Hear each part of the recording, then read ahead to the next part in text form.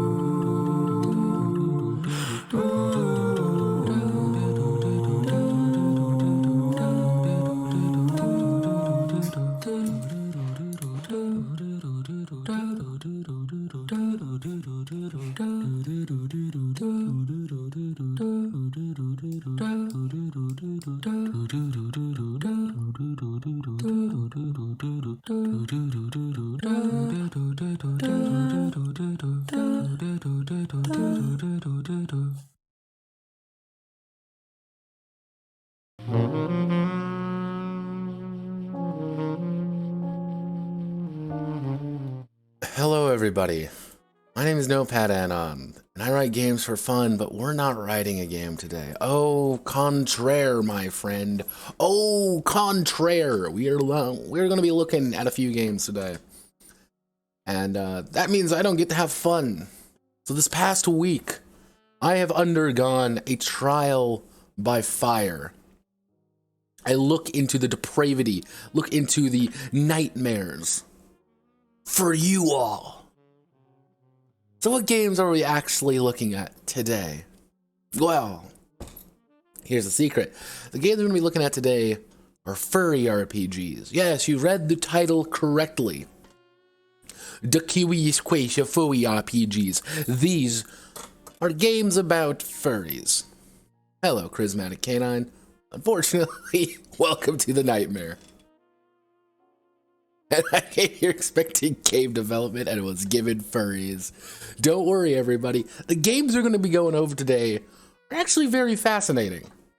They're actually very fascinating from a game design perspective, just as much as they are from a literary perspective. We'll use that term for everything. How about that? Okay, everybody.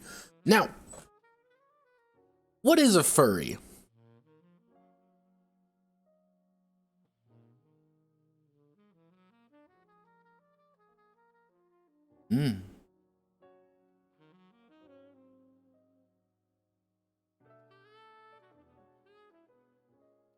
Give me 1 second. Someone posted cringe in another in something, so I have to send him my my totally original fursona. As you can see here, this is my fursona.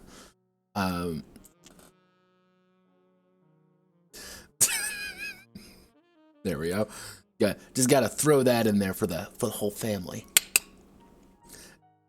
A furry's a demon from the deepest pits of hell. Well, here's the thing about furries. Furries are fascinating. I find them immediately interesting. Feeling yiffy all the time. But furries are fascinating to me from 3 different perspectives. Now, the first perspective is just kind of the history. Because when we think of furries, you think like, oh, furries have been around for a while. But here's the secret. Furries have not actually been around for that long. Mostly it's only been around since the 70s and kind of grew mostly in the early 80s. Kind of the original term of furry actually started in 1980, which is actually incredibly fascinating just due to the fact of how many fucking furries there are these days. Everyone has furries. Everybody is a furry. You have a fursona. Your dog has a fursona. Your mom has a fursona. Someone you know, most likely, is a furry. Because they're that ubiquitous. And these fursuits aren't cheap. Like, let's do a look. How much of a fursuit costs? Okay. So, on average, $4,500 for a full suit. Several charge less, usually between $600 to $10,000 fucking dollars. These aren't small. This is a business, man. These furries got money, and the joke of like, oh well, here's these furries, and they're all these IT guys. It's actually incredibly fascinating. And I find it interesting just to delve into. Now, the second part of this entire endeavor that I actually find interesting is that furries have, over the years, morphed. It's kind of become even broader than what we traditionally think. And people have a bad tendency of thinking a lot of things are furry because, for example, on the top of my head, I'm trying to think of... here we go. The sliding scale of furries. Our sliding scale of furrydom here, as you can kind of tell, has changed over the years. Some people call Pokemon furry. Some people, draw the line and it having a cat tail. It's actually this incredibly broad category. And as you can see by my hat here, I have the Death to Scalies on them because I need to blend in with the furry crowd. There's subdivisions, there's divisions within divisions within divisions. There's different approaches. There's sci-fi furries, fantasy furries, modern day furries. There's whatever the fuck half the people put out. There's a lot of sex stuff. There's an unholy amount of sex. So you have that kind of like vast diversity. The third aspect is that they are all autistic. I say that in the nicest way possible. These guys are fucking autists.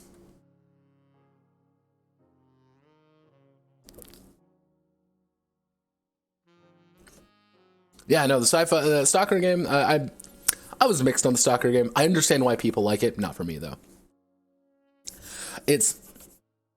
The odd thing with furries is that they create some of the most fascinating games simply because they have such a laser-focused priority.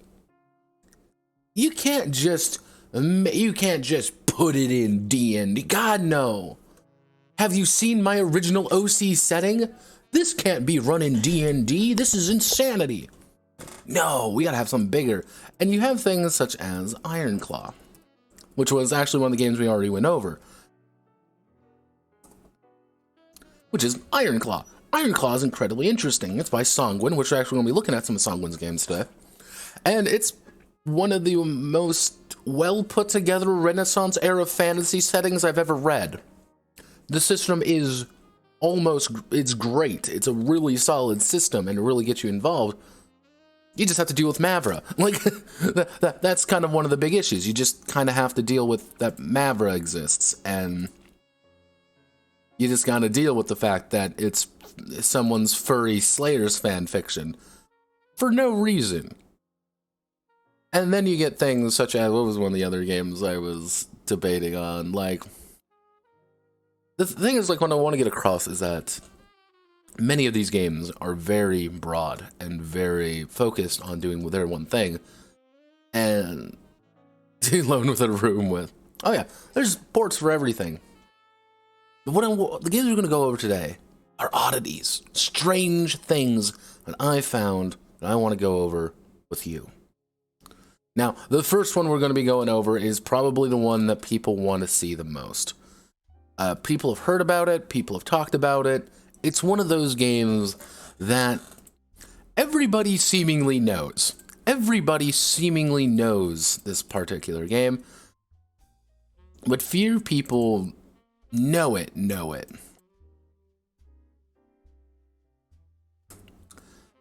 This, our first game today, is Hic Sun Dracones.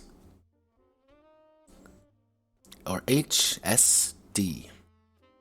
Dracones. Now, you've probably heard of this game before. You've probably seen a different cover for this. Now, originally what the plan was, I was going to go over only the first edition, because that's the only one I had. You've probably seen this cover before. Somewhere, simply because of like, what the fuck are we looking at here? My God. But this is one of those games that people talk about every now and again, and it's one of those things people turn and be like, oh sweet baby Jesus, it's an HSD, it's Dracones, and people meme it because it's so very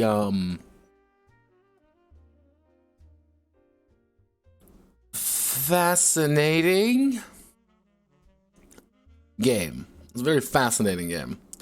So who actually made this game? Well, technically the people, it's from a company called Weapons Grade Funk. What is Weapons Grade Funk, you may ask? Well, if we go here and I open it up, it is by someone named Emily Fraser. Now, Miss Fraser is actually, as you can tell, a furry.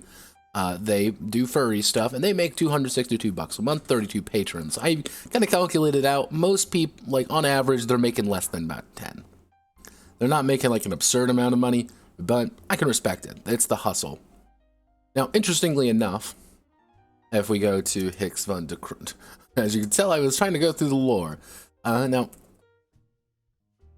this actually had Kickstarters. Yes, there's actually a few Kickstarters for this particular game. So, if we go here, 9 created, and we go all the way down, the original Dracones was funded back in 2018.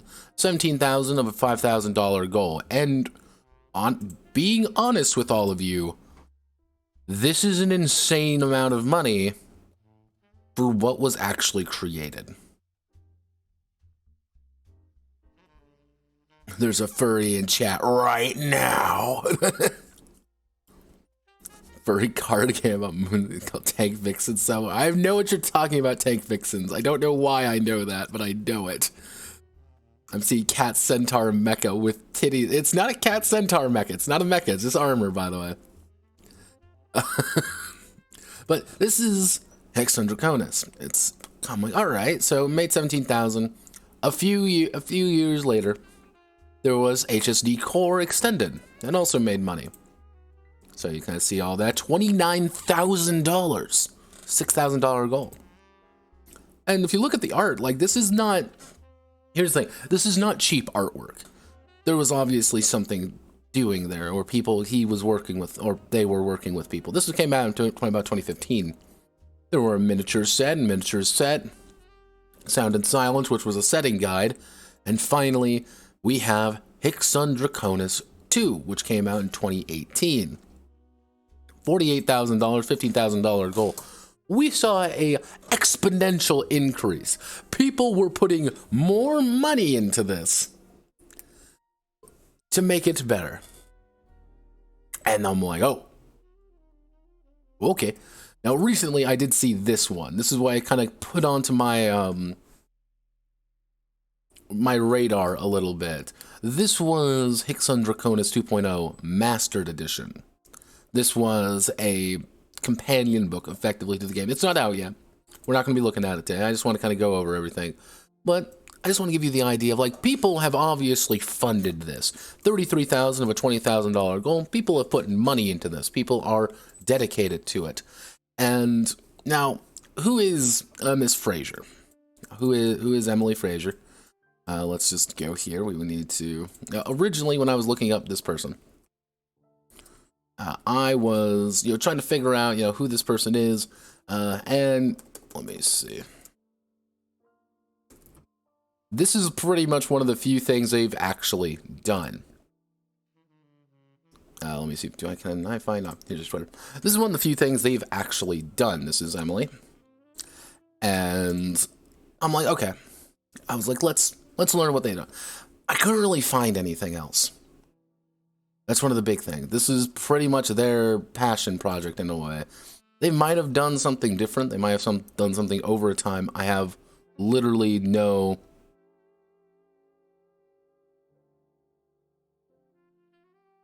here.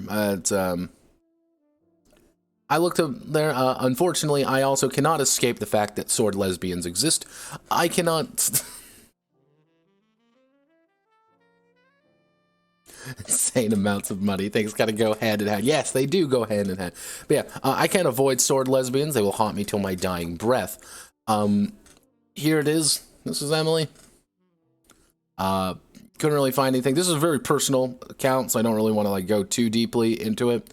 But yeah, this is who she is, and this is how she operates. This is kind of her baby in a way. So, we know this thing is funded by Patreon. We know this has had relatively successful Kickstarters. But what is this game? Well, this game is actually pretty fascinating. But first, what we need to do is we need to go through the lore. All 109 fucking pages of lore. Yeah, this is probably one of the most extensive amounts of lore I've read. And just to kind of give you the idea, like, I'm just going to keep scrolling here for a while. The lore is actually very detailed. This was obviously something that's been being worked on for years at this point. And am I saying that there is someone who has spent a lot of time and a lot of effort and a lot of money making this the exact way they want it? Yes. And it is very extensive and very interesting in its own way. And this is all, there's artwork, it's all almost entirely color artwork, which again is very impressive for the amount of money. So, yeah, about 109, 108 pages of just lore. So, I am going to give you instead a notepad curated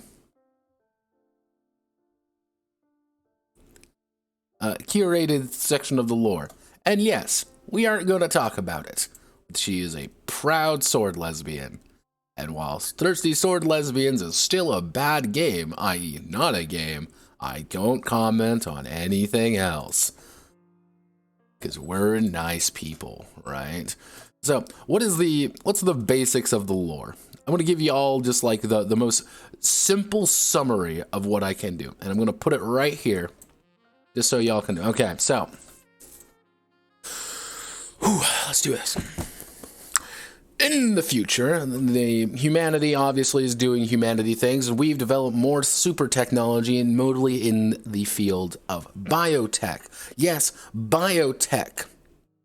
We like biotechnology, and which led to the Mars Company. Yes, because we colonized Mars. We went to space, and we had seen everything we can. Now, Mars Co. What? Give me a second. Don't worry, Ironside. We're getting there. We got a little bit of lore to go. This is 109 pages of lore I read. So, Mars Co. decides that they want to invest in pretty much the next generation of pets. And they want to make a pet that is bigger, grander, and better than anything else before. So they invent, effectively, biopets that don't exist and can't physically exist. So what happens is that the people love it, everything's great. However, science has gone too far! And since science has gone too far, they decided that the best option available to them was to make bipedal human pets with the same intelligence as an animal, effectively. So you have your friend Doug, effectively, who's a furry, who still acts like a dog. And everyone collectively thought, that's a thing we shouldn't do. So, obviously there was a backlash from the human race, and everybody got very mad at each other, and it became a big thing of, well, the corporations like him, but not this, and it was a full-on genocide. They wanted to kill these newly born individuals simply because of what they were. And which, understandably, did raise some ethical concerns. Like, these are thinking entities, even if they were created for a not so noble purpose. So, what happens then? Well, fast forward a few years, nuclear holocaust. Yes, pretty much things got so intense between the nation states, who kind of finally were able to kind of beat back corporate interests, because the corporations obviously kind of ruled everything with their own little corp towns, that the nation states kind of started declaring war on the corporations, and the corporation declared war on the states, and states started declaring war on everybody quickly, and it was mostly a backdrop to the idea of who controls what. Are we slaves to the corporations, or are we our own sovereign state? Nuclear apocalypse ensues, and everything goes wrong. However, there's a catch. Marsco, during this entire time, has kept a certain subset of these bipedal creatures in their personal thing on Mars. It was kind of its own independent entity. Mostly for safekeeping. It's kind of like the idea, like, we find ethical concerns with, euthanizing things we made.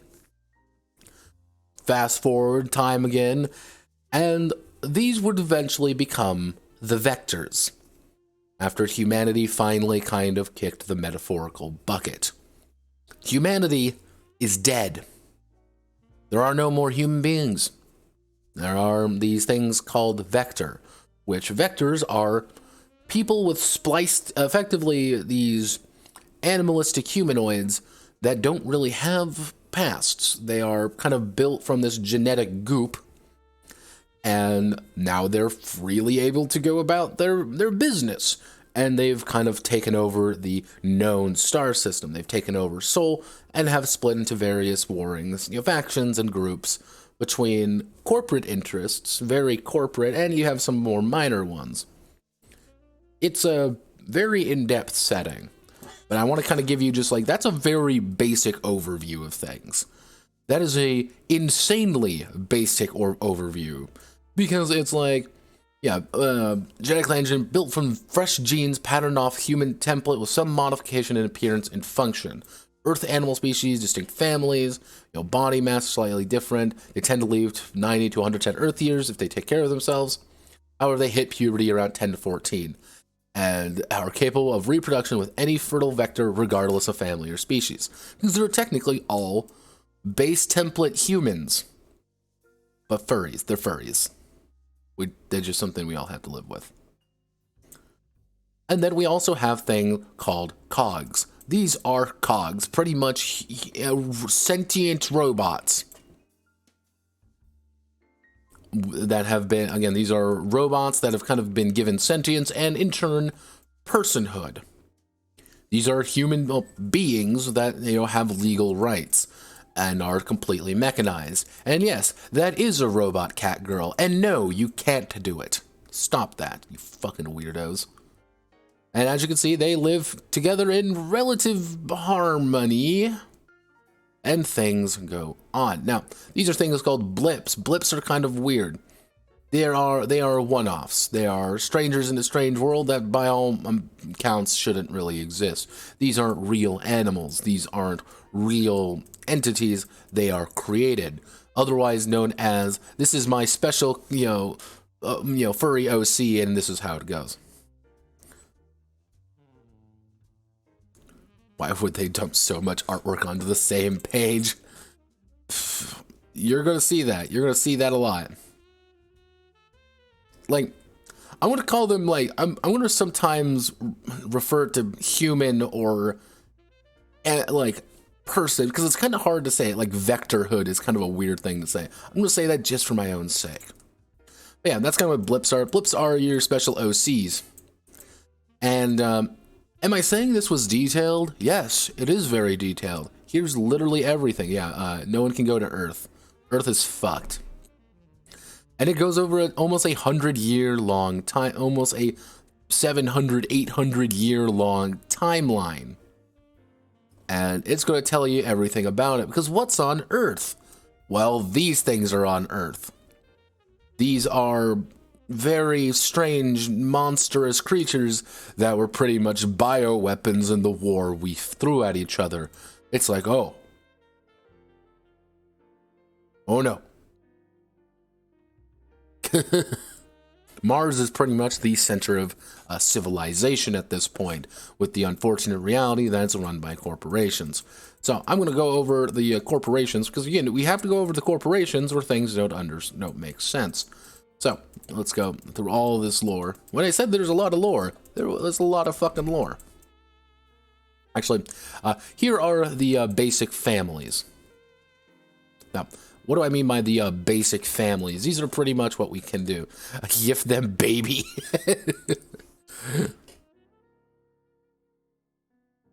Oh, see, Donut Steel. This is the worst dystopian. Umbrella Corps. Good to know. Oh, yeah, don't worry. We got a few Umbrella Corps. So, the basic family list, these are which everything is going to be based off, which is going to be canines, felines, avians, but not owls. They actually made a dedicated point about those, and we'll go over that later. Reptilia, Mustelid, Ursidae,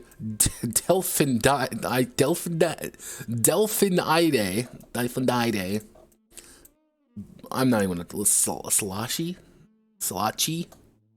Rodentia, and Ungulate. I don't fucking speak Latin. What's your furry OC?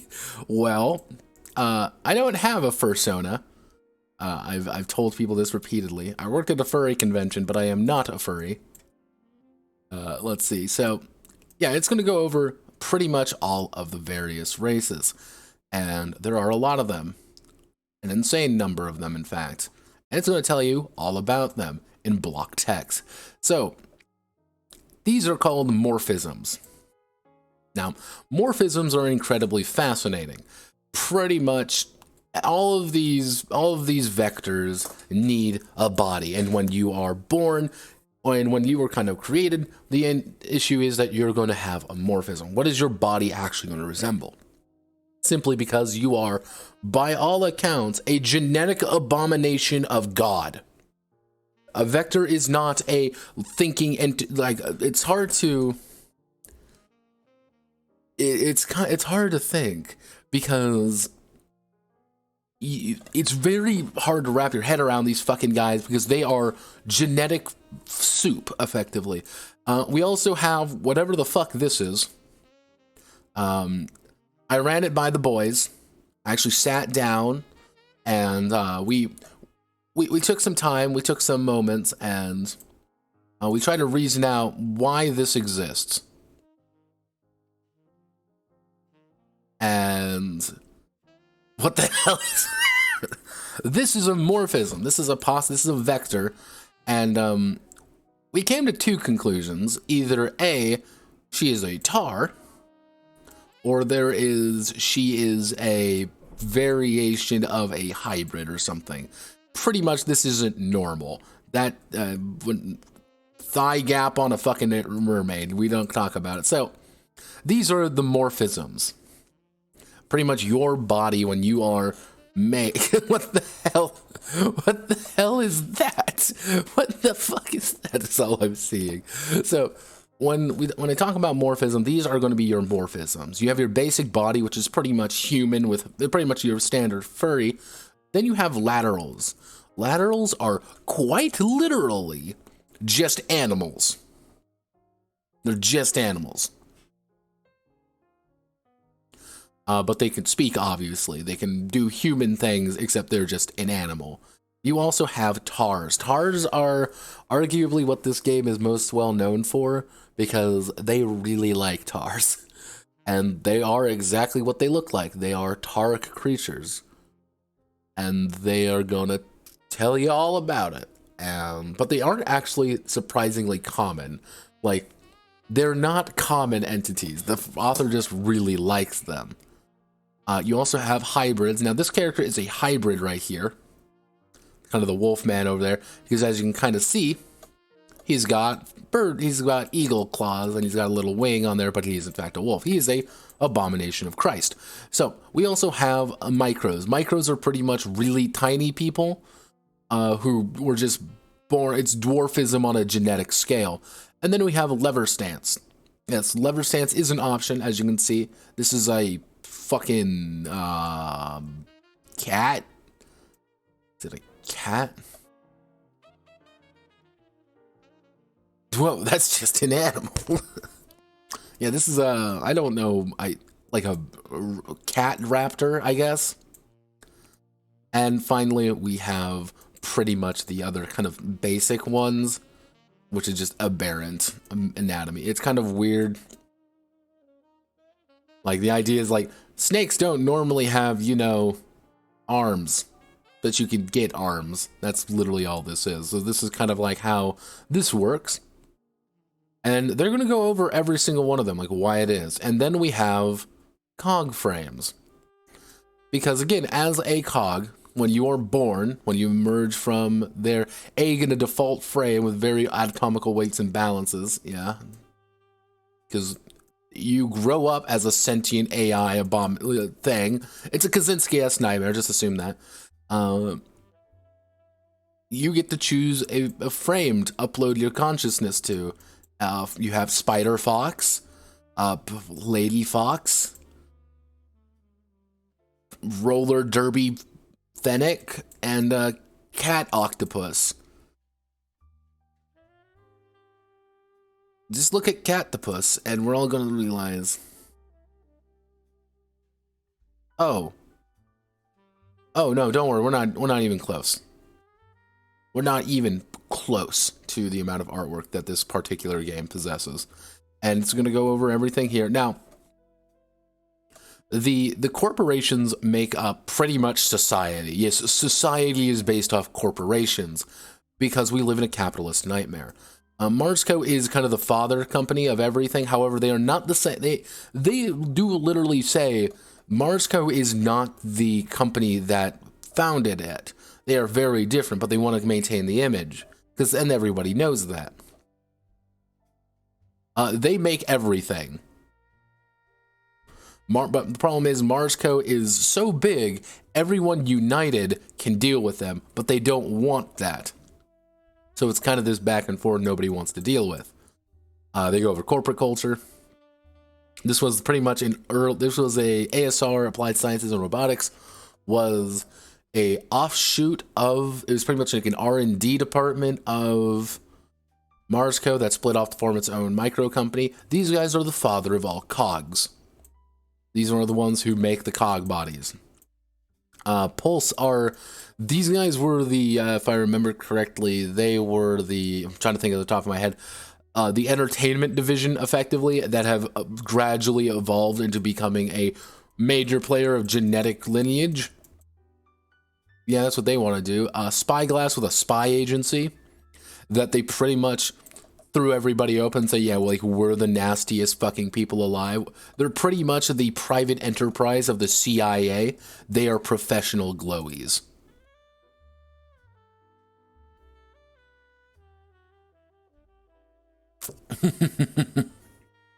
Ironclaw's legitimately good game. It has shit artwork.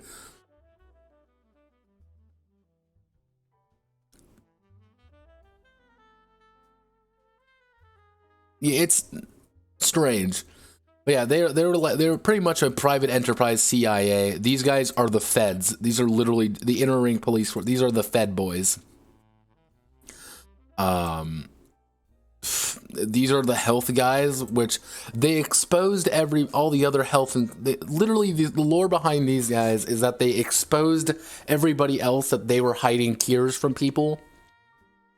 So everyone else's stock prices plummeted, and then they bought all of the other companies up and became the only medical company. Let me see. Transcendent technology. These guys are just like weird reality warp people. And all right, so that's the lore. We have like a basic establishment of like what the fuck this game is kind of now. Like we have to and like that's what I said was actually fairly important to get an idea of. We have an idea of what the fuck we're going to get into, because this is a very detailed setting and it's a very detailed idea. And it's going to tell you all about it. It's going to want you to know all about it. So, what is the system? What's actually the meat and potatoes of this game? Why are we here? Just to suffer? Well.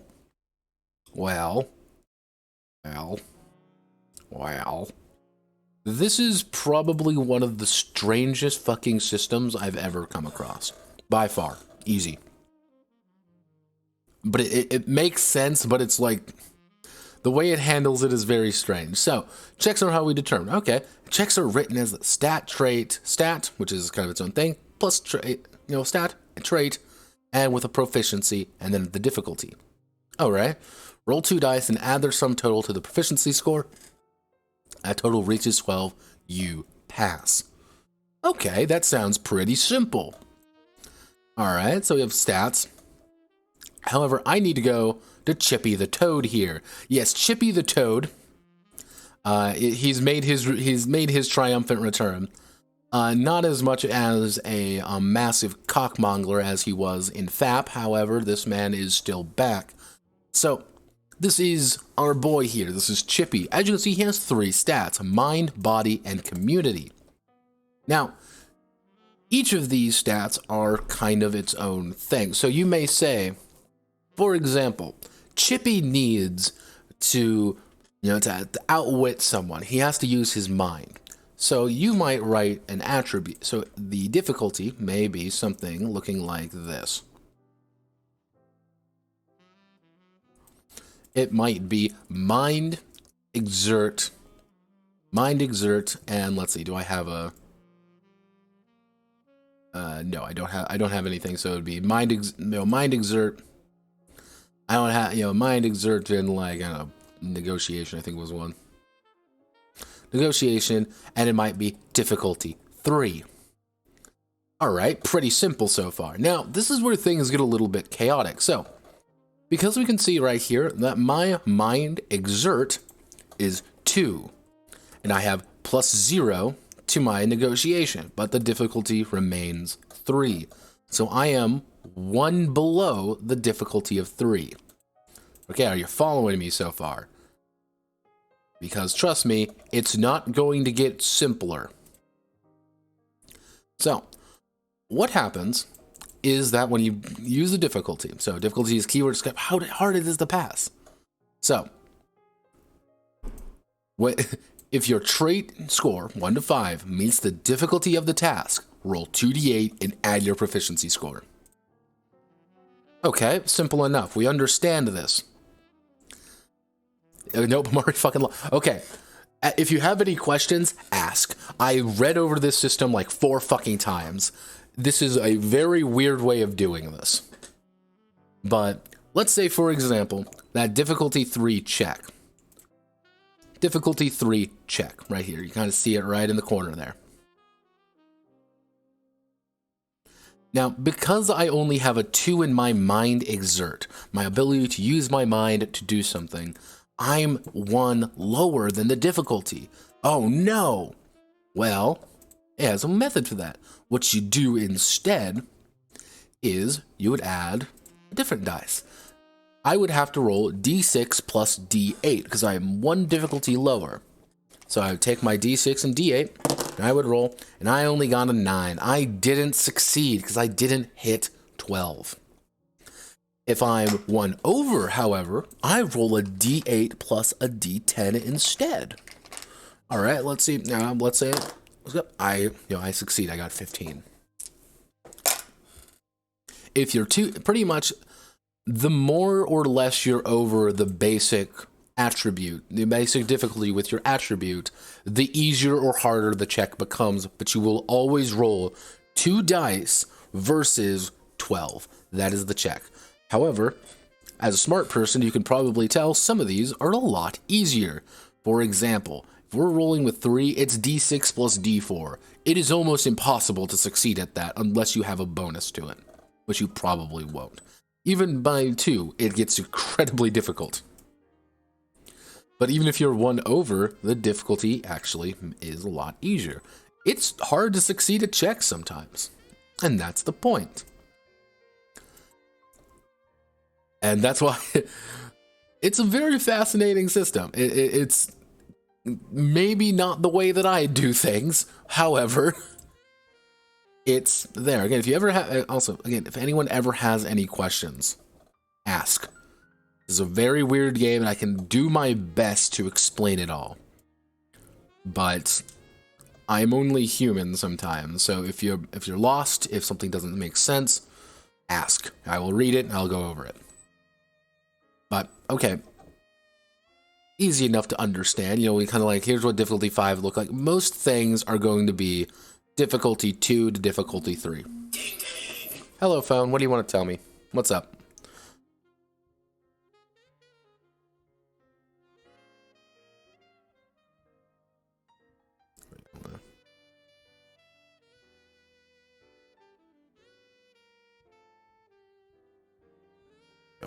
Send that to... There we go.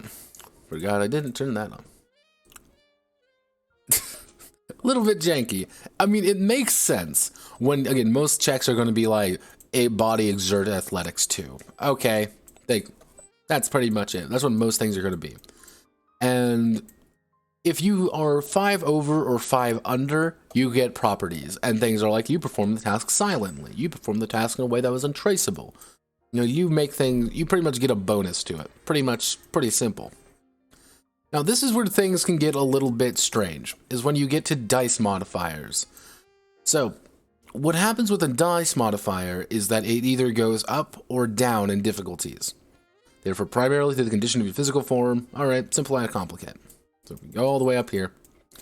Decrease the difficulty score by 1, complicated tasks increase the difficulty score by 1, and these can push difficulty levels above 6 or below 0. So, Chippy, for example, can simplify his endurance saves. Anytime I need to make an endurance save, I can pretty much make the difficulty, instead of 2, I can make it 1. Instead of making it 3, I can make it 2. Pretty simple. That's the entire idea behind him. And now this is where things get odder when it comes to readiness and focus, and in turn increments a single die by 1. So, for example, let's roll my 2d8. 2d8. I got a, okay, let's say for example, I got a 8 and a 3. I got an 8 and a 3. Oh no, I've scored an 11. What I can do is spend a +1. If I have a +1 anywhere, I can spend that and increase my 3 to a 4. So now I've succeeded at the check. Okay, cool. However, you can also get re-rolls, which means you just take the dice entirely and re-roll it, and take whatever is there, unless the check is risky, which is its own different thing. There's a lot of rounding, a lot of boons and faults. Boons have free automatic focus point that can be used.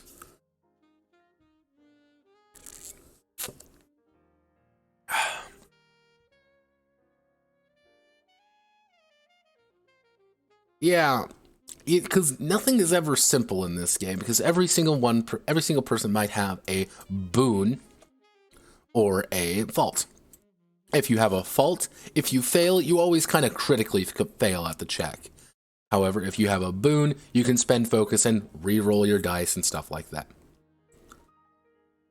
Oh, everybody, look at this person, look at JFC032, look at him, he's doing the stupid in my chat, asking that I should buy followers, primes, and viewers on yourfollows.com. Wow! Look at him, everybody. Now, everybody, this is what we like to call a subhuman troglodyte of a... And you know what? Just because I fucking hate you, just because I despise you as much as I do, I'm going to undo that, and I'm going to do what I do best. I'm going to ban you. So, you subhuman troglodyte, go to hell. See, unfortunately, I actually haven't had many of those before. I actually haven't had one of those in a while now, so I'm actually very surprised he showed up. But, alright, pretty much you can make things easier or you make things harder for yourself if you have these boons and faults. Alright, pretty understandable. Well, not that easy. Not that easy at all. So, whenever you make a check against another character, well, you just have an opportunity to resist you differently than a normal check, alright? You take the applicable stat and add the applicable proficiency, and then the same stat proficiency used by both players. Difficulty is determined by comparing the two stat scores. Okay, so this is one of the possibly the strangest fucking things I've ever read, but it does make some bizarre amount of sense. So if I have a 3, you know, I have a combined score of, you know, athletic score of 3, and you have a score of 2. Well, so let's say you have a 3 and I have a 2. Actually, I have a 3 and you have a 2.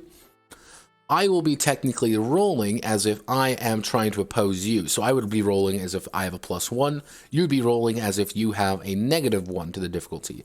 So pretty much it's easier for me, a lot easier for me, and a lot harder for you. You both have to hit 12 though. That's kind of the idea. If you hit 12, you're good, but you're kind of rolling against one another more than anything, whoever rolls the highest. He got Ajaxed. Yeah, pretty much. So it's like, okay, all right. Then you have things like passive checks, which everything uses that core system. You use the difficulty and then you use it. The only one of the odder things is the fact that these are all your attributes in this regard. You have exert, which is doing something, and perceive, which is perceiving something. Yeah, so if I want to determine if someone's lying to me, I would have to roll community perceive. But if I want to like stop someone, you know, if I want to see some body movements, I would roll body perceive. Or, you know, I want to learn about something, I would have to learn mind perceive. You look at it, you're like, oh, okay then. You kind of nod your head, you're like, no.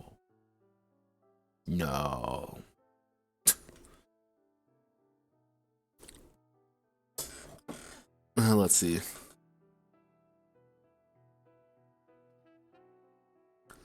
And then we go, it's like, all right, so like persuasion, intimidation, other community, trickery.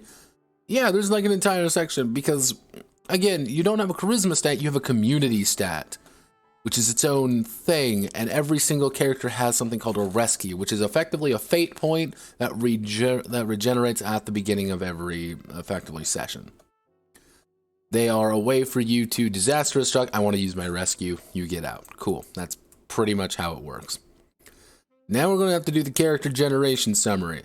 There's a lot of character generation stuff, and all of them are different. All of them. So it's like, oh wow, look at all these stats and those proficiencies, and don't forget all the, you know, can't forget all these things. God, what? Are you insane? You forgot those already? So it's your focus is your ability to put things at head. You add +1 to a dice and check, or you can re-roll them. That's pretty much it. Chippy here is what we called focus maxing. He has 11 focus. He's pretty much allowed to add up to +11 to any of his checks. Because he's Chippy the Toad and can do that. Oof. You know, and then it's like, okay, your readiness. You spend readiness during the initiative more than anything. And it's mostly for combat. It's like they're combat focused because focus can't be used in combat. And because of that, you have to use readiness for it. Because again, combat is very dangerous. And stay that way unless you choose to enhance it. In your individual, like, initiative is like, I don't want to word this. Initiative is your ability to go first and do more things. The more initiative you have, the more things you can do. Okay. Cool. It's like snap out of debilitating conditions, evading attacks. All right, most of this is pretty standard stuff. Nothing too wacky in that regard. Nothing too out of the ordinary. But then we got to go over all of the various races. And it's going to go over everything here. So, our various races.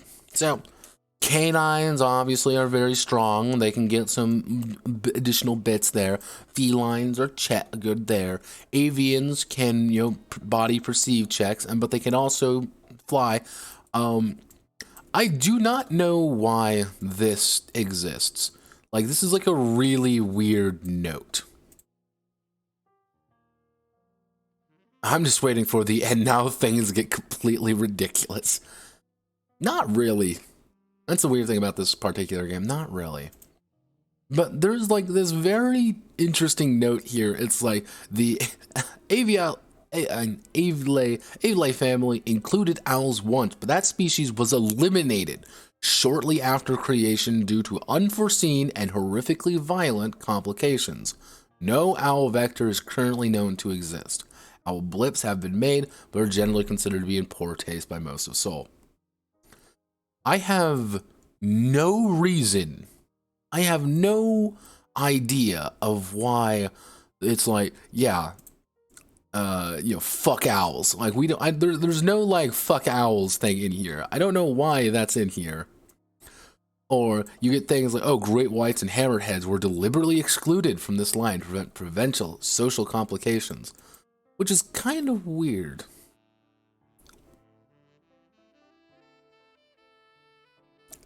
And it's like, all of these have different base mass, like the amount of how fast you can move, how big you are, what's your body shape, and then you have things like, oh, I want to be a lateral, and these are your particular abilities. Or, hey, I want to be a micro, and because I'm a micro, I get all of these.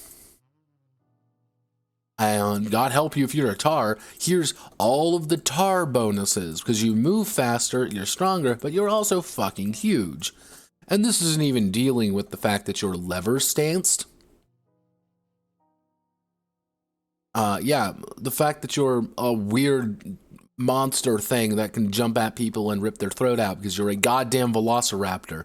This isn't even dealing with the fact that you're dealing with, like, bigger, you know, cogs and things like that. Like, all right, now, okay, this is where things get a little bit weird, and I want to go over this with Chippy.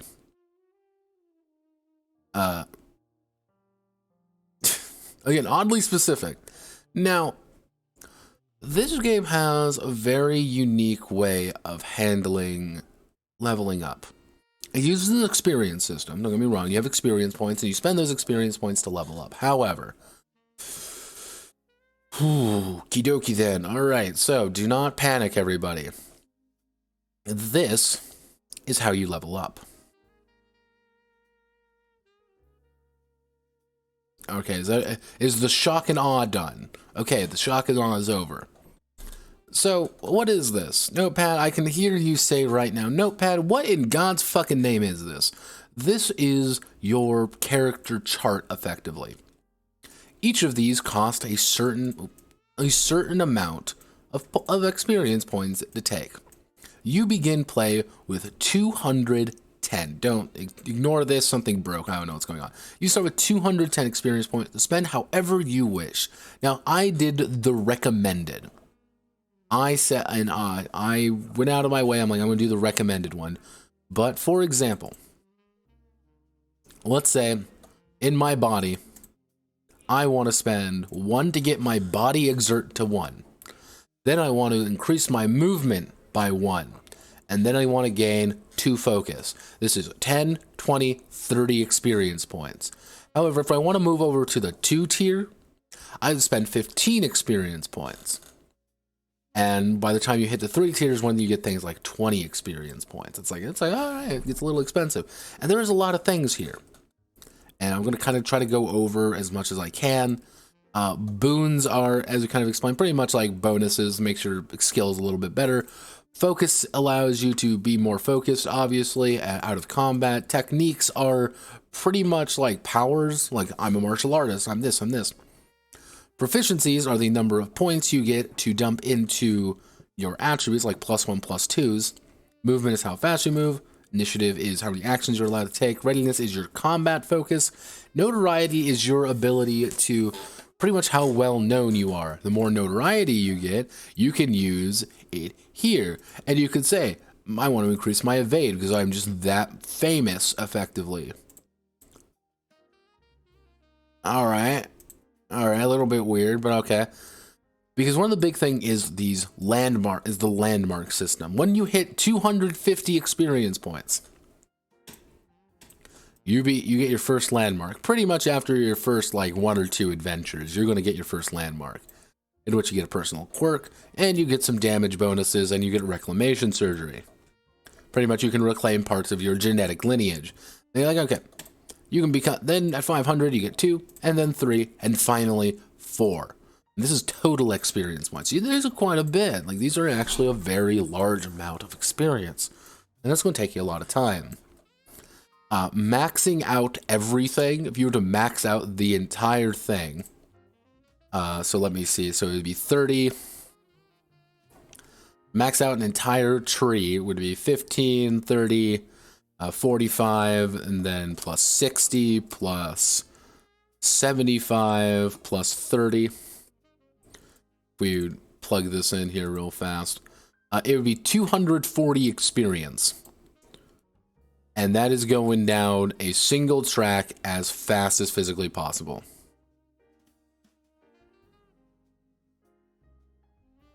And it's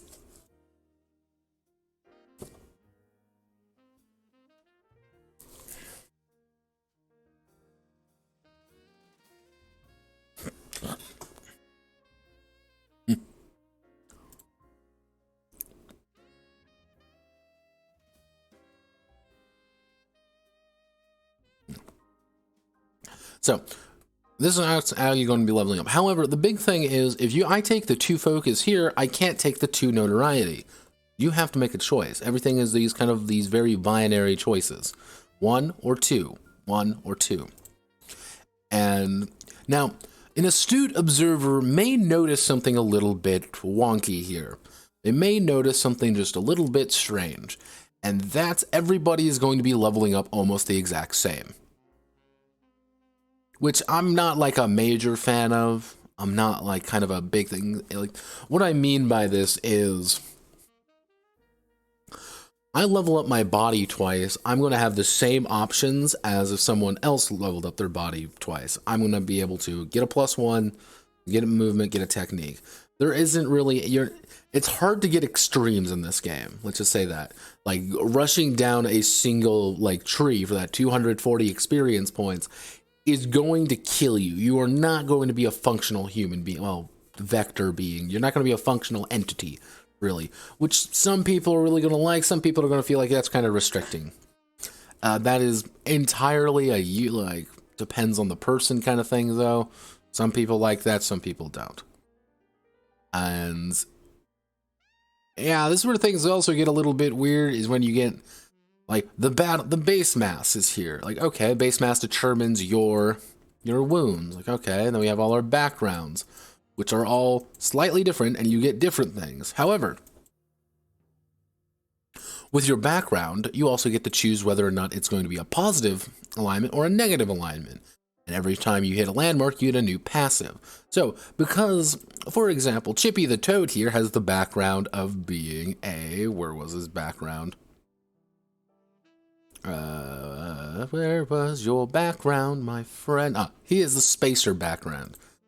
And because he is the spacer background, he's get this ability because he's positive. He liked being a spacer. So he gets his own thing. And yeah, is this somebody's, all I'm saying, is this somebody's persona? Yes. Then you get your corp bonus list. Yes, you have to join the corpse. And once you work for the corpse, you're able to get bonuses, and you're also going to get problems. For example, Chippy, because I wanted to get a good idea of who this guy, of who Chippy the Toad was, Chippy decided to, he joined the feds, and then he learned how to be a glowy. Chippy's a glowy, because I thought it was funny. He's also a 4-1 gigamale. So, then we have our fox girl here, because again, these are all just furries, by the way. They can claim to be as much as they want, but they're totally just furries.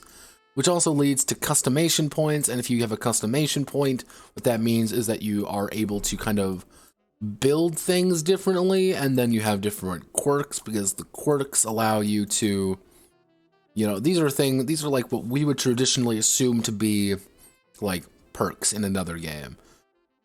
You know, hey, you have a memorable appearance. You have bioluminescence. You're a blip. You know, you're a weird person. You're aspect of humanity. You're honed. Things like that. And again, you kind of see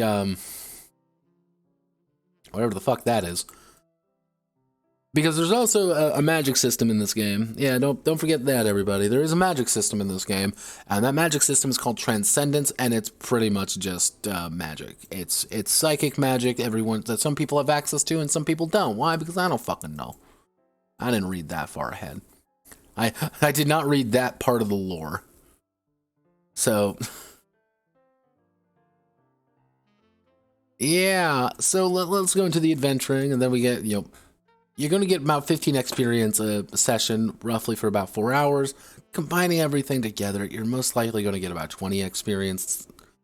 And they tell you about like how the contracts work, how everything works, and how proficiencies, how techniques, and how to reach a +5 in any ability. You need to pretty much, to get a +5 in any proficiency, you have to go on effectively a vision quest to say how cool you are doing that thing, which is all about going with how you scale adventures, how you do story structuring. And this is pretty much like the GM section, but also a major player section because it tells you what everybody's carrying capacity is, which is very important because you need a lot of stuff. And then you have things like the extended labor system, which is hard for the harder things are, the more you want to roll. The more you roll, the better it is. It's like, okay.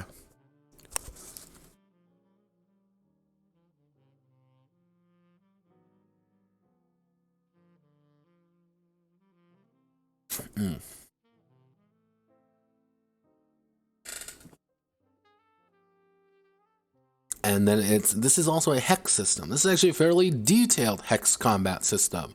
Because of course it is.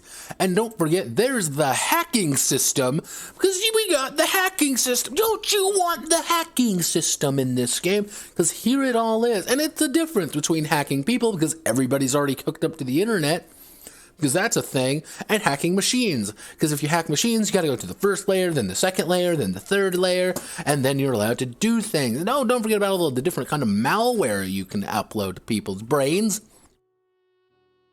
There's a fucking snake just there. And a magic system. It's great.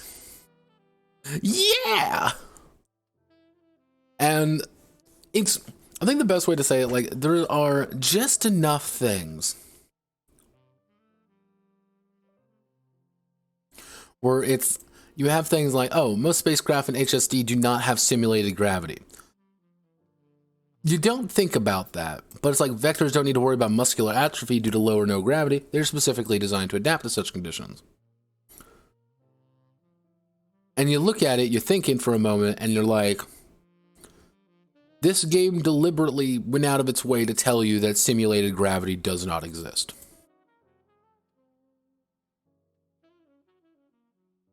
There's a dedicated reason they stopped and had to make a blip telling you about how zero gravity works. They could have literally put a little note right here and just say, if you're in 0G, this is what happens. But no, they want to tell you about it. They want to say, you don't have it because the machines are too big, so everyone kind of just floats. You don't need to worry about it because you're a vector. However, and here's what happens when you are in zero gravity. If you throw something that's going to maintain its velocity both ways, you can throw your set. Which also leads to, what does this mean? What does charting passages? What does digital transmissions mean? Even down to exploiting the dead. Have an entire section dedicated to it. Because when you gun down a person, when you bring out your big iron and shoot someone, there's a chance pretty much your inbuilt system, your personal Kaczynski nightmare system the corpse have gotten embedded in your brain, can just ping being like, oh, well, congratulations, this person was wanted by another person, you'll receive through $200. It's like, oh, like, okay. And it's this entire system. Should be working good 90% of the time, but isn't guaranteed. Or, hey, you don't want to loot because everything is personal ID locked. And the feds don't like it when you do that because there's illegal gun trade because you don't want to do that. So you can either try to hack the PID or you just want to salvage everything. Because if you salvage everything, you're going to get materials, which is going to allow you to, sell and buy things later, to make things later. It's like, what? Like, oh, okay. And like, yeah, hey, I want to make does this game literally have the ability for you, from scrapping people's guns, to make your very homemade assault rifle?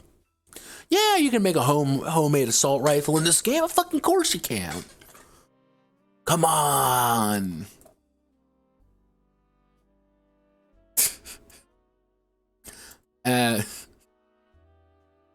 Doctor, he's bleeding me out.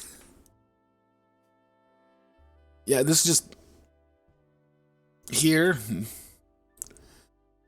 Because when you get wounded and when you are injured, it takes time, and then that means you have to recover from various locations. Because yeah, this game is actually incredibly dangerous at some points. Like you can take a few injuries, but once yeah. When your character's wound count exceeds their max, they are typically not outright killed, but have taken severe damage and are going to need medical help. Roll D12, take result on the table, and can be fixed through general surgery.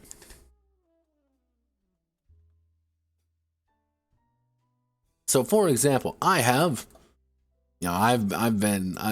have gone bad, so I can just roll my D12 here. Let's see what our severe injury is. I rolled a 4. Head injury. Complicate all chat. I've just taken a bullet to the side of my head. I am not doing too hot. I am not doing good things. For life-threatening injuries. Yeah, you're mute. Unable to speak or anything complex without writing or sign language. Like, alright. Alright. And you also have your gear score, that's how they track the difficulty, because it's based off how powerful your gear is, not necessarily how powerful you are.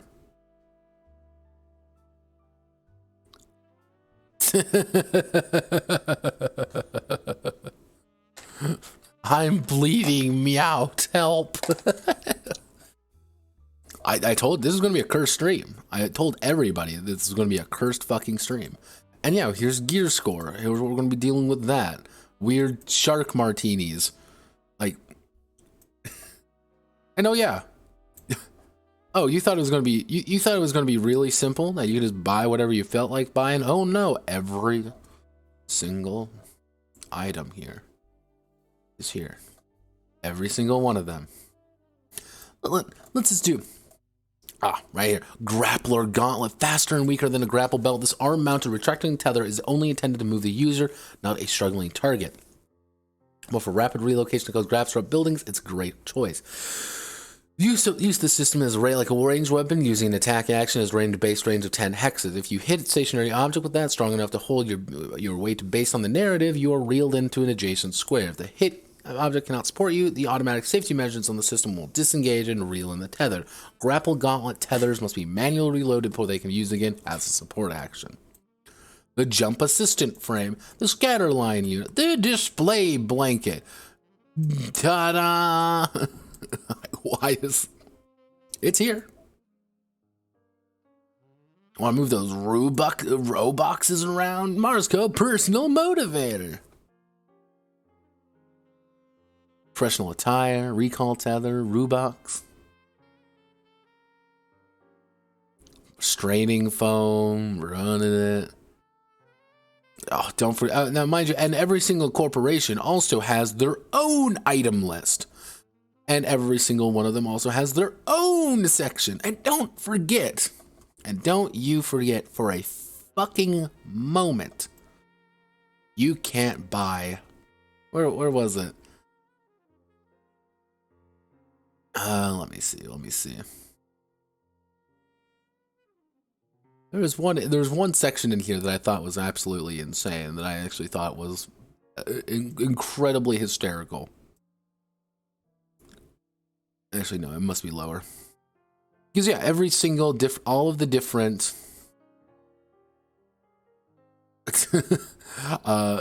companies have their own different set of options, have their own different equipment and things, and then obviously only if you're really belonging to that, if you don't have those things, you can't really buy it unless you kind of have a good reason for, like.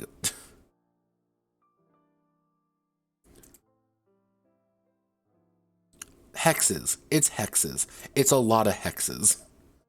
And then don't forget we have our armor rules, and every single armor has the gear score, it has the armor mass, has the endure bonus, and everything is here. And don't forget about shields, and don't forget about the weapons, and there's different firing patterns. Because the weapons are based off this system right here. So, for example, this is a sharp-back rifle. Rifle, gun, uses these kinds of ammos. This is the gear score. It is a two-handed weapon. This is your bonus to hit. This is pretty much like your proficiency when you're making an attack. This is how much damage you're going to be doing. 2 plus 3d10. And if you hit someone, that's what's going to happen. However, this is also the help with melee weapons. Each individual melee weapon also has slightly different options with it. Now, actually, firing patterns can be pretty simple. Single target, if you have everything in a line, everything in a sweeping motion, everything in a spread, because you have something like that. And you can have things like a shotgun, or a, bombard, or a spin attack. Those are all options.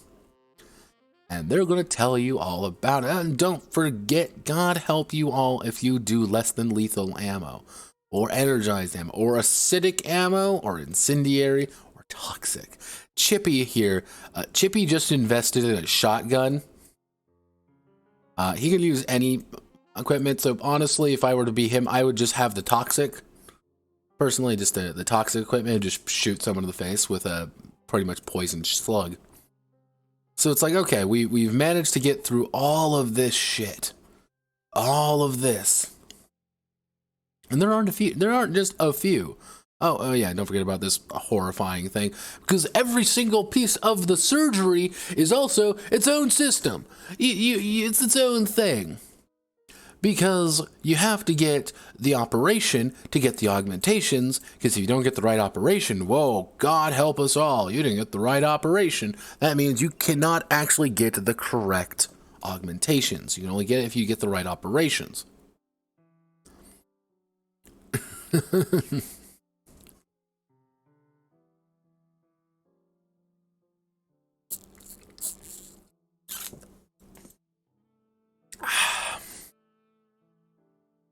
And some of these are actually expensive. You're not getting one of these early on, by the way. You're just not going to do that unless they really, really want to negotiate with you. And yeah, I don't know what the fuck's going on here. I'm not having fun here. This is weird. This is spooky. But yeah, a lot of options here. Like, I'm kind of going through this pretty quickly, simply because it's very, very long. There are a lot of options. And there are a lot of things. And they all add up to each other. And every single one of them is slightly different. And this is the reclamation surgery. Okay, I'll go over the reclamation surgery because it's a little bit weird. The reclamation surgery can roughly be summarized as me want to reclaim my youth. I want to become who I was. So depending on your particular thing, you can reclaim parts. Chippy chose reclaim regeneration. Pretty much he can regenerate his lost limbs. That's literally it. Some of them are a little bit more simple, such as just bare-fisted combat, but your unarmed attacks are upgraded 2d12 damage instead of 2d10. Reclaim metabolic control. Pretty much the idea is that you are fine-tuning your body however you see fit. Because that's one of the main core ideas of this particular game, which is fine-tune the body. Transcendent powers can also lead to you entering another dimension to kill yourself. I don't know why that's a thing. It is. I'm kind of zooming right now through this game just because it's like, holy shit. So, it's exactly what you think for combat. Pretty much once you roll your initiative, you modify it. Because again, well, actually, no, that's a weird thing. I gotta go over that. You need to go over and you need to actually build on the battlefield. That means you have to spend your focus points to put things on the battlefield, such as cover or barrels and shit. Once you do that, you can make things happen. Pretty much how it works. So, what you're gonna do, you have to put forward a number of, you know, of your, what's it's called? Having a stroke. You're gonna put a number of your readiness forward to increase your initiative.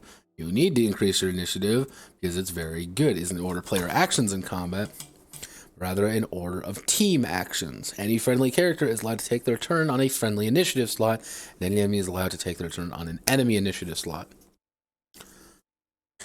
So you can mix and match a little bit, kind of make sure people are going at the right time. It's pretty much the number of options that you have. For both teams roll a single d10 and add how much initiative they have allocated to the roll. Put the result on the scale and determine the initiative slots. And that's kind of, initiative is actually pretty fascinating in that regard. You can kind of get a kind of an odd idea of how things work, because everyone has 3 actions. You can take 2 movement actions, 2 attack actions, and 2 support actions. Only up to 2 movement, only up to 2 attacks, and only up to 2 support. So you kind of got a little bit of like, what do you choose to make? How do you want to do it? And it's like, oh, all right. It's pretty interesting kind of putting everything together. Because it's like, oh, most things are difficulty 2. You're shooting people, you're moving around. Excuse me. Once you do damage, you reduce your wounds. This is one of those things which is weird. So, I have an endurance of 15. If I take over 15 damage, I'm going to reduce my wounds by 1. That's pretty much how it works. Fairly simple. However, endurance also allows you to... How do I want to word this? You can use endurance. You apply it against targets to accumulate more damage than you have endure, you'll get a wound. Wounds isn't the representative things. So what does this actually mean? What does this actually fucking mean? Notepad, you're speaking in tongues. What I'm trying to say is that you, yes, you, are... You can treat your endure here as kind of like a pre-health, in a way. If they can beat your, if you try to evade, they're trying to beat your invade. But if they beat your endure, they're going to start doing damage to you. So if they roll, let's say, 16 damage, you're going to lose your wound. But if they roll 32 damage, then suddenly they're going to be doing 2 wounds, which is really bad. We don't want wounds. Wounds are going to kill you. It's like, oh, all right. There's definitely, I'm going to say, understanding with this game. It knows what it's wanting to do. It's, it's more than just health. It's, things going wrong or things going horribly, horribly right. And you could do some good damage with these things. Like, it's not fucking around. You can do quite a bit of damage. I think this is a pretty good example. I actually always enjoy when they do things like this. So, the best idea is if you make the 2 hit versus their evade, you've successfully hit them. However, it's then now you have to do against their damage. You didn't roll enough damage, you're not going to wound them. However, if you beat their evade and then you beat their damage, you're going to deal damage to them. All right. However, you also you gain a bonus if you do more attacks against a single person in a round. So your endurance is kind of like your own, like, weird proto health in that regard.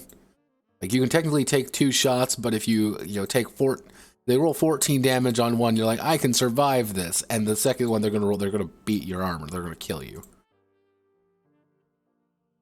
And yeah, there's quite a few different ones, and they're going to go over it. And this is the advanced combat. Oh, you want to do all the advanced combat stuff? We're not doing that because I don't hate you. I really don't hate you. And I have no idea what the fuck's going on there. Like, I genuinely don't know, or well, I don't know what's going on here. Going to be perfectly honest with you, I didn't think that was part of their chest at first. I was getting very concerned. So I hear you wonder. Notepad. What's the dealio? What's the dealio with Hicks and Draconis? Second edition. It was second edition. What's the dealio? What's the 411? Here's the thing with this game. The thing that I'm most fascinated about it is that taken in parts, it's like, okay, this works well. This is a thing that is a functional entity. But there's always like one more step to make things just a little bit more complicated. Just one step. And it's like, oh, well, I beat their endurance score and I'm going to do a wound. All right, that makes sense. Well, you didn't quite beat their endurance score, but your next attack, because you get 2 attacks and 2 attacks per round, but not 3 attacks per round. You only get 2. And you get a bonus to your hitting, you get a bonus to their wound. I'm like, oh, okay then. Like, it just, every step has another, like, equal problem. It's like, oh, all right. And you get things like, for example, even just going through the weapons. You're like, okay, you have all these different things and like 2d10 damage for a shotgun. Like, oh, all right, kind of odd. But then here's the experience system. It couldn't just be X amount of experience for this. It's, you have to follow this track. If you don't follow the track, it's not going to work. And again, it's just every little step. Well, I need to actually bump up. I want to get some more skills. Well, you can't just buy an additional skill.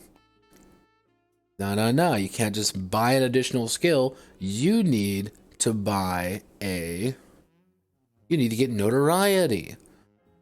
But I just want a +1 to my goddamn communication skill. No, you got to get notoriety. Once you get notoriety, you can get additional proficiencies. It's like, oh, okay, then why don't I just invest some in my experience? Well, you already took 2 focus here, so you can't get your 2 proficiencies, but I want 2 focus. You don't. There's a lot of parts and points to this game.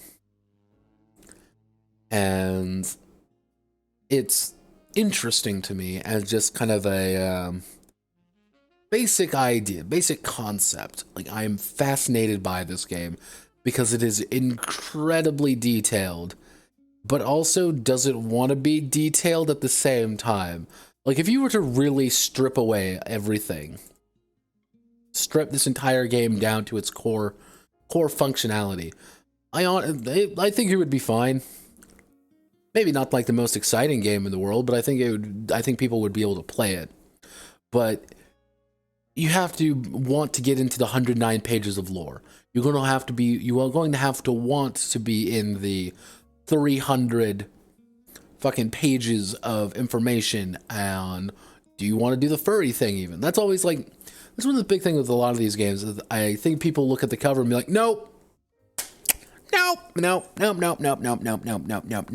And they just immediately see it and write it off, which is valid.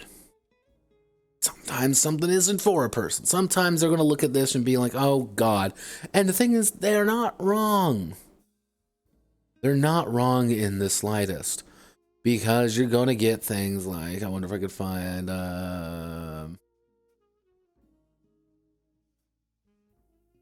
get it. We're almost there, everybody. We're almost there. Come on, a little bit more up. Because you're going to get this. And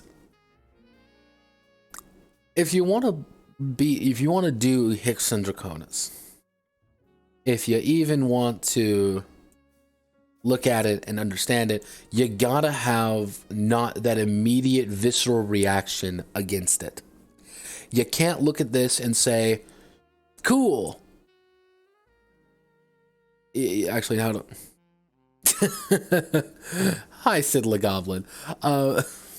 That is a morphism. Specifically, I believe a Taric morphism. This was, we just got done, actually, with Hicks and Dracones. second edition actually. And it's a fascinating game. That's all I'm going to say. It's a fascinating game that really needs you to buy into it quite a bit. And if you aren't willing to... Furries, my friend. The Furries. Because this is a furry game. It's like, if you can't buy into this, and it's like, okay, if you strip away the setting, is the game good? It's 109 pages of setting. So you strip away all of that, you lose a lot of context. Can you keep the setting by itself? Maybe.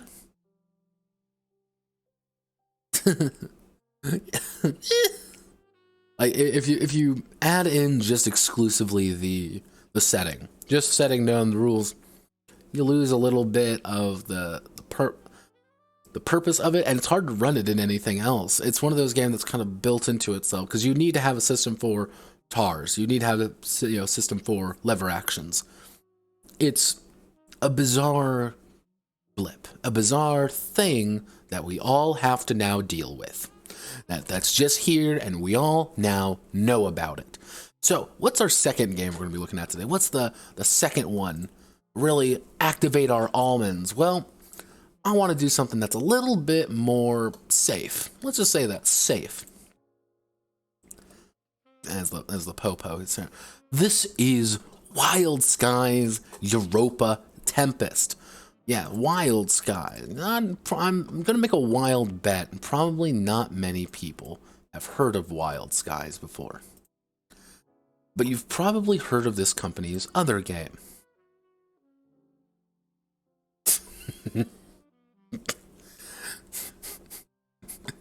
Again, half the clips aren't of anything. It's just me making weird noises. And that's literally like half of it. It's great. So, this is Wild Skies. As you can tell, furry game as well.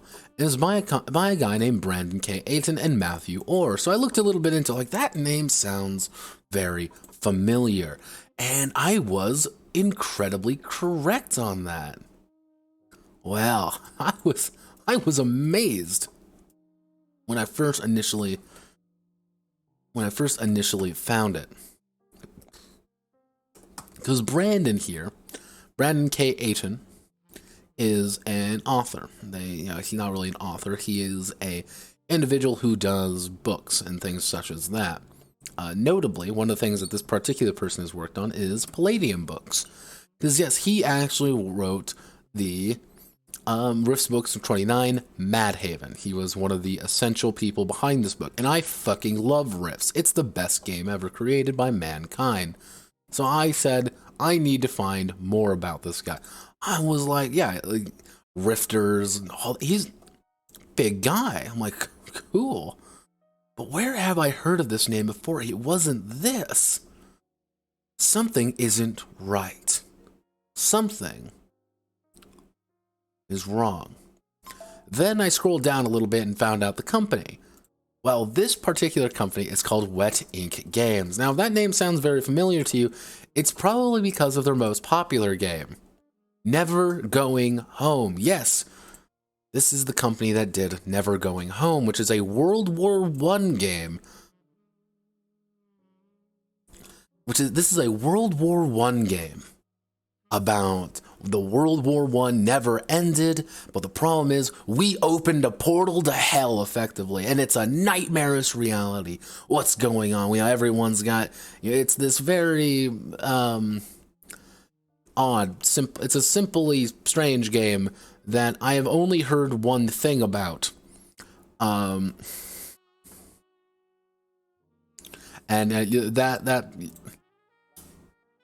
give me 1 second. I have to do it. Just gotta get the voice right. This is so fucking best. Look at my gas masks. And people love this stuff. Again, portal to hell opened up. Everyone's still fighting World War I. It's very interesting. I actually want to look at the game because I have not heard of a single person actually playing this game. I always thought that was kind of interesting. I've not heard anybody ever play this game. I've heard people talk about how great and cool it is, but never play it. they also published this game, Jingashi Blood in the Banquet Hall, which is again a very strange pitch. Is take the role of a Chinese restaurant family in the 1920s, facing down discrimination by day and hopping vampires at nights. 3 generations of your family must share work responsibility, cover each other's weaknesses, and keep hope alive. I have zero idea why this game is here. Why someone was like, this is a thing that must be made.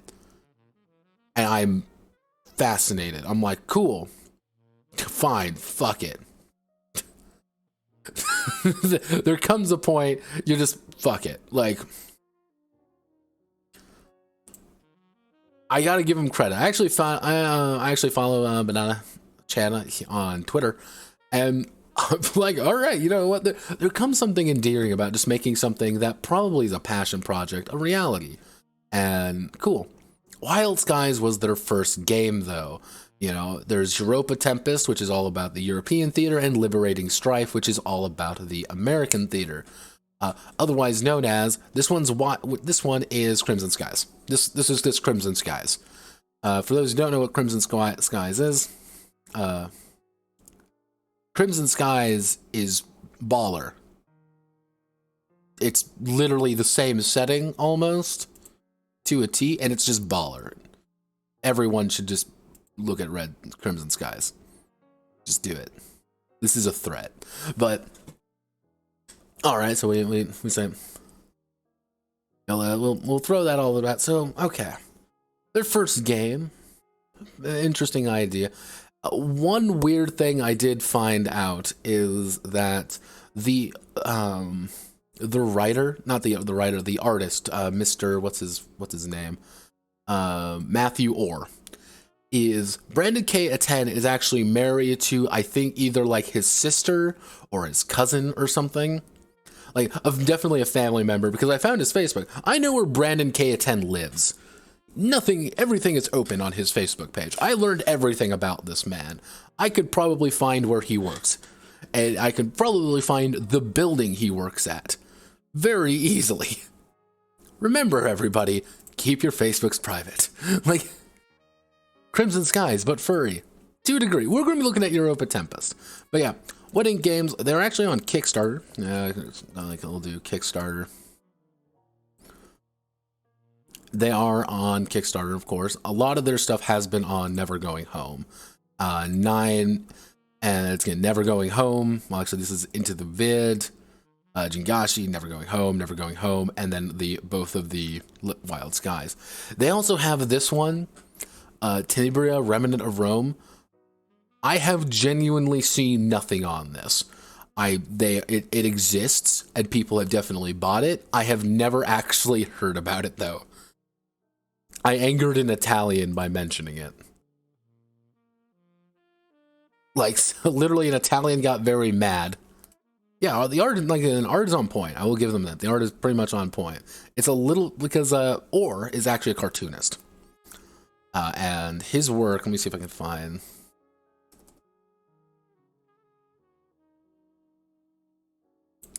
Is this the right guy? I don't think that's the right guy.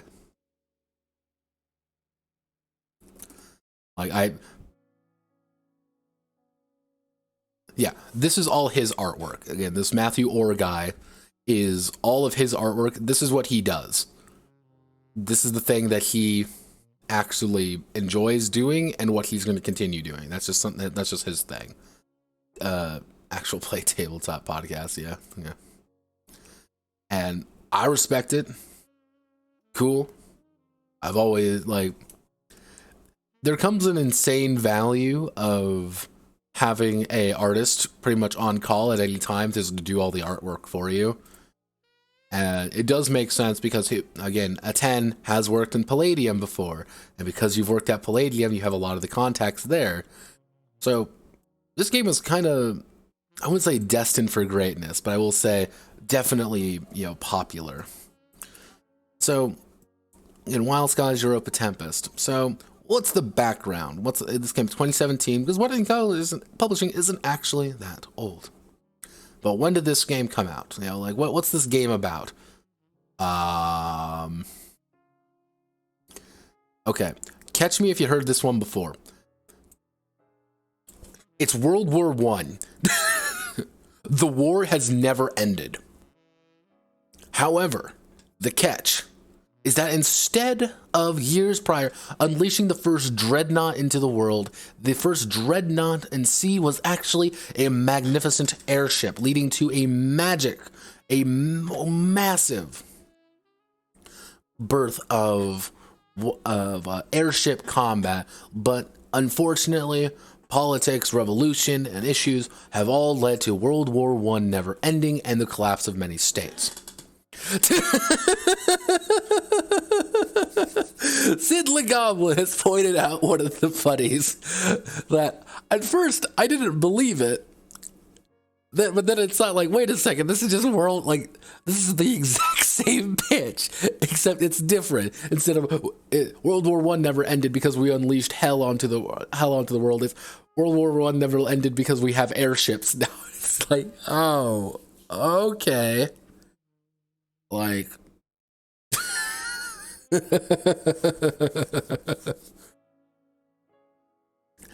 I give the guys credit. They know what they like, and they're going to continue doing it.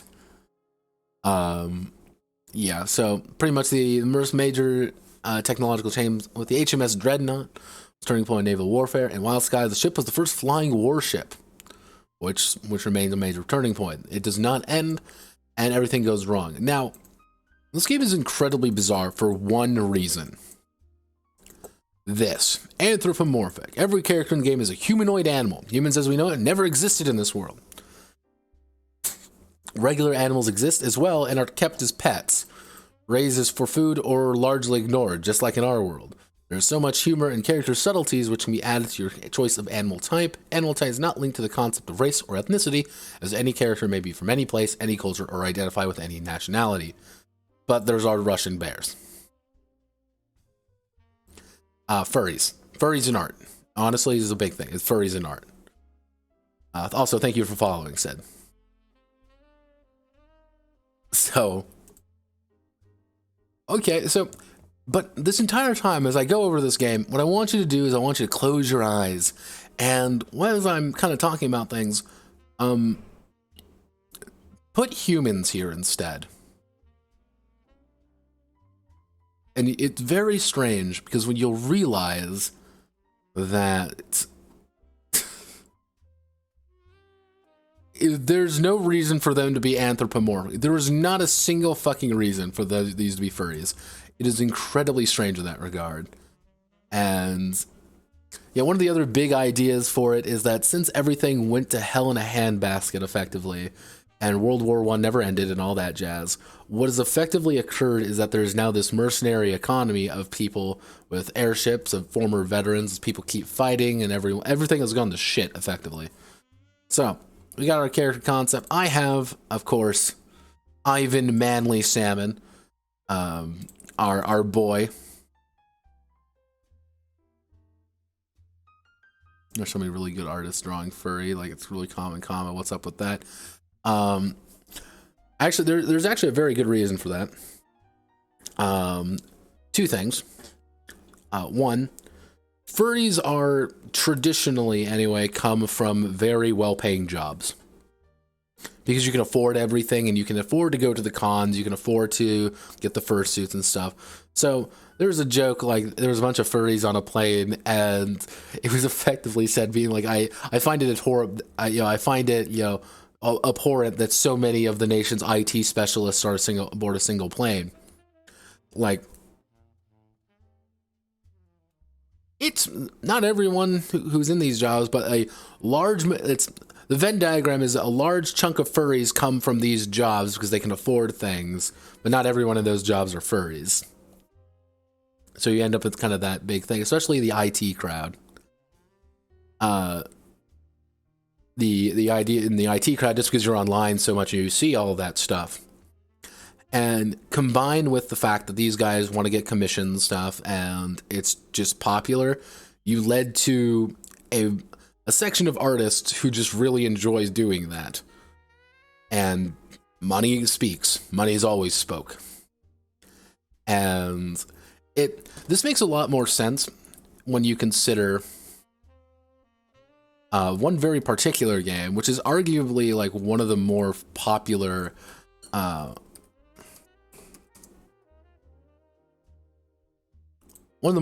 games to come out of Palladium. This is called After the Bomb.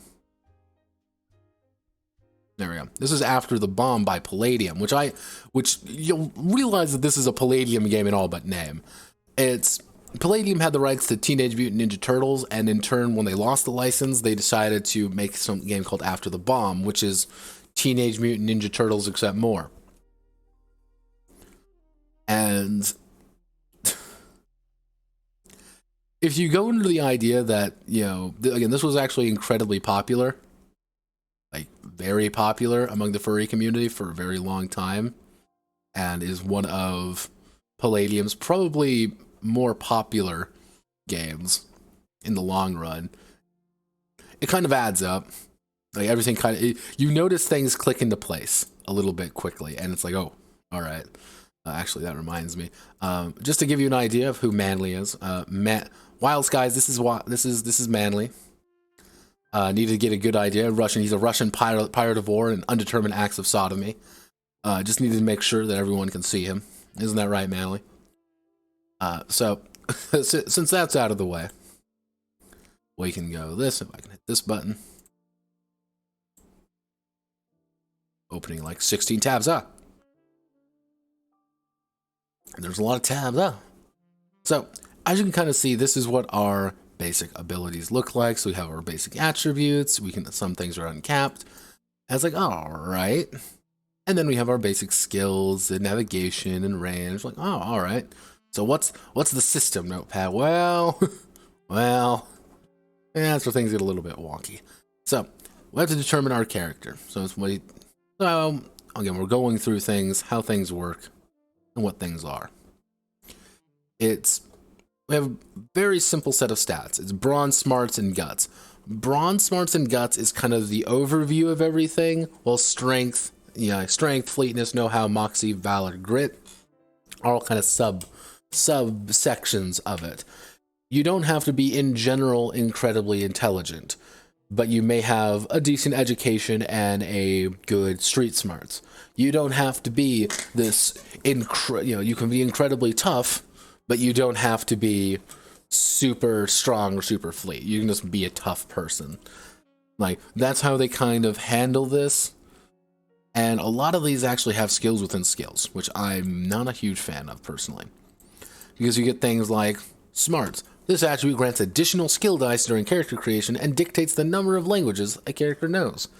But it also says the know-how is the amount of learned skills, and moxie is you also get reduce the difficulty range of skill rolls once per session for 3 points of moxie. It's like, oh.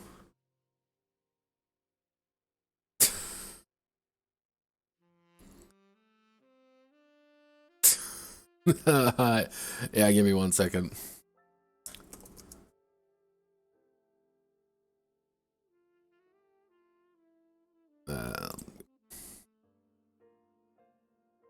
There we go.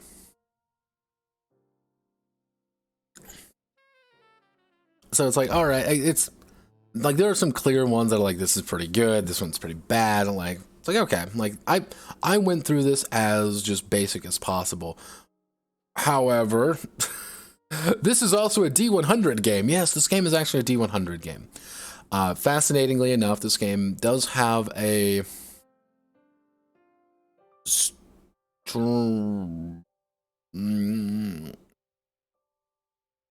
it definitely has a thing. Its system is very interesting, and I'm going to open up my little document here to kind of explain it real fast. Just so we kind of go through this as we kind of, because I want everyone to kind of understand what we're getting ourselves into. So, effectively, all checks are going to be a D100 check. However, it's going to be based off the difficulty. That difficulty is going to determine the actual range. So you might have a range of like success range might be 1 to actually an easy check might be 1 to 20% is a failure, 21 to 55 is partial success. It's kind of that idea. Not exactly the most thing. But when we're talking about skill dice, I will do my best to explain why the skill dice are the way they are, because it's a very strange way of doing it. And we also have a lot of, your size dictates how fast you go, and there's a lot of little things, because your forward jump is your strength plus your fleetness rounded down in meters, and your large characters have -1 to this calculation. Huge characters have -2. Total jumping distance is half from standstill. So if your strength plus your fleetness is, for example, manly, here has a 7 divided by 2, which is going to be a 3.5, and rounded up, which is 4. He has a 4-meter vertical. However, it actually has 4-meter jump, and he has a 2-meter vertical. That's pretty much it. Like, I don't know why that's in there. And then we have choose your animal type. That affects how the character looks, and some basic other aspects of this. It also uncaps your attributes, which is fairly important to some degrees, and gives you a starting ability and unique abilities that allow you to take them. Cool. So what are our basic ideas? This is actually one of the games that does factor in apes. Some games don't handle apes. They just say apes aren't a thing. They're not here. They aren't furries. Which the furries in apes and furries I've learned go very strangely together. Bat, badger, bear, camel, cat. Now, this is one of the aspects that got me thinking about this game. One of those ones that I keep sitting back and be like, why? What's for dinner? Getting enough to eat is a big part of the animal world. It isn't a big focus of Wild Skies. All characters can be considered omnivores and eat anything they choose. A rabbit can eat steak if it wants, and a lion might opt to eat tofu. There's non-anthropomorphic animals in the world which are kept as pet and used for food. These animals are not considered closely related to characters of the same animal type. There's also no reason a pig wouldn't eat bacon, or a chicken wouldn't keep chickens for both eggs and for use in the roasting pan. Feel free to push the question to animal diets to more extreme direction if you prefer. As with as much else in this game, the world you can make, tell the story you want to tell.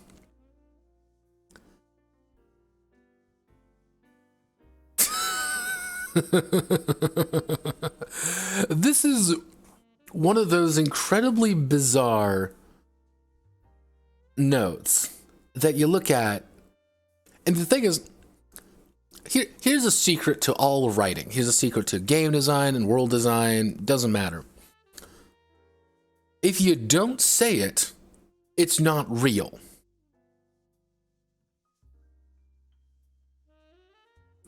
Now, what do I mean by if you don't say it, it's not real? If you don't say what these animals eat, it just kind of works. Everyone's going to kind of fill in the gaps themselves. They're going to be like, okay, the tiger's going to eat a meat. Where does the meat come from? Nobody questions it. Nobody comments on it. Everyone just nods. The duck man is going to eat his food or whatever. And that's why I actually really respect Ironclaw. Ironclaw said that was a big deal, but Ironclaw also said that lizards and reptiles are not the same. Lizards and reptiles are animals, and that's what they do it. That's where a lot of the meat comes from. It comes from reptiles. It comes from lizards. It doesn't come from people. This one comes from a very odd angle where they have said that everybody's omnivores, unless you want to change it, of course, but it just adds in that little thing in the back of my head. It just puts it like, and mind you, there's some furry stuff out there which actually addresses this and talks about it. Ironclaw is one example of that. Even things like Beastars. Beastars actually is an incredibly fascinating kind of approach to it, which is arguably one of the major themes of that book, of the story. But the fact that they mention it, it gets weird. It's like it's weird now. It's been mentioned, and we all have to live with it. So there's actually quite a few different ones in here. Yeah, it's you want to be a goat. You want to be a like gulls have their own thing. Horses, lizards. This is probably one of the more extensive games we're going to be going over, simply due to the fact that there's a little bit of everything in this particular one. Also, we have this one where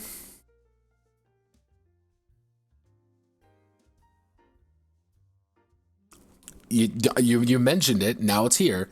You know, rabbits, raptors, which are more like hawks, falcons, and eagles, rhinos, rodents, salamanders, seals, sheep, snakes, the whole 9 yards. Like any animal, there's a lot of animals in here, like an absurd number of animals. However, human characters. World of Wild Scouts assume humans were never part of the picture. However, if you link the rest of the setting but just can't get your head around how cats can have built pyramids or deer can fly an airplane, you can play the game as human instead. Everything for creating a human character is the same as creating an animal character, except you don't select an animal type. They get no attribute bonuses, have no animal's abilities, cannot select a new animal ability is rewarded on the moral compass. Humans are considered to be normal size. Instead of fleetness being an uncapped attribute, players select 3 attributes to be uncapped for human characters.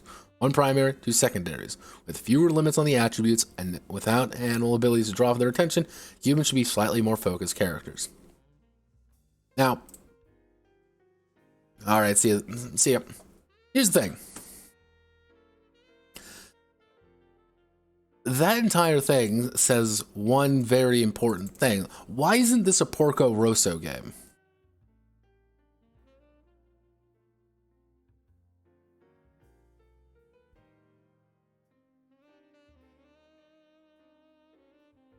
Why? Why isn't this a Porco Rosso game? Yeah, there just happens to be, you know, people who are animals. You can use that to emphasize various aspects of them.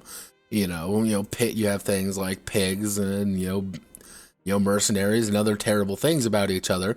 But you're also learning like about humanity. You know, people are certain ways and people act certain ways, and it's generally there are animal people around. We don't talk about it very much. But there's also humans. And everyone just nods and everyone's okay with the current state of affairs. But they didn't go the Porco Rosso route, they just talked about it. It's just there, and we all now have to deal with it. It was said, and now it's present. But it's like, why are there animals in this game?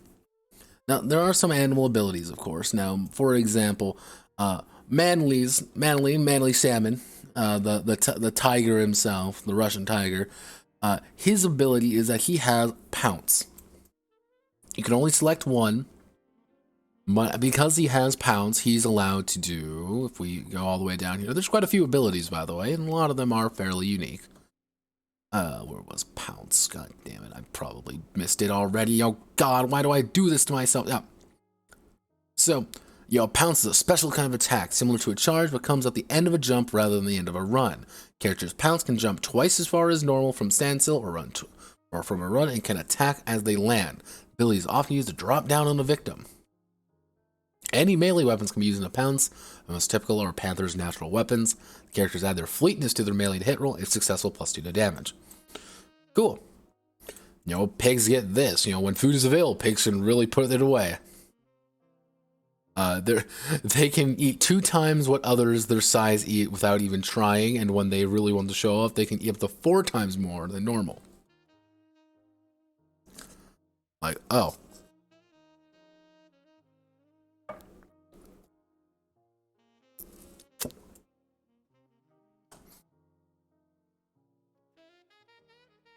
It's like, oh, right, again, you talked about it and everything's here. It's like you have your rams and you have your monkeys and they're trying to fish and it's cool. Everyone's okay. Everyone kind of nods at each other, and your various sizes are going to affect who you are. Now, the smaller you are, obviously, the easier you are to kind of get your shit rocked. This is where things get funky, though, and I'm not a huge fan of it. So, if you're a small character, the attribute limit for fleetness is removed. Strength can never exceed 8. Small characters take dodge defensive actions with 2d6 rather than the normal 1d6. A little light bulb might have gone off being like, no, Pat, you said this was a D100 game. It is a D100 game, but also not. So, and then you have things like large. If you're large category selected, the attribute limit for brawn is removed. Huge characters. However, the attribute limit for strength is removed. Fleetness can never exceed 8. Melee attacks against small characters always are made with -1 dice pool penalty. There's like a lot of these little factors all the time with this game. And it's never like cool, like here's like a standard like looking character. Like here's like this. You aren't just small, normal, large. It's you're normal, but you have to here's things that you can remove. You're small, but here's things you have to remove. It's like, oh, cool. And then we have various perks. During character creation, you select one perk, and if you select a quirk. So, Manly here. I couldn't think of any good quirks, so he just chose Looker. He is Brawn plus Strength for all his social roles. Simply due to the fact that he is the Russian tiger himself, and he is going to do terrible, terrible things to anyone who gets close to him. And did you know Russia has tigers? Like, let me tell you of why Russians have tigers. As I give him fucking PTSD. So, and some of these are pretty decent, and some of them are strange. Like kin.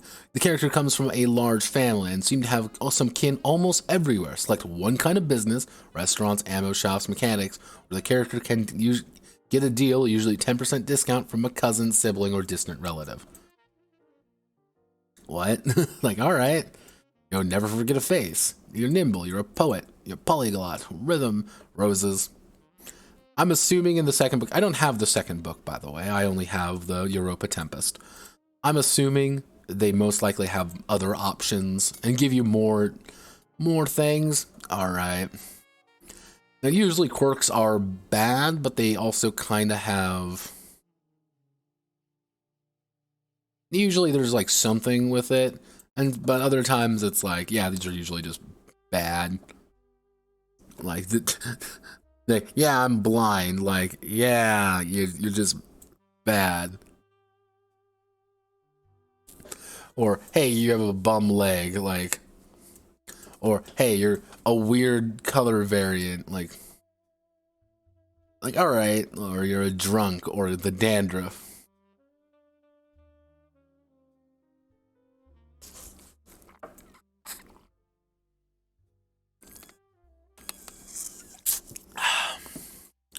Some of these can actually be pretty nasty as well. No proper identification and never had any. There's many changes in government over the last few years. Few people have ended up being stateless, other than fled from regimes they oppose and leaving their citizen behind in the process. For most in this position, living without papers is merely a hassle, not true danger. Fake documents are not hard to obtain, and illegal border crossing exists in many places. Cool. Reefer madness. You use some kind of drug, be it marijuana, cigarettes, cocaine, opium, or catnip. And then you have to choose your nationality. So, here's one of the odd bits as well. When I said that this was just World War I, it's just World War I. You're going to be playing the French, the Germans, the Russians, the English. You're going to be playing all of these people. These are just coming from a particular nationality. When I said the Russian here, when his nationality is Russian, I wasn't just saying that to be funny. He is a Russian. It's like, it's very important.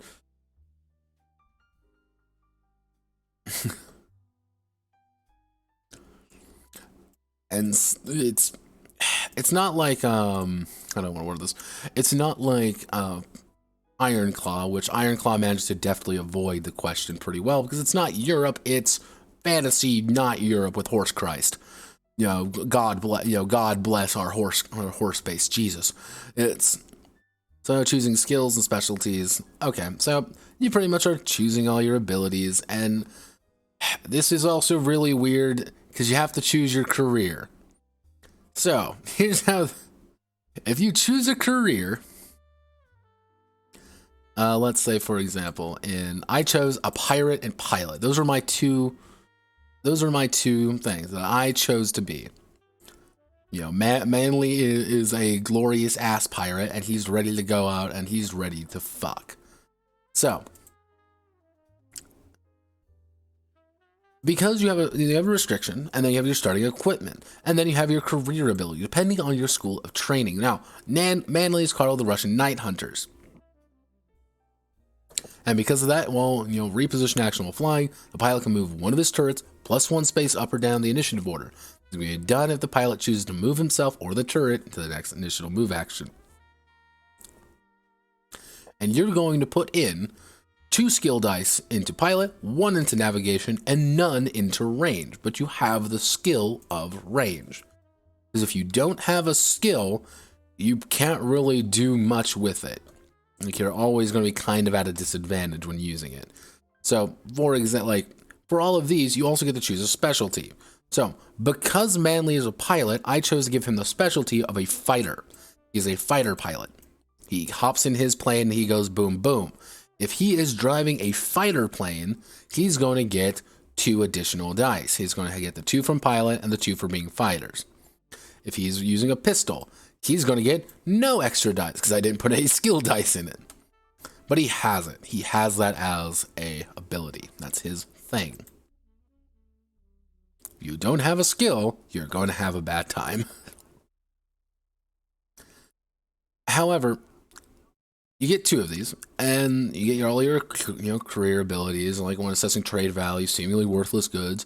You can find some shitty gear. Like, all right, okie dokie then. And there's a lot of these. Like, there aren't just a few, there are quite a few. Oh god, it's this one. Okay, how do I want to word this? This is the moral compass system. This is probably the strangest thing I've ever encountered in a game, and I understand what they were doing with it. It is still dumb. It is a dumb system. So, this is your moral compass. This isn't really your moral compass. It's more along a track of achieving a life goal. It is the pursuit of doing something. Now, I didn't actually fill this out correctly, because I didn't know, because I read it wrong. I thought I only need to fill out 1 section. However, you need to fill out 2 sections. So, as you pretty much continue, you're going to get experience points. And instead of traditional experience points, you're going to be able to move along this track. You're going to be able to say, for example, if I gain 3 experience, I could go 1, 2, 3. And I'm in the first ring. And I'm going to get a set of benefits from that. Because I'm in the first ring of this particular section. But if I get, let's say, 2 more points, I could go 1, 2. I can shift over to another goal, another priority. I can go 1, so I'm 3, 1, 2. You can kind of shift to anywhere left or right, but you can only advance up. However, the big thing is you can't go back. So if I go 1, 2, if it's 1, 2, 3, 4, 5, I can't move over, want to go, okay, I want to go 1, 2. No, I can't go back. You're always advancing forward. Until you hit a point where you pretty much are SOL. Because what you're supposed to do here is put how you're going to advance. Because you don't advance normally. What you do, if you want to advance, you would put what you want to do here, above this, and as you pursue that goal, you're going to get it if you succeed at it. When you hit the first tier, you're going to get a little bonus. When you hit the second tier, you're going to get a second bonus. When you hit the third tier, you're going to get the third bonus, and when you finally hit the very end, you get it, and it resets. And you change it. Now, the idea of the moral compass is that things are changing, things are going back and forth. So, for example, if I'm, say, my absolute true north, my absolute goal for Manly is that he wants to make a shit ton of money. That's his goal. That's his goal in life. He wants to make a lot of money. So he's going to say, and over time it's going to be 1, 2, 3, 4, 5, 6. But you know what? Things are happening. He needs to grow. he needs to grow as a person. So he's going to go shift over here for 1 point. 1, 2, 3, 4, and then advance up the track there. And he's going to get this bonus. This is a really weird system. Like, it's a very bizarre thing. And I understand, like, at first I didn't actually think this was a... I didn't think this was a system necessarily like mechanics. I thought this was purely my true north is making money. And I don't want, like, I find it difficult to be self-sacrificial. I want to explore the greater world. I find it difficult to rest. I want to grow as a person, even if it costs me my survival. That's what I was kind of thinking it was going to be. It's not quite that way. It's probably, this is a really strange section. You know, range incremental improvements can make to themselves and their abilities over time. Most elements of the game, including gaining new skills, increasing natural attributes, developing new abilities, and waiting for investment mature, all come with characters moves a significant way toward one of their life goals, reaching certain points along the axis of their moral compass. Do not need to make it all the way to their goals before they begin to see benefits of focusing on one aspect. So when do I level up? You don't level up, you have to pursue these goals. So when you pursue a goal, you can do things like learn a new skill. If I put, for example, I want to be better at shooting. I want to grow. Here, the first 3, I'm going to become conversant. I'm going to be able to kind of talk the talk, if not walk the walk. However, if my second tier, I'm going to be able to kind of understand how to do it. I'm not good at it, but I can do it. And then finally, mastered. Once I've actually mastered it, congratulations, I now have that skill. Or I can assign new dice. Smallest result, occasional use, and developed. This is a very strange mechanic, and I'm not the biggest fan of it. But I think this was more of a system that felt like it was being put in, I wouldn't say like after the fact, but I would say that the system was being put in at a point later in development. And I think some people are going to be like, yeah, that's fun. I think some people are going to be like, nah, I'm good. More cash on hand, moving the moral compass. You get by plot points, record a PP on the character sheet, immediately move 1 or 2 positions on the moral compass. And if you base the game around this a little bit more, then I think it would, but it feels like another part. It feels like this was stitched on to the system in addition to all of this, which feels awkward, which feels weird. Also, that is a chicken feeding chickens to later eat the chicken, and that is a bull taking care of bulls to eat them. This is nightmarish. Like we live in a society, and I'm terrified.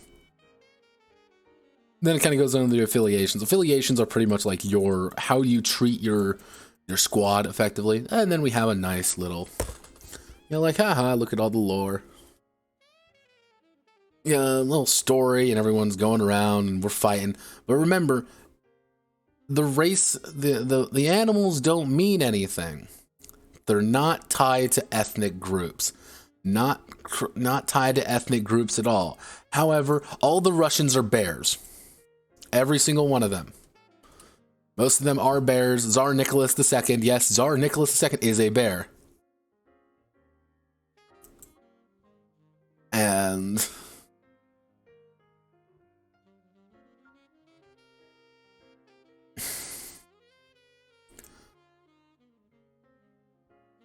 it's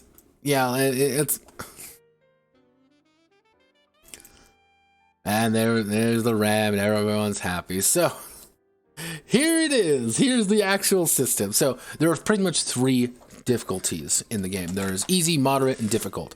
So I want to make an easy check. All right, time to roll my dice. I rolled a 58. That's astounding. I've succeeded at my easy check. But let's say, for example, this was a difficult check, and I needed over a 65. I only have 50, I'm 7 off. This is a disaster. What am I gonna do now? I'm fucked. It's just over, and I feel really sad. There's nothing I can do. But let's say this was Manly, for example, and he was making a let's say he was making a social check. Well, since I have 2 skill die in that social check, what I'm going to do is I'm going to take 2d6s, roll them, and I rolled an 8, and I get to add it to my roll. Because this is a D100 system, but instead of the D100 being like this critical point, you are able to augment the roll up or down with other dice, with these skill dice. And these can actually be fairly important. You know, for example, if combat skill points, if you have combat skills, you roll up or down based on the melee strength or range attack type. If you're using a skill specialty by the governing attribute. So, because I am rolling for example, a grits check, that initial 58 wasn't actually 58. That initial 58 was actually 61. That's still a failure, but I rolled my 2 skill dice and I augmented it up to be a success.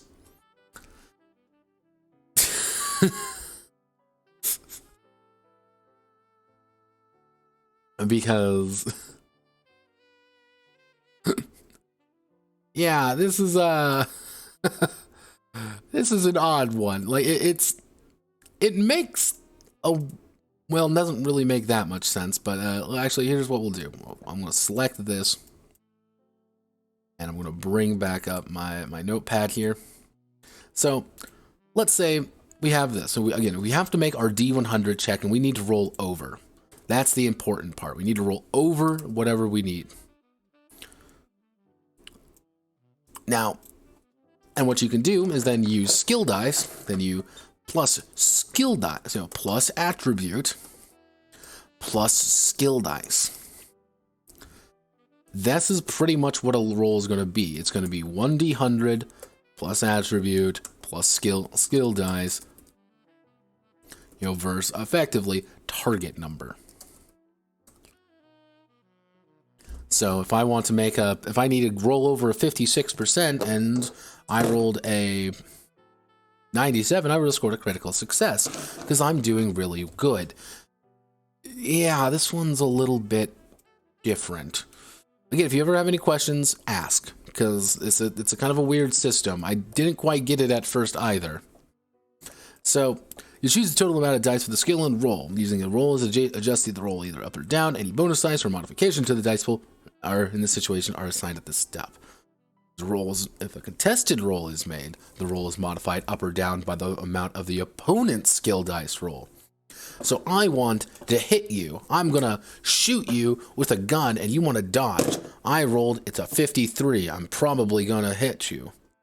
It's a 50-50. I'm gonna roll my skill dice and I got a 6. Let's say I have a 2 or something. I got a 60. I'm gonna hit you. And you're like, okay, gotta make a dodge check. Oh no, I rolled a 6 and a 4. You reduced it by 10. I'm gonna survive. You're gonna shoot wide. You're gonna miss me. And you look at it and you realize the system is fucking insane. It's like, oh, okay then. All right.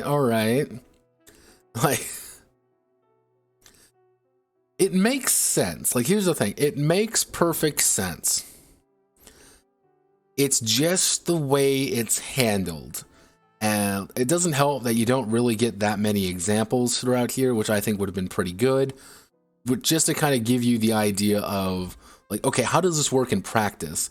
You get this, like, really early. You just get this blank white text, which I try to at least, like, liven up things. Like, in my books, what I usually like to do is, if I'm noticing like a lot of white somewhere, if I'm noticing something, I'll put an image somewhere, like right here, for example.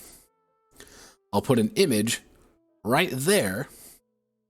So people can kind of, their eyes are, this is going to sound really childish and kind of demeaning, but it makes sense. Your eyes are rewarded with something as you're reading this. You read them like, oh man, my eyes fucking hurt. You're like, oh, there's a little picture there. And like, Hixon Draconis was weird, but I felt like I was always getting somewhere because my eyes were always being assaulted by furries. This one, I don't really feel that at all. Like, and I'm not saying like, this person sucks and game bad, no art. Me want pictures in picture book. No, I'm not saying that. What I'm saying,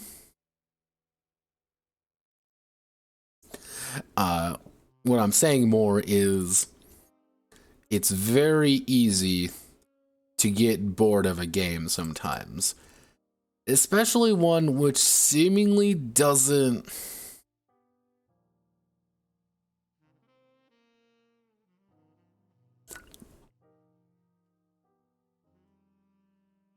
I don't want to word it.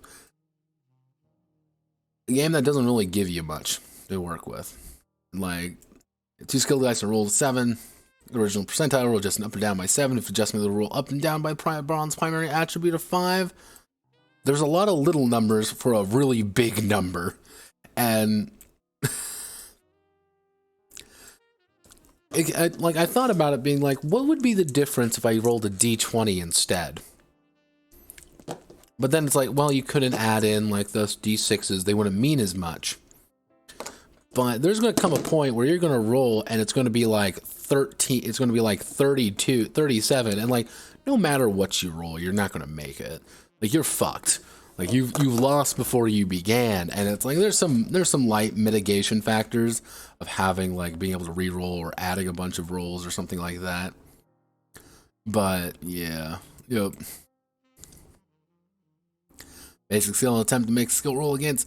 The character fails a resounding success rate and performs the skill, but it has treated as a normal success. Some skills may have additional penalties if a critical failure is rolled while attempting unskilled rolls, because you can technically do every single skill in this game, but also not. You're really not encouraged to, because you're not really going to get that much. But here's the thing. This is where I realized that I was reading a failed Rifts game. This was a Rifts pitch that didn't go anywhere. And I knew this the second I realized that compose, paint, sculpt, the fact that, it's like art, athletics, business, cook, drive, engineer, not, and the fact that you have all these little skills kind of going all the way through. And it kind of, I sat there for a moment and realized, like, yeah, no, this is totally what I think it is. Like, there's a dozen different little skills all working together, and there's prerequisites for each skill. Like, you can't really take any of the science skills unless you take the knowledge skill. But, oh yeah, here's all of the combat skills and things like that. And it's like, oh my god, why is art a skill in this, like, effectively a pulp World War I game? And there's quite a few skills. Nothing is actually really out of the ordinary for skills. The only thing that kind of makes me stroke my chinny chin is, again, kind of the difference between, like, you need to have knowledge and like science and stuff. Excuse me. That kind of works together, kind of weird. But overall, nothing is really like out of the ordinary. It's a very tight game in that regard. Yeah, we're going to go with that term, tight. Very pulled together, I think would be a good way of saying it as well. And skills, you like skills? This game's got skills for you. You want theoretical poison skills, buff skills, charm skills. And mind you, all of these have critical failures. All of them have resounding success checks. No, don't forget about the tradesman checks with your own resounding successes and failures and skill specialties and bonuses and sadnesses and what the fuck. But it's like, okay. It's kind of hard to get like motivated really for it. Because again, it's just like, oh Jesus, there's a lot of stuff here. That's literally what it kind of boils down to. There's a lot of stuff because it uses very much the same system for everything. You know, you roll determined initiative order, select attack actions, then you select a defense action if required to resolve damage. And you're flying through the air, you're going to use the same system as if you're on the ground. If you're in airships, you're going to use the same system. So, you roll 1d10, add their guts. Simple as. That's not exactly the most... combat isn't exactly the most detailed, but it doesn't really need to be the most detailed section, because again, you have everything already there. It's a bunch of skill checks against each other. And then we have like the really overly detailed sections of hardcore art, because yes, this is actually secretly also a mech game. Surprise! You didn't know this was a mech game? Haha! It's... Ta-da! It's actually a mech game for some reason. Yeah, it's like, oh. Cool. It's like, okay, and then like here's the walk it off action. Oh, well, here's the aerial combat actions. Well, you have to break, you have to disengage, you have to line up the shot. Like, alright.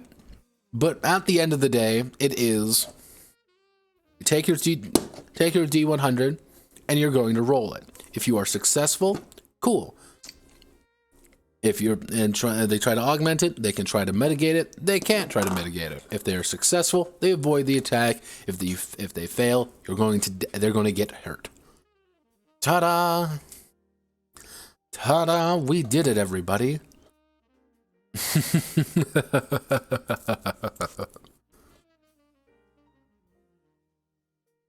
And most damage is going to be only like a few d6 worth of damage, but at the end of the day, you are actually the toughest thing around. Like, I only have 16 health, for example. Like, I get shot with a gun, I'm going to take a d6 damage. If I get stabbed, pretty easily. So you can take, if you take like 2-3 points of damage, you're not doing too high. Like, you're gonna start taking some damage. You know, each ranged weapon entry will have a list.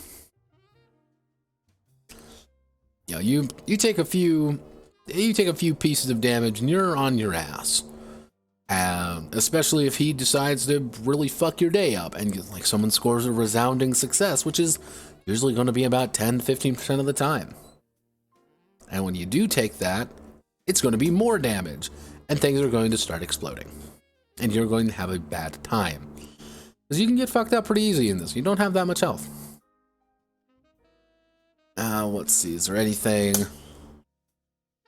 else exciting and big and exciting? No. Because this is the map.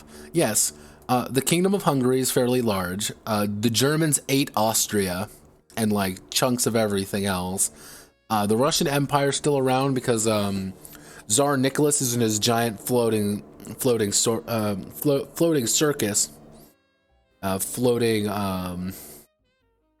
pretty much he's in a giant capital ship. I don't know what happened to the Ottomans. I don't know what happened down there, to be honest. Being frank with you here, I don't know what the fuck happened to the Bosphorus Strait, but that just doesn't exist anymore. Like, yeah, I know, like, you like the Bosphorus Strait? Fuck the Black Sea, I guess. But yeah, no, here are the... let me see if I can remember the exact reasons of what occurred. Germany kind of exploded and then kind of reformed. Hungary's kind of its own thing. The Balkans don't exist. The Russian Empire is literally warlords and nightmares. No one's happy.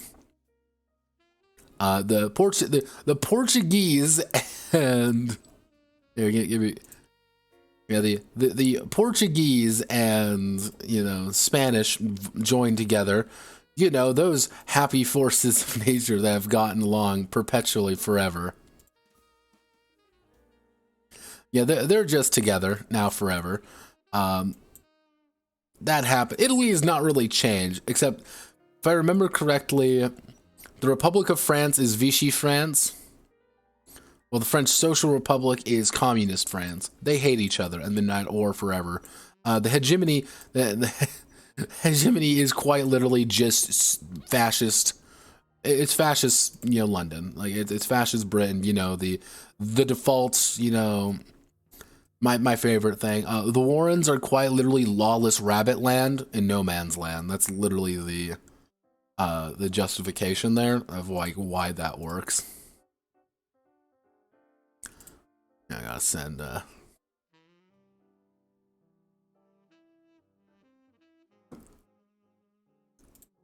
and yeah, I don't know what the fuck happened to the boss. Again, fuck the boss first, I guess. But yeah, that's pretty much the game. And you want to go over all of the various tanks and planes and all that jazz, they're going to go over everything you need to know. Do I like Wild Skies? Do I like Wild Skies? Well, here's the thing with Wild Skies. I like Wild Skies if it wasn't Wild Skies. No, Pat, would you like to unpack that? Yes. I would like this game if it was not kind of, it's not necessarily if it wasn't furry. I'm not saying that. I'm saying that if this was a more tightly designed game, I like all the ideas of this game. I like kind of the concepts and all the things kind of building around it. It's just that it stops being interesting at some point, and it's like, oh, it's a furry game. I don't know why the furries thing is here, though. It seems pointless. There's no benefit to having people being furry. There's no benefit to it being this. The other major issue behind things is the system is just simple enough where you can teach it pretty easily, but just kind of inbuilt with other aspects where it makes things just a little bit more complicated than it should be. Because at the end of the day, it's roll D100, add skill dice to it. That's what the system is. But it's not just that. It's roll 1d100, add your skill dice, don't forget about the +1s, don't forget about your +2s, and oh yeah, you know, make sure you got all your penalties applied. So we rolled all our d6 dice. Okay, let's roll our d100s. Oh, okay, so we scored that, so that's a resounding success. So I have to add in all these different factors into things, and when you combine everything together, it's like a little clunky. I understand why people like this game. Here's the thing. I understand why people do, but I don't know why the fuck it's furry. I genuinely do not know why this is an anthropomorphic game. It doesn't really benefit it. There's not really any reason for it to be like, yeah, anthro. That's not really a thing, really. I feel like it's kind of like this side note, and we all just kind of have to accept it, and it's just like, oh, it's here. It doesn't really do anything with it. Like, there's a few of like, oh, well, you can choose to have these animal abilities and stuff, but it's like not really that big. Like, this is at the end of the day your character. This is what your character is going to look like, and it's very Palladium. Some people are going to like it. It got its expansion for a reason, kind of thing. Like, it's kind of got its own expansion. It's got its own things for a reason. So the next game we're going to be going over is one I didn't want to go over because I fucking hated it, and I genuinely thought it was the stupidest goddamn thing I've ever had the displeasure of reading. This is VG1 Vanguard, or Vanguard Varmisk Fallen. What the fuck is Vanguard Varmisk Fallen? Well, this game is by A Broken Tower, mostly by Tim and Rook Westhaven. And initially, I was, how do I want to word this? Interested in this game for the wrong reasons.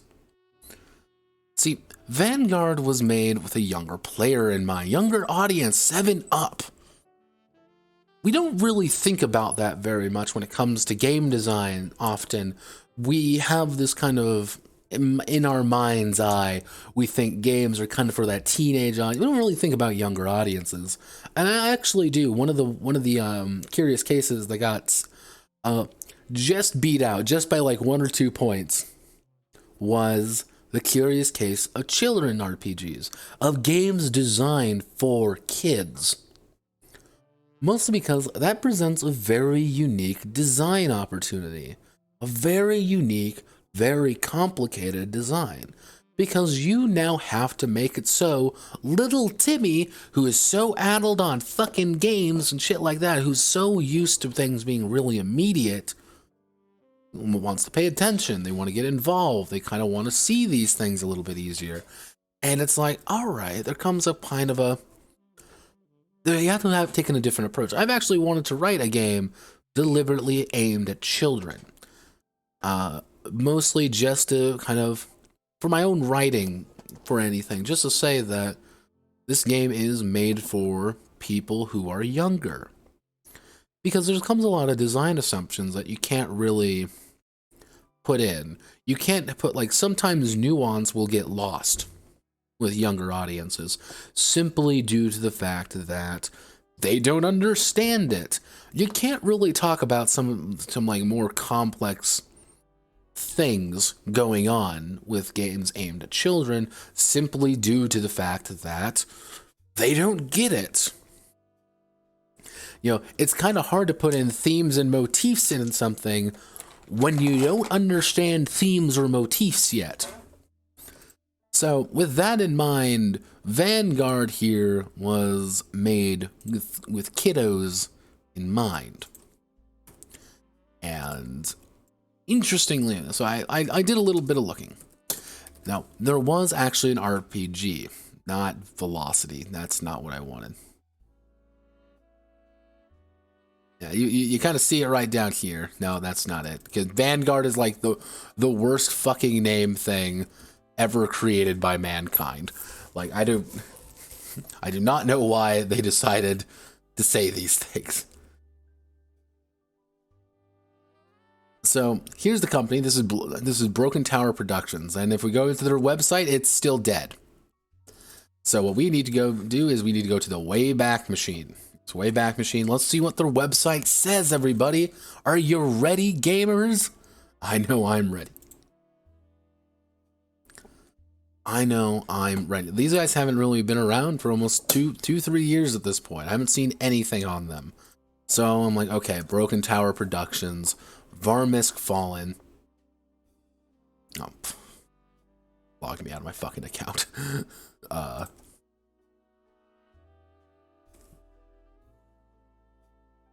So okay, so here they are. If we go all the way back, let's go back to 2019. We're gonna go back to 2019, 4/12, so a little over 3 years ago. Let's see what their website has for us. All right. What? This is it, right? And then the fatestorm.com. Pitted against Endless City. What? This is 2017. And then they talk about Anthem.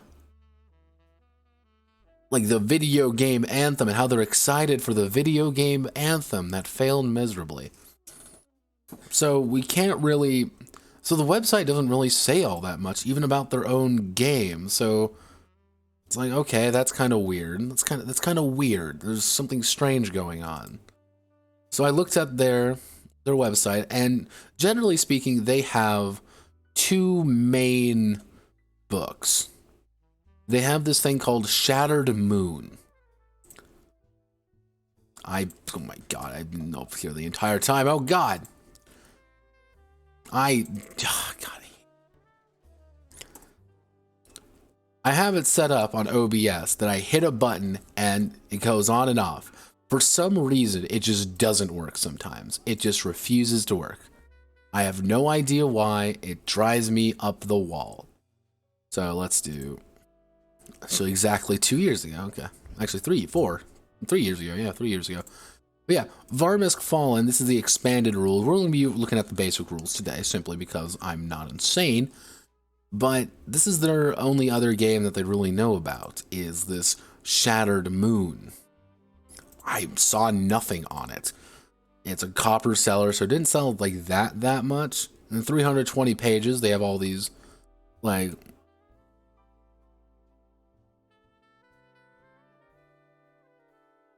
Most I can find is like creating characters, character creates a sense of investment. Like, all right, like, okay, what other games do they have? Nothing. You may be seeing, what's all these cards about, Notepad? Well, those cards, my friend, those cards are what actually makes Vanguard Vanguard. Because this is a card game. Well, sort of. You see these combined card puzzles, they're used for character creation, assets, gear and vehicles, espers and hacking. You need these cards. So when you buy this game, you're not actually buying this game. You're instead buying a game that you need to then buy the cards to really make it work. So,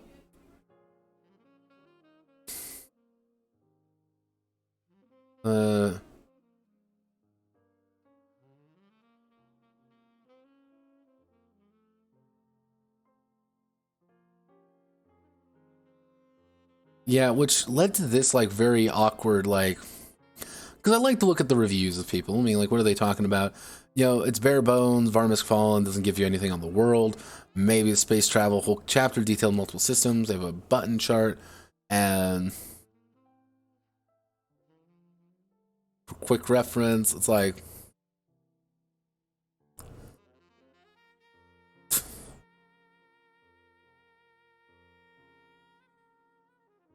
broken towers going and like creating new products. I haven't seen, and they've not put out a single fucking thing in years. This is 2020 was when they were talking about it. Like, what I'm trying to get across here more than anything is, I don't know about Varmisk Fallen. I can tell you in all honesty, I do not know about this company. The fuck, so you need to buy two things, they don't inform you up front. Well, that's where things get a little bit weird. Because this company, I don't know. Maybe it's just they don't have very good, like, the way they look at things. They don't look very well. Or it's like Rogue Marshall, Goodbye to Age of Triumph. Destiny 2 beta, Age of Triumph style. Like, Age of Triumph is another game entirely, and they don't talk about it. This is Rogue Marshall. Rogue Marshall, there's nothing new with Rogue Marshall here. It's just, ta-da. I don't know what's going on with this company. I don't know if they're just undergoing like a massive, change of things, but if you want to buy the full game, if you just want to buy Varmisk Fallen right now, if you want to get everything, you have to buy the core rules, which are $15 normally. Then you have to buy the expanded rules, which are another $15. And if you want to get everything to work perfectly right, you're going to need to buy the almost $37 card bundle. And it's like, and or you have to just buy the $3 card file. Not anything like that. And you might be wondering, well, maybe you can go over there. Well, the problem is this game came out during the Google Plus era. Yeah, the Google Plus era. So everything was on Google Plus. And because everything was on Google Plus, it's not there really anymore. Everything's gone. Oh, they inform you up front. Just, you would think in a basic set of rules you'd get something you need.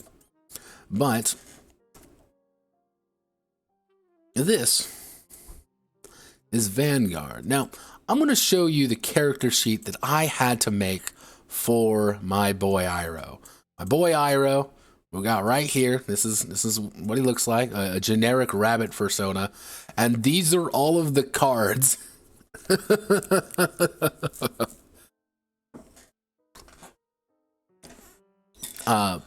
For context sake, the actual game itself, the actual character sheet is this. Like, it's right here pretty much. Nothing much else. And originally what I wanted to do was like slot the cards in really nice to each area. I didn't have enough room. Like, did not have enough room. This was just me putting all of the cards together. This is just me kind of putting it all there just for as a description of everything. And once we're going through this, it gets weird because it's Shadowrun. So, what is this game in all honesty? Well, again, it's a game aimed at children. Just remember that. And they're going to tell you, like, here's age appropriate. Golden rules, GMing for beginners, final arbiter for younger gamers. And cool. And anytime you see these orange boxes, these are pass or play, considered advanced and non-essential to the core mechanics. So you get to them, decide to pass or play with them. Okay. Keep it short and focused. And rewards. And most of the time you're going to be rolling D6s. So I'm going to we're going to do another very simple thing of the Vanguard, universe. So let me just, in Vanguard, pretty much over the past 100 years, people have been doing pretty well. Most notably, over the past 300 years, a thing called the Confederation under Ashen, in which 5 major species of a world drove out the other species in mass ethnic conflict, which pretty much put them at the top of the metaphorical food chain together. These were the varmint species: Bajarians, Hoplites, Mausers, Molin, and Nutworks. The other ones are predator races. They got exiled to the other side of the world, on the other side of the galaxy, and they are subhuman abominations of God and deserve nothing but the gun. However, things are going wrong. Access to a warp fissure. Also, it's orange, so we can ignore all of it. Pass or play, remember? Pass or play. And they're going to tell you all about it. The setting is definitely a thing. I am also don't give a fuck about it. Like, when they talk about Fall of Varmisk, this is literally all they're talking about, is right here. And it's also a Kaczynski-esque nightmare.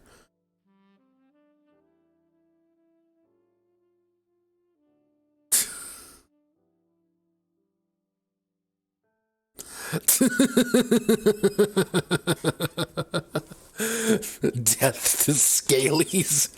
Yeah, I mean, I gotta furry lives worldwide. You know how it goes. Come on.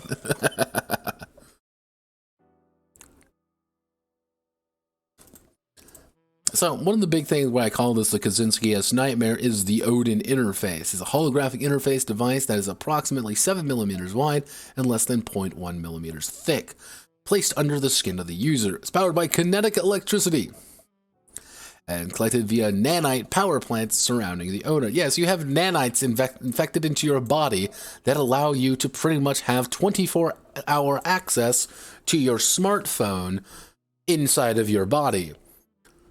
Again, Kaczynski-esque nightmare. We live in a society, get me out of here. I don't know what's with, like, science fiction these days. I'm being like, we need to make it, like, this horrifying reality of, like, super invasive thing. Like, I don't know, like, why. Like, yeah. Oh boy, Spectrum Channel. Oh boy. You know, like, oh, my body now runs on ads. Cool. This is awful. Please send help. Like, please.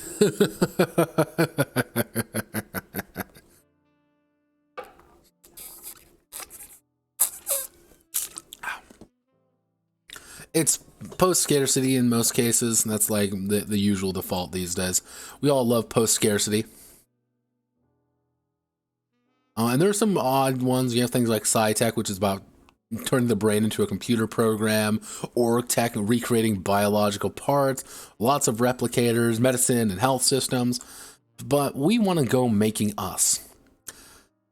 Because weirdly enough, you have to roll for all your fucking attributes. It's literally just 7d6 down the line. Each die is located in one of the 7 attributes and is a result written in the attributes hex. These ratings can be modified by species, talents, and other aspects of the game.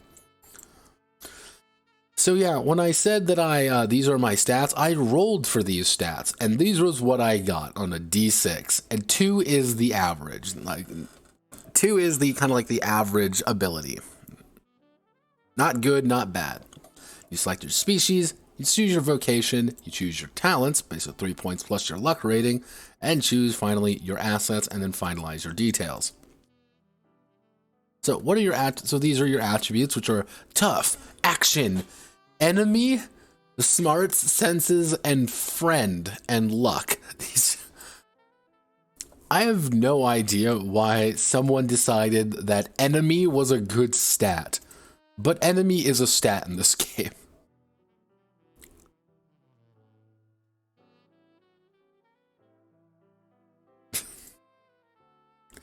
Yeah, the enemy stat is probably one of the more, I want to say, more fascinating fascinating ones. So our basic species are called the varmints plus the vulpine, which are again barely human according to a vast majority of things.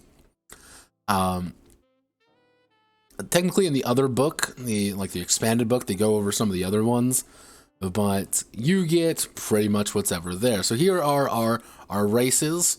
So I can kind of go over the basics of it. The Bajarians are the strong ones. They're the fighter people. They like it fighting, and they're going to fight you. They also control a good chunk of the military forces of the Confederacy, otherwise known as they control a vast majority of the industry. Like they are. Problem is that they're divided and pretty useless at doing their job. So, hoplites. These are the ones, hoplite supremacy, because rabbits are always racist in these games. I do not understand why every fucking time the rabbits are the racist ones. They're always the villains. I don't know why. You know what? I'm gonna bring it up with with resident furry, with a resident furry I know. This is important.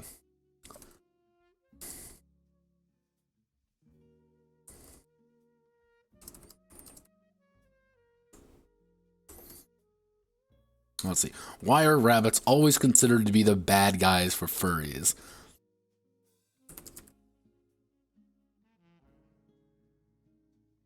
Our little Hitlers, or want to purge the lesser people. There we go.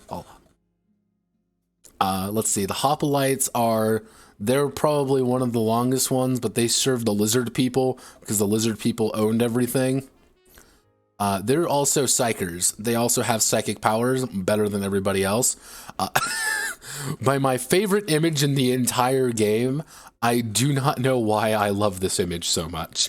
I think this is just fucking hysterical, of this guy just T-posing effectively while shooting all his rifles at once. Something about it truly just excites the mind. Like, this is what I live for. Yeah, they're also trying to, like, achieve spiritual enlightenment via Esper abilities. They're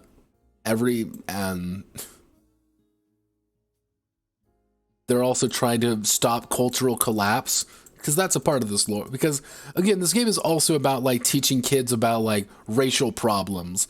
And also, the most popular of all sentient species because we don't live in a democracy. Remember that. We do not live in a democracy. Because if we did, the Mausers would be the leaders. Mausers adaptable, integrated in all other societies on Ashen. They're everywhere. But the Mauser population are the ones that we have to respect, because Big Mouse has control over our banking industries. Millions of Mausers in predator lands and jungles of Arica, but they are subjected people. In their homelands in the north, however, they have their own countries, their own rule, and their own way of doing things. Life is a life of adventure and new experiences to benefit their people. Vocationally diverse, while many nations of Mauser all differ, keen understanding survival through solidarity, and Mauser United Nations acting as a unifying body throughout space. Because this is one weird point about the lore, is that technically this is homeworld. Ashen is the homeworld. And because Ashen is the homeworld, there are still lands that are not controlled by the controlling government. not controlled by the real people, but they're also going to space travel and investing in their own thing. It's kind of a weird setting that I'm not 100% on. The Molen are pretty much just mole men, super psyched up mole people. And Nutworks are squirrels that everyone hates. Fuck squirrels. And the Vulpine are are literally second-class citizens inside of their own countries, simply due to the fact that they're a predator species and not a varmint species, and nobody likes them for it. Now, if you've been noticing here, you've probably been seeing these card-like things right here. These are, go to Iro here. These are effectively, these would be cards. Kind of judging by what they were saying, these are about playing card size. You take your card, you can read everything on it, you put it next to your character sheet, and there it is. You can look at it, you can read it, and it's going to tell you everything you need to know about it. And for example, the Hoplite here, I get +1 move and +1 to my alert talent. Also, I also get the super speed bonus. Once per game session, I can double my normal movement allowance because I have that card slotted next to my character sheet. I am a rabbit person, therefore I am allowed to do that. Now, others of them are like, the Badgerians. They have soak damage, that they, you gotta soak damage. Natural weapon talent. Take it like a badge. Once per game session. Can change any amount of damage into a single blow and reduce to a single heart of damage.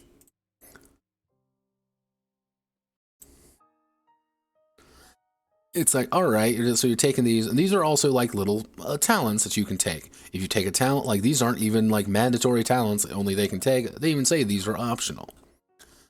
And some of these are pretty interesting. So like, for example, for Iro, I chose to be a Hoplite.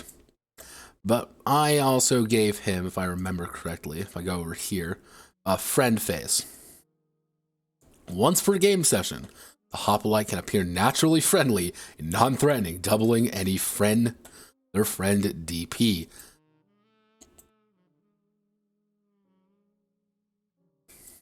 Does this look like the face of fucking Mercy? It does, because I have a 1 in enemy. Iro unfortunately turned out to be the least threatening individual in the entire world, but it's like this for most things. Like again, there's these little cards that you have that you kind of have to now manage. These are your problem, your thing. That also goes for the vocations. It's like, okay, so whenever a character carries out a task that is related to the vocation description, they can buff their DP pool. Pretty much, they get more dice through the associated attribute. For example, a soldier gains +1 buff if they're using it for the purposes of combat. So, throughout the game, the character finds themselves without armor, weapons, or equipment. They can always regain their basic loadout. Alright, so what do these actually mean? So I'm going to use, again, we're going to go to Iro. Iro, I chose to be a merchant. So he's got his basic armor, he's got his equipment, pretty much everything there I get for, in a way, free. Those are all of my basic ones that I have. Everything there I can choose to have if I want. And, for example, I have a modifier, I have +1 to my fiscal, and I have the silver tongue. Once per game session, the character can double the DP of a friend check, speaking to somebody.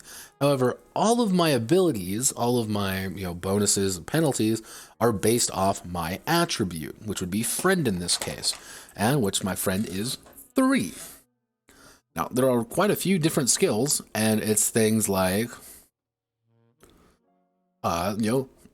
hacker, +1 to neuromancer talent, and here's all your abilities, and every time the character is about to hack into a node, has reactive defense, and the chance the character gets a premonition that something overlooked, something potentially dangerous. Or laborers, suits, being a scientist, being a teacher, being a xenologist, xenos, scout. All of these are based off these attributes, which then leads into the talents, which kind of form the core of things. Now, I got lucky with Iro. He rolled a 6 for his luck, so he got 9 points to spend. So I chose, as the best I can, I chose Forceps and Fiscal, otherwise known as he's a very rich man. He is an Esper. I've dumped everything into telekinesis because I'm not gay. Money talks. I got more money.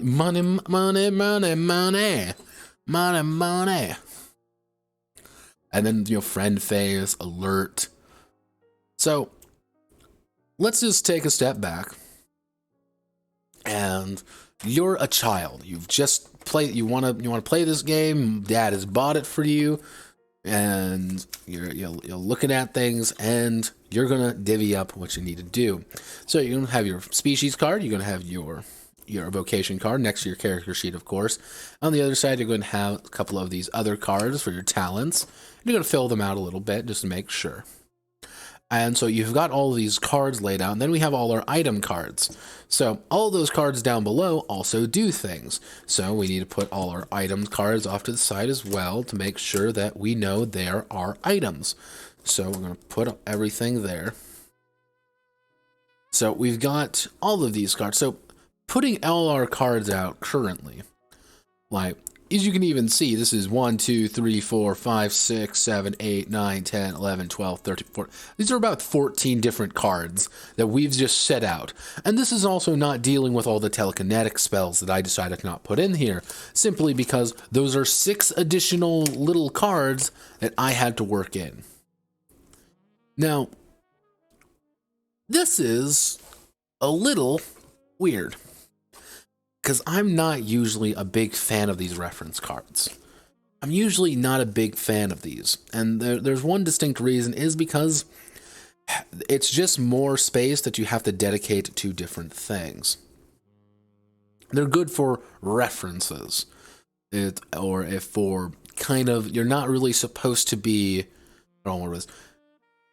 It's good to have, like, oh, well, here's my light armor and my transient card and my defensive field. And I look at all of those like, okay, these are just 3 item cards I have over here. I know I have them. I don't got to think about them anymore. But like, my species isn't going to change. My merchant ability isn't going to change. My talents, I hopefully aren't going to change anytime soon. And this isn't even going over all of my other benefits. I'm not going to change any of my telekinetic spells. I'm not going to change any of those.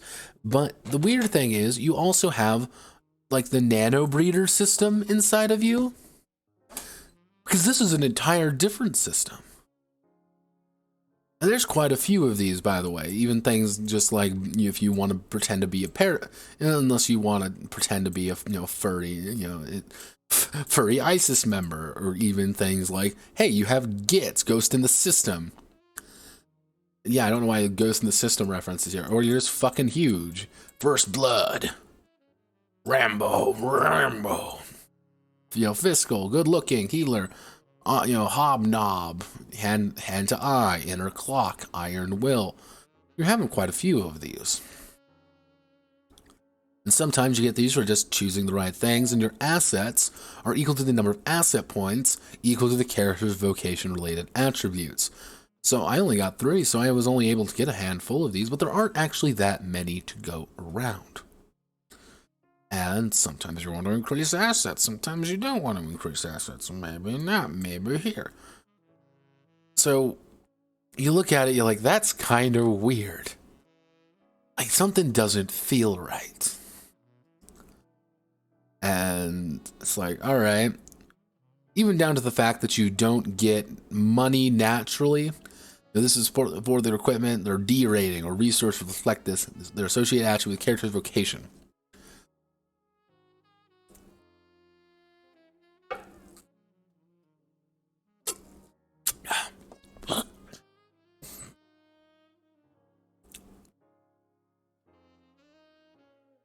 I decided to min-max with Iroh a little bit. He's got $7 to play with, which, going off of this, shock EMP discharge, a Loki bracelet, a nanite illegal to use, like Xeno analyzer. Like, I'm pretty rich. Like, I've got a good amount of money that I'm allowed to do things with. And, oh, don't forget, all of these also do things. Because the polycytes injector, if you don't have that, if you take lethal damage, there's a chance you're going to die. And don't forget about our nano breeder, because don't worry, it's a factory for nanites inside of your body. 1 hour of in-game time, there's 10-hour wait for the nano breeder to kick back in. Well, I want to do binding, I want to do chroma intrusions. I can buy the metadat, I can buy the neuralacity. The only one I can't get is optical camouflage, but I also have toxic scrubbers for free. So I just have toxic scrubbers. That's just something I own, and it's just inside of my system that I can do when I feel like. Which does lead to the personal effects. Oh, sweet baby Jesus Christ almighty. Who the fuck thought this was a good idea?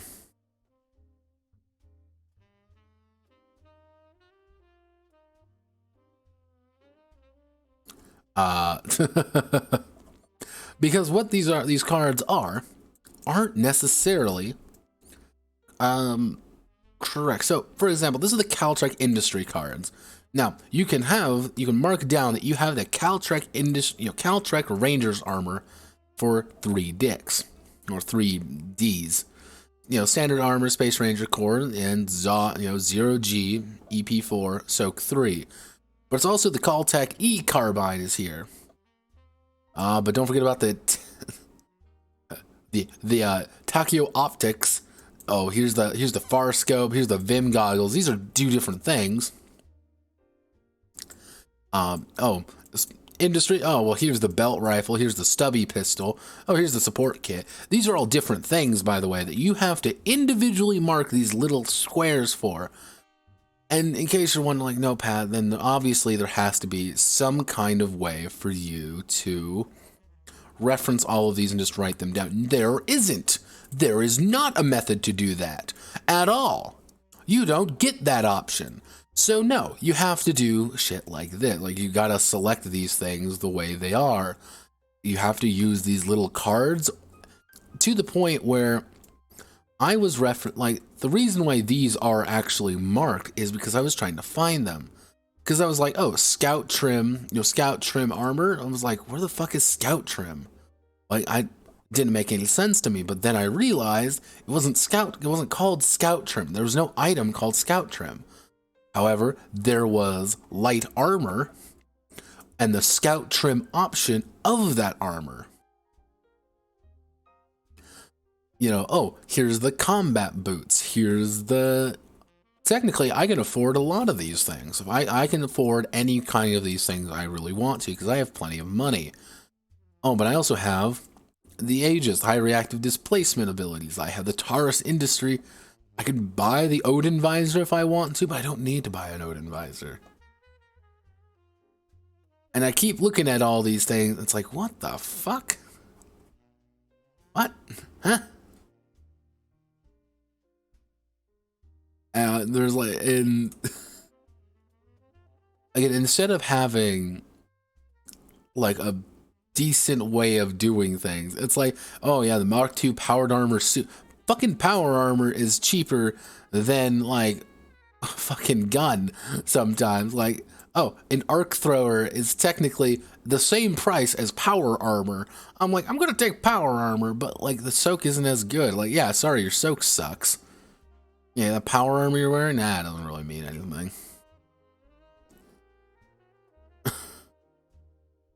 It's also the exact same as this flight suit that this rat man is piloting with that like 22, like a fucking 13 caliber pistol.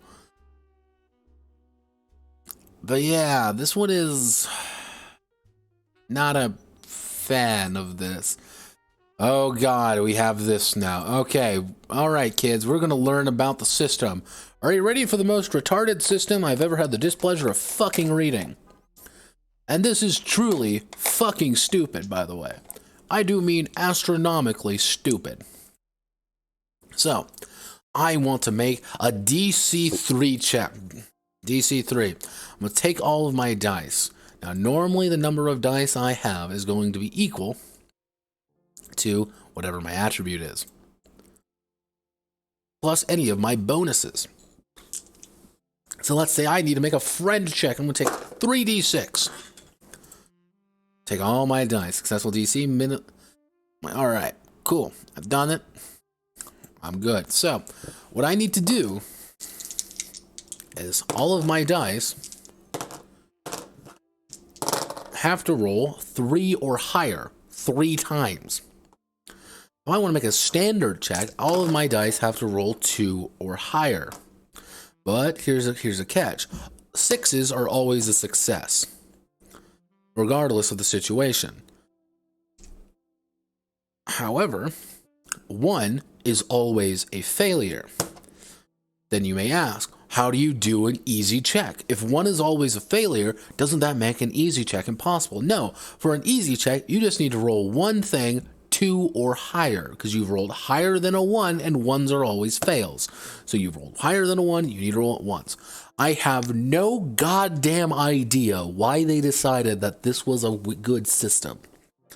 This is so fucking weird.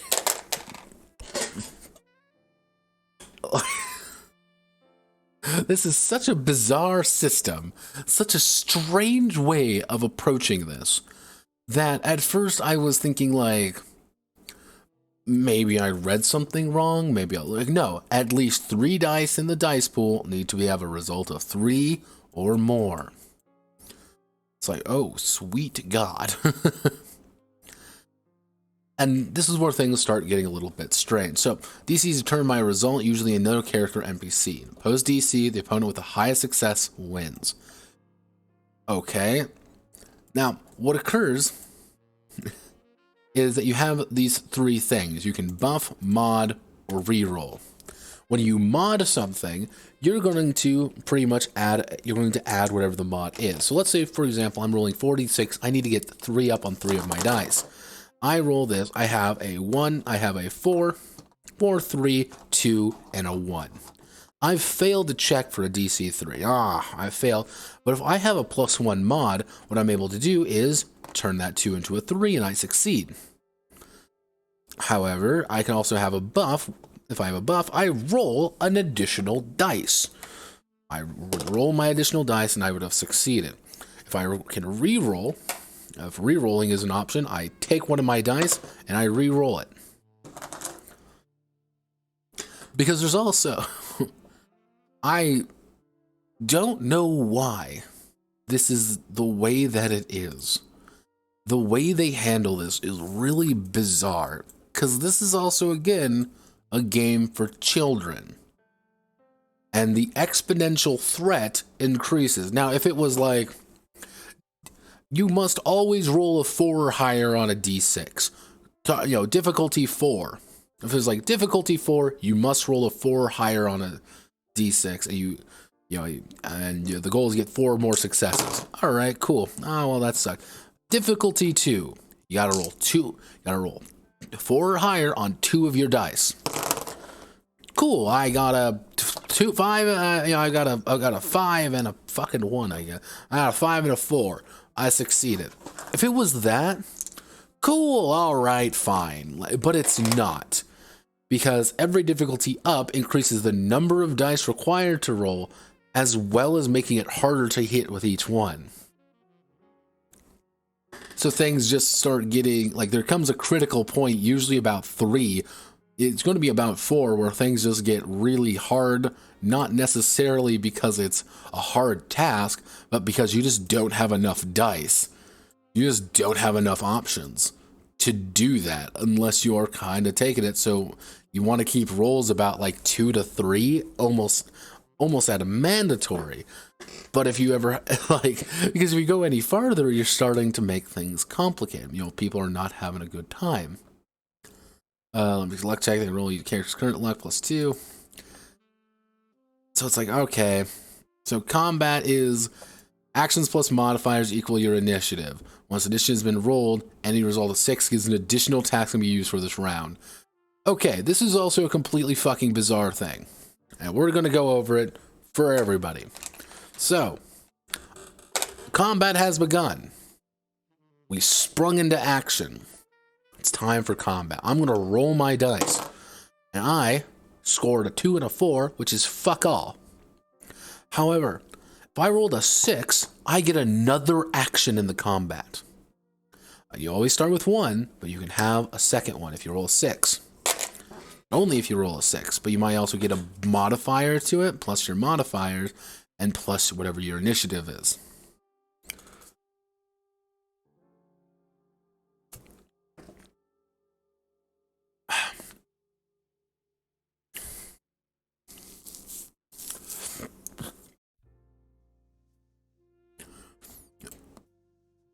So you want to kind of pump action plus anything that gives you more initiative, because you're just going to be better at combat if that's the case. You're just going to be exponentially better at doing your fucking job of shooting another person. It's great. It's lovely. I love it. It's great. It is truly a phenomenal system. You also have the movement system. Movement system is also insane because it's a movement rating of 1.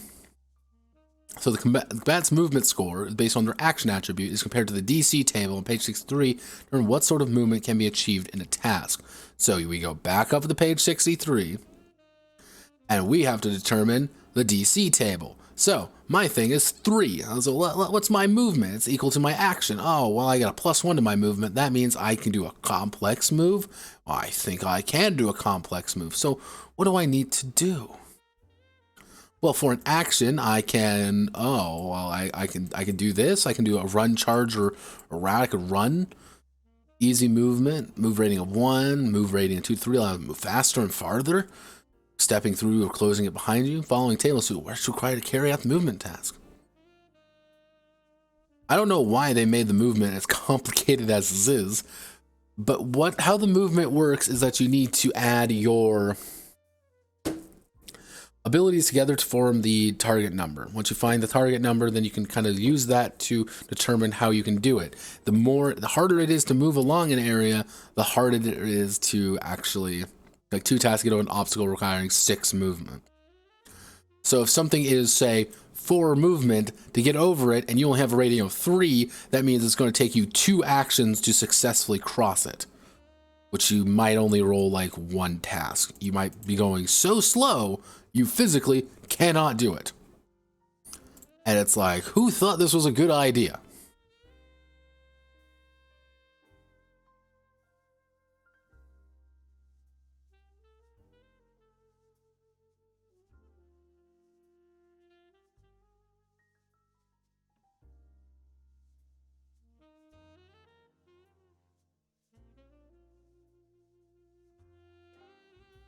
Give me 1 second. Money.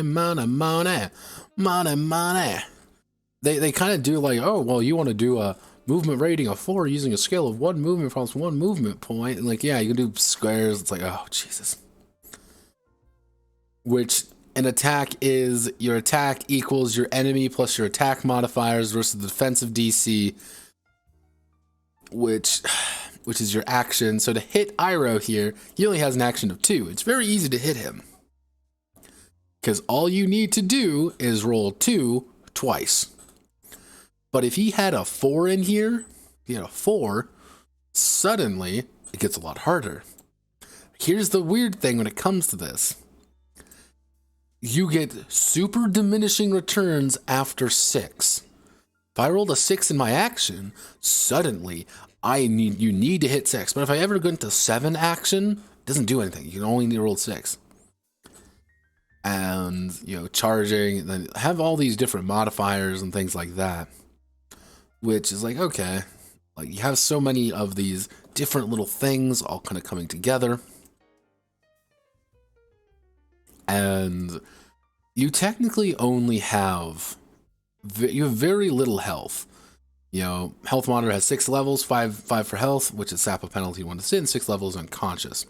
So if you take 3 damage, you go 1, 2, 3. So you're at -3, so you get -3 to all of your dice. Anytime you would roll, let's say I have a dice pool of 7, you're now going to have a dice pool of 4. And if you're unconscious and dying, it's very easy to go down in this game. But you may be wondering, no, Pat, how do I deal with this? I'm being injured. Oh my God. How do I stop damage? Well then, my friend, you need to roll your toughness plus your soak. And it's equal to the damage rating, with 1 success reducing 1 point of damage. So if your damage rating is 3, you need to roll 3. You need to beat 3. The more you beat, the better you do. Because yes, you have to roll to reduce, your roll is your soak. So for example, I have 1 soak on my Scouchum, 5 soak on my Aegis Shield, and so I would, and let's say you hit me with a damage 4 ability, I'm going to need to roll 4 up on all of my dice. So I'm going to roll up. I managed to mitigate 3 damage from that. Simply because my shield eats it. It's like, oh, okay, you know, special damage and kind of all the examples of play. But then there's also a hacking system, which is a completely separate thing, by the way. So it's like, okay, we have all these hacking systems. It's like, wait, what? Okay, and it goes over how to do it. And this is a fairly extensive system. And then we have Esperance. Oh yeah, you want Esperance? Come on. Because did I tell you get a special attribute called Power? The higher your Esper ability is, and the higher your Esper ability is, the higher your power rating is. The higher your power rating means you get more stuff. You get a power rating of 3. The ability costs 1 power to activate.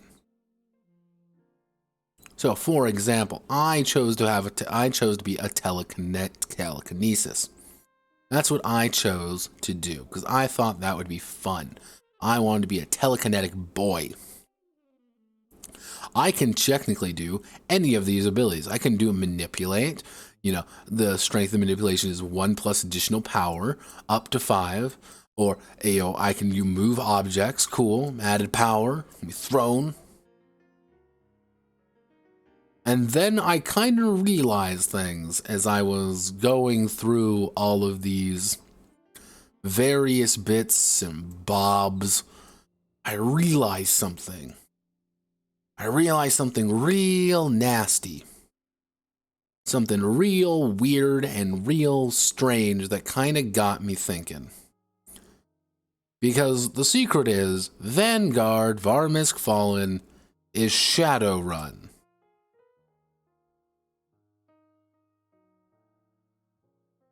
Yes, Vanguard is Shadowrun.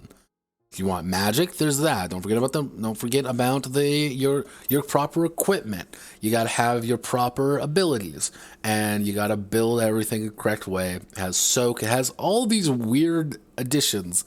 That's about 2 steps too complicated for a regular person. Notably a kid. If a kid's playing this, God, they get confused because there's like a system for everything. Like, oh well, the idea is you are trying your best to kind of add in all these different features to help people do something complicated without realizing that it's already complicated, so why are you doing it? Well, you don't need to keep track of all your armor and stuff because it's going to be on these cards. But then why do the cards have multiple things on them? Why do the cards have different parts on it that, again, these aren't going to be any bigger than a playing card. So kid's going to pick it up. He's going to look at it and be like, okay, you can't write it down. You can't have any really shorthand regarding it because you can't really have a shorthand. And do I like Vanguard? No, I don't like Vanguard. I don't think that this game is actually really worth your time. Simply because instead of trying something interesting, it went for this very simplistic and very easy to understand set of rules. And the problem is, it wants these really simple rules is just buried under minutia. It's buried underneath shit.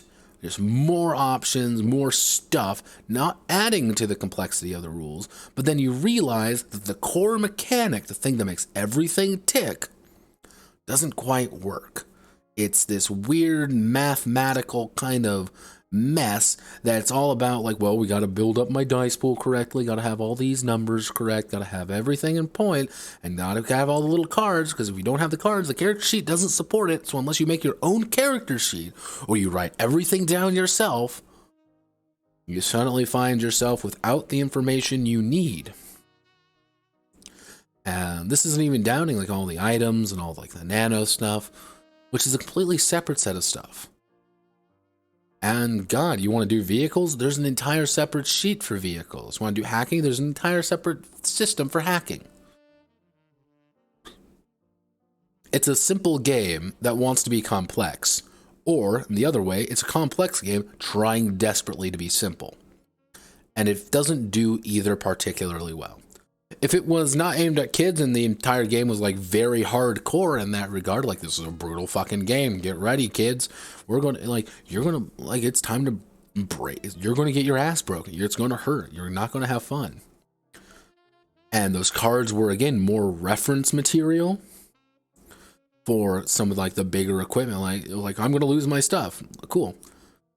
But then the characters options should be on the sheet. Characters should, you should be able to write down that I am a hoplite somewhere on your character sheet. That's taken from the back of the book. My character, Ira's character sheet is taken from the back of the book. And it doesn't really help at all. Like, hell, even down the fact that it's like, oh, you can't just find a list of items and what they do. No, you gotta do this. You gotta find all this. You gotta go through all these. What I'm trying to get across more than anything is that I don't think this game really does itself any justice. And it's big without needing to be big, but also small, like too small to feel good. It's a very strange game. I think one that was maybe a little bit too ambitious for the people doing it, but it exists and we have to live with it now. Alright, so the next game we're going to be dealing with is actually one that I am not opposed to. I actually think this game is pretty decent. Welcome to Urban Jungle. Urban Jungle is 1920s Ironclaw. Yes, Ironclaw. Now this is my boy Ray. And if all of this looks relatively familiar is because, well, it should be. It's Ironclaw. If you've ever played Ironclaw before, you've probably played Urban Jungle. And I've already gone over Ironclaw before. I think Ironclaw is good. I think the system's really fucking good. And it's going to go over things. It's going to tell you how everything kind of works. And tell you how all the systems are. And I like all of that. I really do. Now, for those who don't know, which is, if you're here, you already probably know about Sanguine Games at least a little bit. Sanguine Games is a company who... Sanguine Games is a company that specializes in a few different games. Probably their most famous one, by far, is Ironclaw, right here. And Ironclaw is incredibly popular for them. Overly popular in some cases. It's an award-winning, critically acclaimed game. People fucking love this game. And for good reason. Ironclaw is good. Ironclaw is really good. It's a solid game for a solid reason. You also have Sanguine Games, where technically I make more than Sanguine Games on Patreon. Oh, Sanguine Games, no. Oh, no.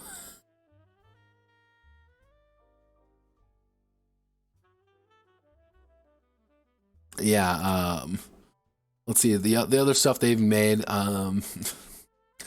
they have Madcap, that was one. Farflung was their other one.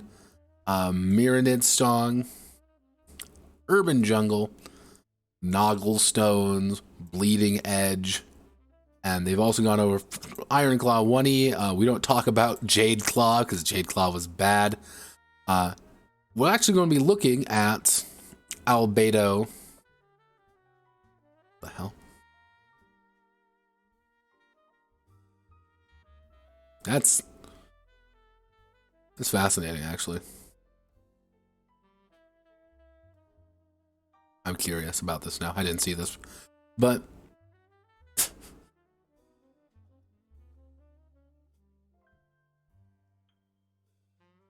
But yeah, these guys are promotional posters and all this shit. Now, the big games that they're probably best known for is Ironclaw, and you probably haven't heard of some of their other games. But yeah, these guys have actually a catalog. They're the ones who published Usagi Yojimbo way back in the day. And Bleeding Edge is a superhero game they do. Let's actually see. Nogglestone, Drive Through. Like, Nogglestone, it doesn't seem like anyone likes Nogglestone. It's a kind of fucking 3 rating. It's never good when you see a 3 rating. Bleeding Edge is another one that they have. No full-size preview. But it's... How do I want to word this? Sanguine is a game corrupted by the fact that it did one thing really good. And the answer is, it does almost phenomenally, like things like Ironclaw, perfectly. The fact Urban Jungle is really fucking good. I actually quite enjoy it. They're one of their more recent ones was actually Madcap was one, and not that one. Where is it? Farflung was their other one.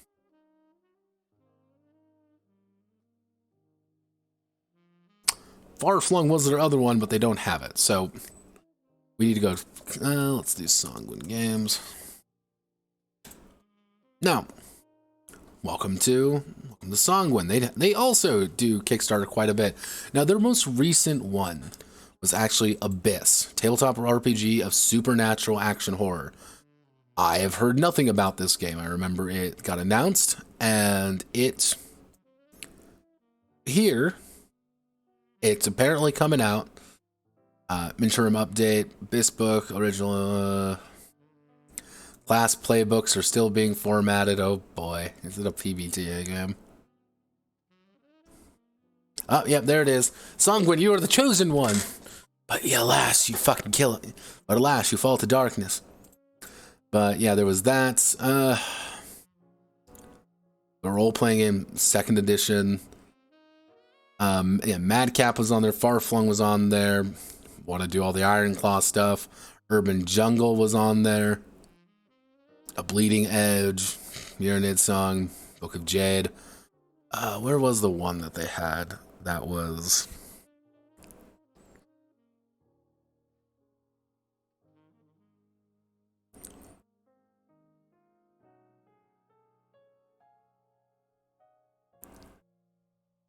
Yeah, I didn't see really anything on Madcap very much. This was one of the more recent games that I've heard about anyway, and this was Farflung.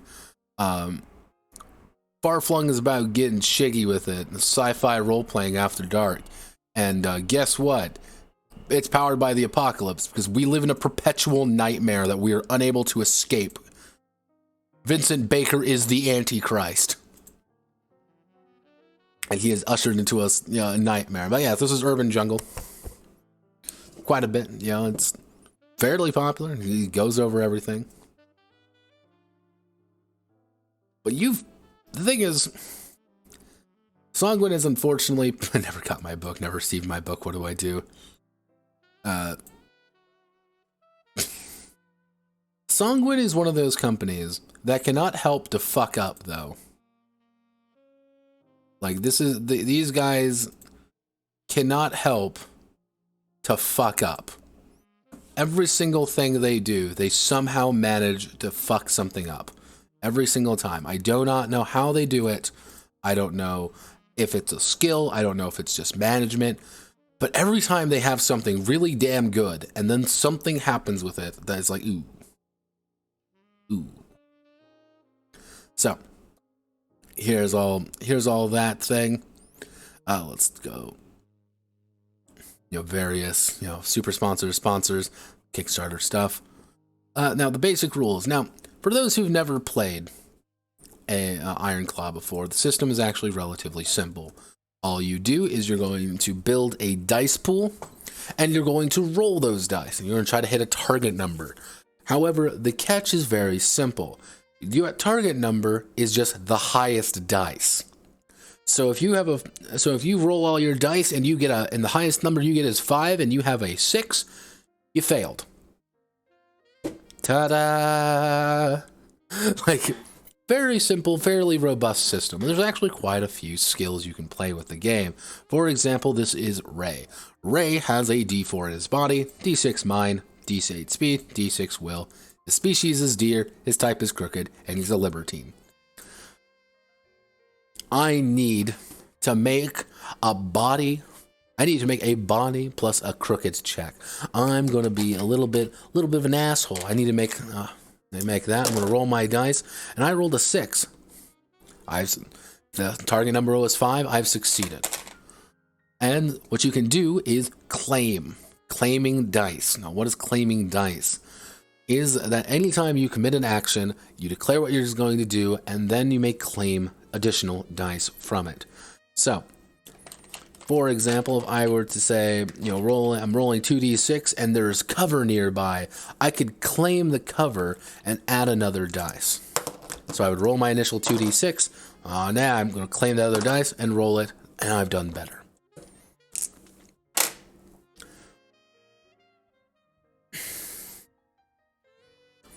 It's a pretty good system. You might claim bonus from helping with a task. Rule says you can claim something. You don't have to declare it before you commit the action. You claim it after the fact. So I am going to shoot him, and because I'm behind, I'm going to add, because I'm behind and within his good range, I'm going to add this dice. So I'm claiming another dice. Many kinds of dice. So we're going to merely equivalent to talking. You have tied. And now, this is, I think, one of the parts with Sanguine games we're gonna have to talk about here real fast.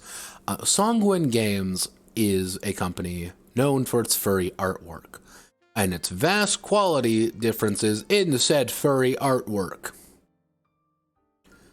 Behold Booba Fox and company, with her massive badonkadonks, as they are all flappers. There's 2 of them with massive badonkadonks. Welcome to Booba Fox. It's Booba Fox. That's all it is. There's nothing more to explain. And I think that's one of the main issues with Sanguine, is that they try to set various tones, and sometimes the art betrays it. Because this is urban jungle. You got a sly fox, you got a cat under there, you got a nice little deer who's kind of there, you got a bear on the take, he's ready to be a detective, and you open up with things like this, and that's actually fairly good artwork, kind of gives you a good idea, and then it kind of grimy, kind of dirty, and then you scroll down a little bit more, and then it's like this cartoon. And then you scroll down a little bit more, and they're trying to tell you how to be a hobo. It's like, okay, maybe we got the wrong impression. And then Booba Fox, it's like, huh? What? All right, okay. That's fine. Beating challenge by rote, rolling your dice versus their dice, may the best roller win. Pretty much this. Time to contest means both of your opponent gets a little win and suffer a little loss. And then we have this completely different piece of artwork.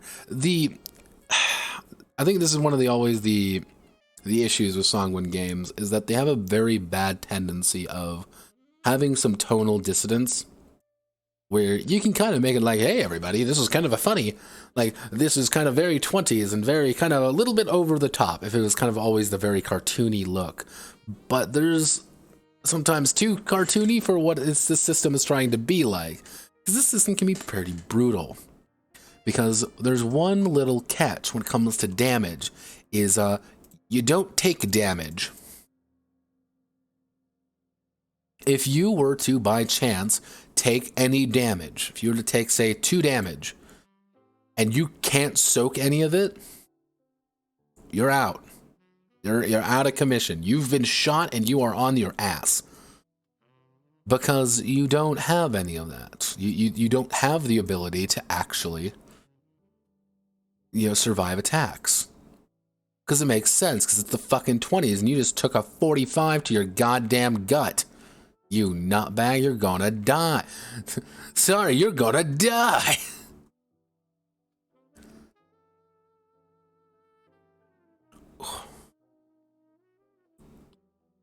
Ooh, right there.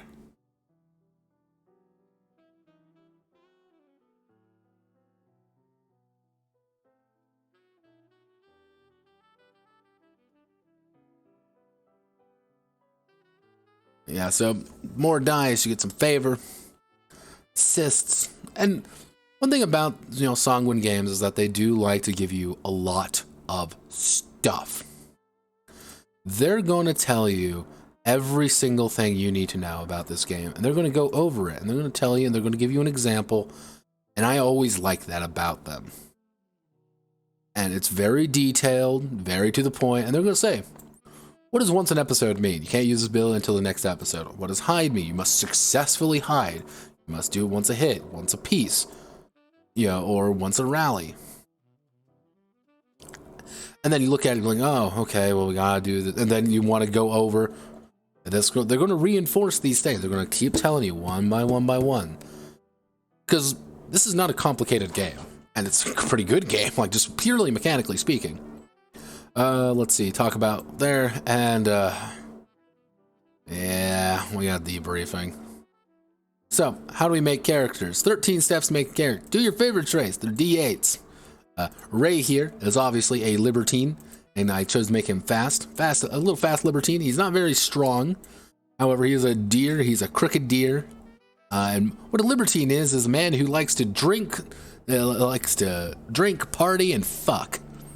And that's how I always see Ray as a human being. So as his fursona, this is the only way I could accurately portray the man, and I mean that in the nicest way possible.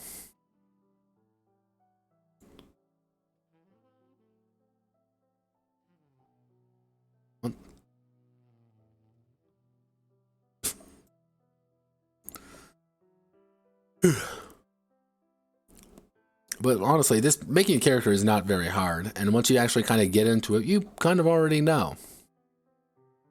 You get some gifts for everything, and you get quite a few. Now, if we go down here, actually, I think your species traits tell you pretty much how much of the animal you are, and your type trait is pretty much how much of a person you are, and your career trait is exactly what you think. So, for example, you grab all your stuff, write an attack in or two, and you're done. That's how you do it. The only weird mechanic from Ironclaw is Soak, which honestly is good. Again, as I said before, damage is always going to be done to you. Any 1 point of damage is going to put you on your ass. You're not going to have a good time. The entire idea is that you have to roll versus 3. So, let's see, for example, you start with the 3 basic soaks. A roll body die, you can roll endurance, and then your panic soak. So, let's say for my body die, I need to roll, oh god, I'm being shot at and I've taken 2 damage, oh no, I rolled a 1, oh fuck. I'm not having a good time. Okay, gotta roll my endurance now, I don't have anything in my endurance. Panic soak. -2 damage. So 2 damage is gone now. However, I'm panicked. I've been shot at. Someone has put a gun and is shooting at me. Everyone get down. And you can actually get quite a few soaks. Now, actually, like bigger, more impressive and scary enemies, scary characters are going to actually get quite a few of those soaks. And that's what they want to do. They're going to be able to pretty much knock it off. Kind of spit the bullets out and be like, I don't really care. I'm a one-man monster. So, you might get a 6 situation. Observation skill die. You give the dangerous dodge or speed die in your evasion dice. So, if I ever want to dodge, I'm going to take my dodge, which I'm going to take my, where is it? Evasion, not evasion. So I'm pretty much anytime I need to dodge, it's going to be evasion plus speed. So if I need to, someone's going to try to swing at me, I'm going to roll my speed plus evasion and try to get the fuck out of the way. This is literally all this section is. I didn't fill it out because I didn't want to. Again, because I got bored. And that's it. And there are quite a few. Now, again, this is actually fairly interesting, is that in Ironclaw, you don't actually deal with lizards. Lizards aren't really a thing.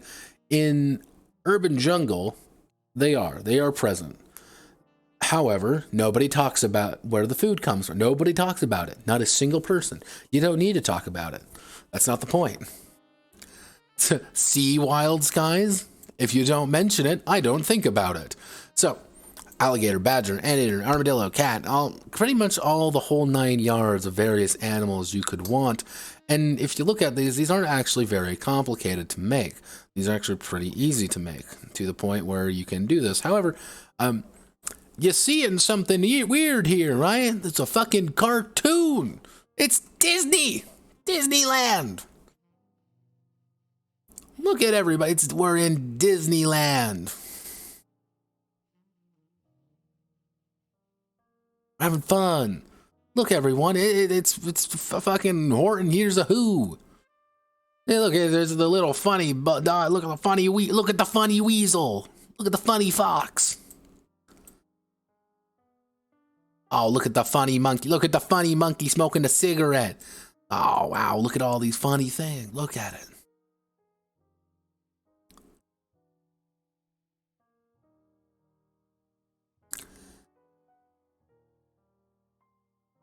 And what I'm trying to get across more than anything is that people... I just realized this.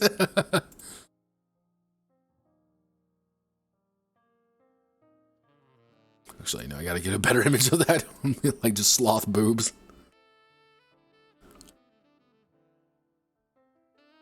I gotta post existential horror in my server real fast.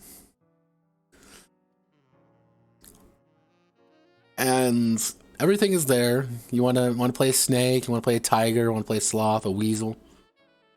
You can. And then you choose your type trait. Your type is pretty much kind of your personality, how you operate, why you are the way you are. And for example, I chose crooked. You know, my con artist enjoys a challenge, or you can be a career criminal willing to break and enter to get the next big score. Who's more bent than the big wigs at City Hall? Will only deserve it. Play a crooked if you want a character who lies, cheats, and steals to get things done. And that's what I chose to do. I got a sneaky soak, and pocket knives, and bobby pins, and I wanted to be a bastard. And you also get things like loser. Like, best not to be too bitter about it. You play the cards you're given. And you actually get quite a bit of soak. Hurt soak, injury soaks, and distress soaks, like if you're a heart of gold. You know, lucky partners, like, hey, you're older, you're quiet.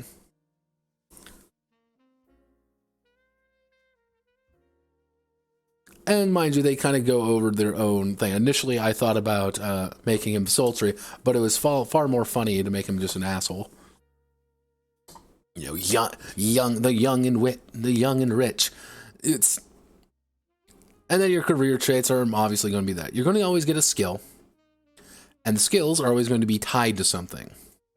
So the deceit skill, right here, when I initially got it, I got it so high is because I added D8, and then I got it as a skill for my career, and my career was a D6, so I added another D6 to it. Ta-da! Yeah, it's not difficult to make a character in this. It's really not. It's very simple. And there's quite a few of these. There are quite a few of these different careers. And they go over many of the skills. How do the skills work? They're going to show you. They're going to tell you. And like these kind of fucking Heathcliff comics. You like Heathcliff's comics? These are I don't know. Again, I don't know why they have Heathcliff comics in this game. Which, if it was more consistent, then cool. But it's not at the same time.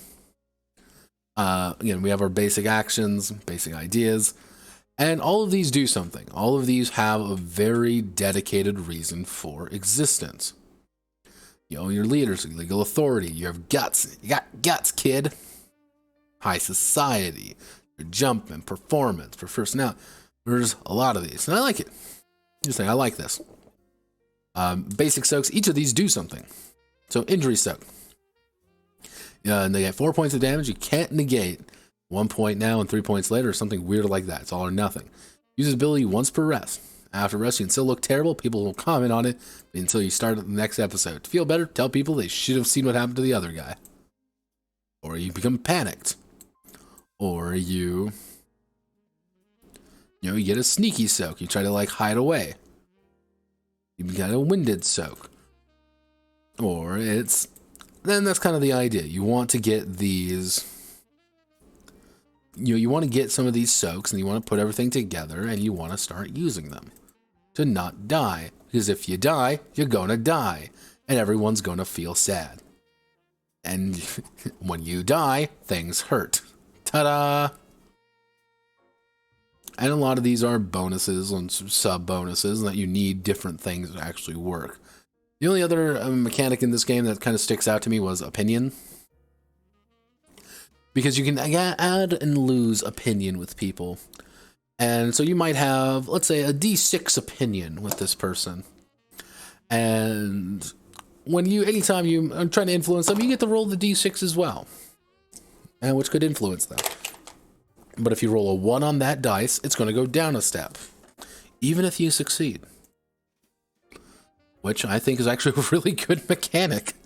Again, so going kind of fast through here just simply because I want people to read this. I want you to go into this game and I want you to look at it. Because it's good. When you roll initiative, you start going. You start trying to fight. And you don't really want to get into fights because you don't get rewarded for it. And when you draw that gun, things are starting to start getting difficult. Things are going to start getting scary. For example, my pocket pistol, at medium, I'm going to be able to roll D6 plus D8 plus D6 plus D4 because of my ammo. I'm going to be able to rip this pocket pistol out of my goddamn pocket. I'm going to be able to shoot you with it, and you're not going to have a fun time. And it's not your turn, but you have focus, you may interrupt. You get 2 actions a turn. With that 2 actions a turn, and you get to make your first decision and your second decision. And if you pass, you can act. Or if you focus, you pretty much, focusing is effectively saying, I'm going to wait and do something else. Like, I'm taking the action to not move, but if you move across my field of view, I'm going to take a snapshot or something akin to that. Attempt ahead, they can also interrupt their enemy's turn, things like that. And there are a lot of actions. And this is, again, another thing that Ironclaw did quite well, which is they're going to tell you every single thing here. Equipping, guarding, and they're going to tell you in graphic detail. And I like that.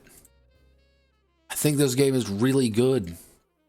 I think you should look at it. I think you should play it. And when you're defending and you're taking shots and your people are going down, you're trying to dodge everything, but there's some cover, you're trying to get behind cover, oh no! Maybe you want to try to counter, maybe you want to try to contest it, maybe you want to try to grab the gun out of his hand before he even tries to shoot you, so you're holding it up and the gun's going off and you're trying to hit him. And you might get panicked, you might get scared. Once you get panicked, you're trying to get the hell out of Dodge. You're getting shot at, man. If you think it's too simple, have all complications. Yeah, it's a very simple game. It's a very simple game, but it doesn't need to be anything more complex. That's the beautiful thing. Unlike when you have to equip anything to do an unarmed attack. From that, yes, since you can drop anything at a time, you can suddenly drop your empty pencil that punch someone in a single action. Though most likely what I would personally do is if you were a character and you ran out of bullets in your gun, if you just looked at me and being like, can I just beat the guy over the head with my fucking gun? Like, yeah, pistol whip a bitch. You're just going to you're pretty much using the punch action just to beat him over the head. Yeah, pistol whip a motherfucker. Go for it. A butt stroke right here, actually. Two-handed improvise, large improv, pistol whipping. Pistol whipping, good hack. Good time.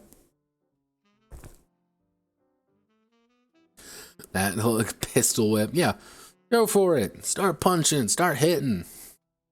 Be aggressive. I like it. And they're going to tell you every single thing you're going to need to know. In detail. So, for example, my pocket pistol does damage +1. So if I hit you, I'm going to do my basic damage +1. So I'm going to be doing 2 damage to you. But if I score, let's say, 2 successes on you, I'm going to do +1 damage. I'm going to be able to do 3 damage. I score more successes I score against you, the more likely I'm going to fuck your day up because I hit you at the right point. And that gets even scarier when you get things like hunting rifles. You shoot someone with a hunting rifle, they're going to go down. You dive for fucking cover at that point. When someone whips out the rifle and they're aiming at you, you don't stand there and be like, I'm going to tank this. Hot diggity damn. No, you dive. You dive for cover and you cry out in pain because you're getting shot at. You're going to start yelling because you're in fear. You're in Now, unfortunately, this does not have my favorite part of Ironclaw, which you saw a furry in extreme pain and bleeding to death. You don't get to see that, unfortunately. They're down instantly. I have an overkill number listed. Number of endurance type was all soak. 2 endurance die, panic soak negative. His overkill number would be 6.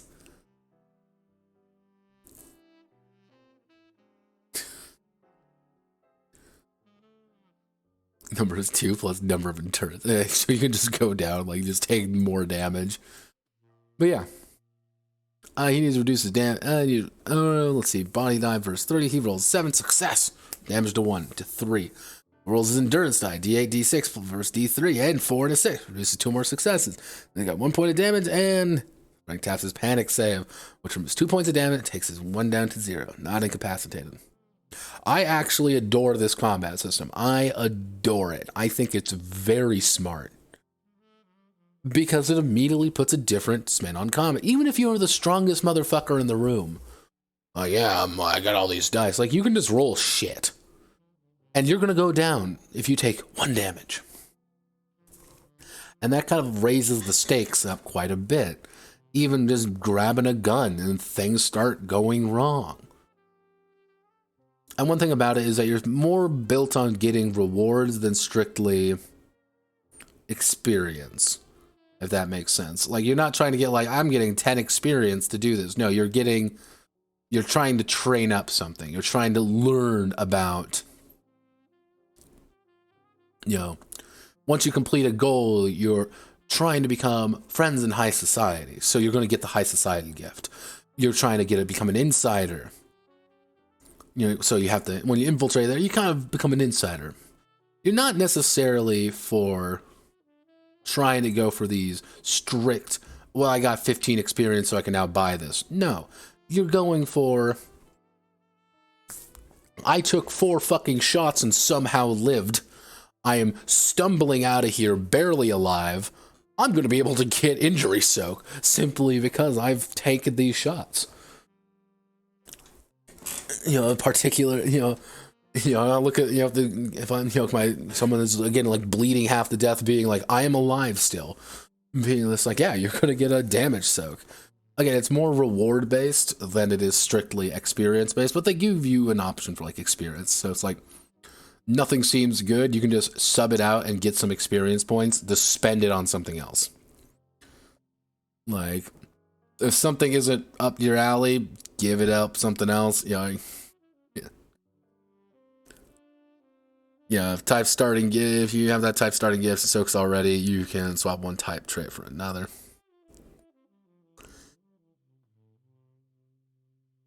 Yeah, so staying true to your motto earns you a little bit of experience. Spending experience. Change the skill's favorite. Buy new gift, new so you can use experience to get stuff, but you don't need to. And this is kind of just some, like, basic stuff in the long run. More advanced rules in case you want more advanced rules or to make combat a little bit more Well, I'd say a little bit more interesting. I would just like always put the cover mechanic in. I think that's just a good mechanic. Some of these could probably be just put in the main book rather than kind of like this back section of, you know, handbook. But mostly it's like this combat options and like equipment stuff, which feels a little bit lacking sometimes. But again, I like the combat system. I just wish there was more. And yeah, here we go. And this is also kind of America, but also not. That's the weird thing. It's not, but is, because, like, say, Bellegarde. Bellegarde, southern city inspired by New Orleans with some influence from Baton Rouge, Nashville, Charleston, and St. Louis. Largest city is south of the Mason-Dixon line and known as the birthplace of jazz. The city has a rich cultural heritage and often touted as the most unique city in the United States.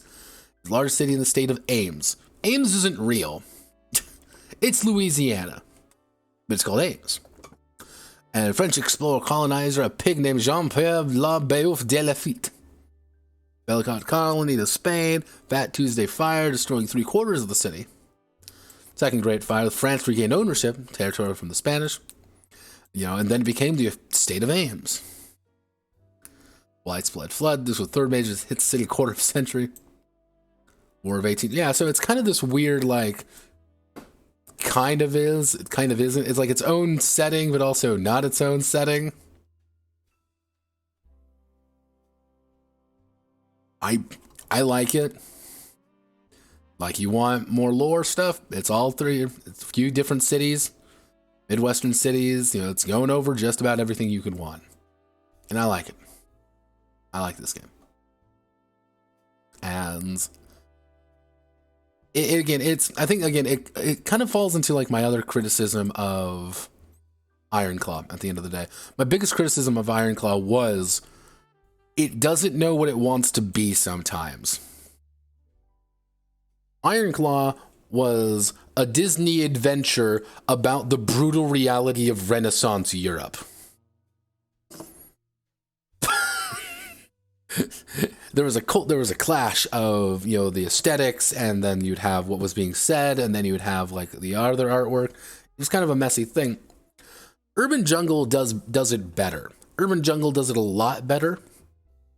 I think the only issue is that it kind of can't decide whether it wants to be noir, or it kind of wants to be a little bit more pulpy, or it kind of wants to straddle that line a little bit. Like, it can't really decide where it wants to sit on, you know, whose shirt do you wear, is something I would say to it. If you want to be noir, where are like the investigation mechanics, and like where are some more things about doing those noir things? Where's about kind of the story? If you want to go for more of that pulp adventure stuff, combat feels a little bit lacking. It's good, I like the combat, but it feels a little bit lacking. If you want to do that more like two-fisted adventure stuff. So it kind of sits in this milieu in the middle, where it's just the 20s, 30s, and 40s rather than a set thing, which makes it even stranger when you consider that there is one of the expansion books for this particular game is, let me see, I'll drive through.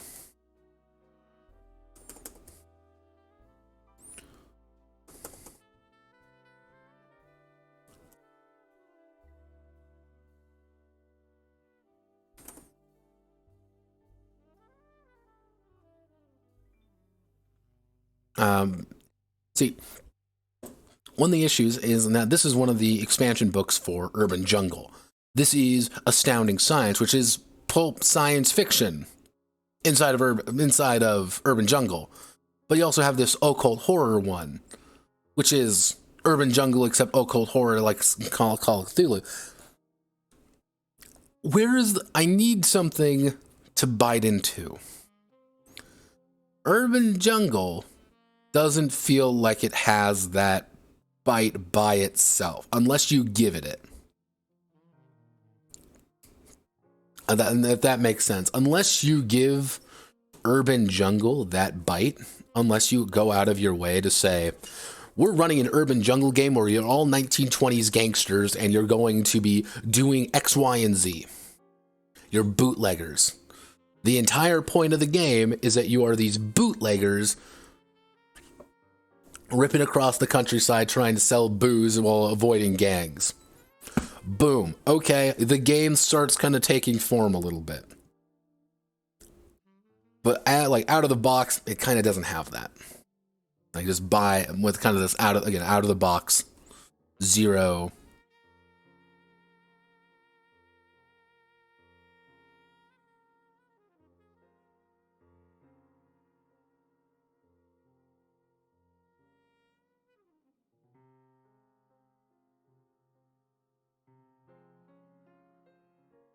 The hell?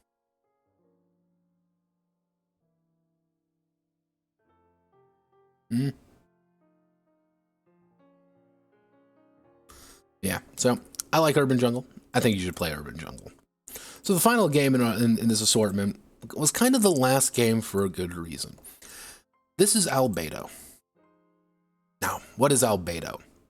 Well, Albedo is kind of an interesting addition to this list of stuff. Also, here's Manlet. Here's Ramboy on the ready to fuck, and he's ready to go. So Albedo is, or more accurately, Albedo Anthropomorphics is arguably one of the first furry comics ever. Because Steve Galici, this man right here, Steve Galici, is the founder, is the initial writer of Albedo Anthropomorphics. So if we look at Steve Galici here, Steve here is, he looks a little bit rough, but he's also been in the industry for years at this point. And you can kind of see here's Albedo. Like, this is his perfect comic. This is the thing that he's been doing for years. It is a incredibly detailed, mind you, military science fiction adventure, except everyone's a furry. And one of the strangest things about it is that it's incredibly detailed about its subject matter. It's let me see if I can find. I wonder if I can find any of the vehicles. It's kind of hard to find some of them just because Albedo is a little bit more popular for the other reason, but you can kind of see up here, like, it's military, and that's what it is. It's a military science fiction thing. Here we go. Here's a good one. Oh my god, you're gonna make me click on this, aren't you? Yeah, you're gonna make me click on this. Yeah, for a fucking infinity. Now you can kind of see here. This is Steve's art, because Steve, fun fact, it was I believe he was. It's gonna bother me until I figure it out. Let's see. He was. Yeah, he was a technical illustrator for the United States Air Force. It was Air Force. I thought it might have been Army. Yeah, this guy worked in the military, and he was a technical illustrator. Pretty much, what that effectively summarizes as is the guy who draws up the plans, who draws up what things are supposed to look like, and in kind of more situational bits. It's here's all the parts for the technical manual, so you fuckers know what you're doing. Like, this is what this looks like. This is what this looks like. That was his job. And that's why it's kind of well known for the fact that Albedo had really interesting science fiction elements and very detailed portrayal of conflict. Notably, military hierarchies and how kind of is this bizarre back and forth when you go down to things like what's ethical. Is it ethical to follow the orders of your leader who may not be ethical? And other such fascinating and fun things. He's also one of the artists for Usagi Yojimbo. Way back in the day, he did a lot of artwork for them and the book, and most notably, Jesus. Oh, can't look at that. Yeah, this is Steve. United States Air Force veteran, baby.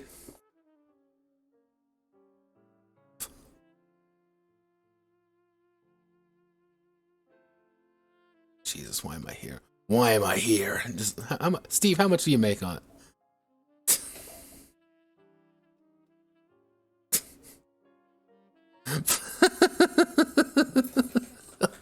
Shine on, Steve. You fucking madman. But yeah, Steve is a fascinating duck. And Albedo was his baby. The Albedo RPG, though, Albedo RPG, was another very popular and very, very, well, let's just say, used thing. The original book came out in actually 1988. It was done by a guy named Paul Kidd. Couldn't really find anything else about the guy, but it was illustrated entirely by Steve and published through his own company. Which it was a box set, as the old book, as many books were. Second edition came out in 93 by Ceaseless, which I thought was really weird. Yes, Ceaseless, the dice company, technically published this game, published Albedo, second edition. However, it went under for a while, and nobody knew what happened to it. It kind of was like, like what occurred after that. We're going to be looking at third edition. Third edition is roughly referred to as Platinum Catalyst, or as Platinum Catalyst, which is effectively came out around 2015, 2016. I think it came out a little bit earlier than that, but this is also the full complete super edition, the Omnibus edition, which is that and the expansion book. So when you see this is technically 2 games in one, effectively. Ta-da! This is actually being published by Sanguine Games. And it is a very different system from the other 2. Now, there's a deliberate reason why I decided to do this particular game last, as after Urban Jungle, because Urban Jungle is done. Everything I already summarized in the first, version of the game in Urban Jungle system-wise applies here.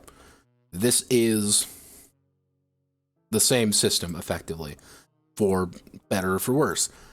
There are some notable differences, though, and as we're kind of going through, I want to kind of have you understand things.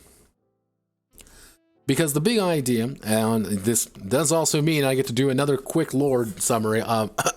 200 years ago, a bunch of animal people finally discovered that they were actually alive.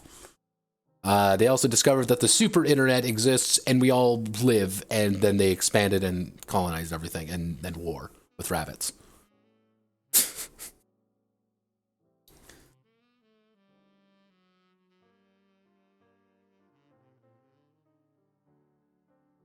Yeah, setting is weird.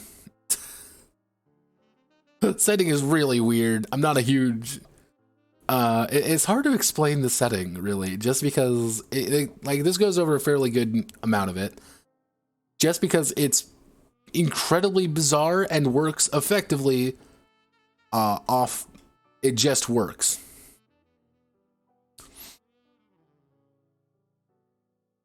It just fucking works.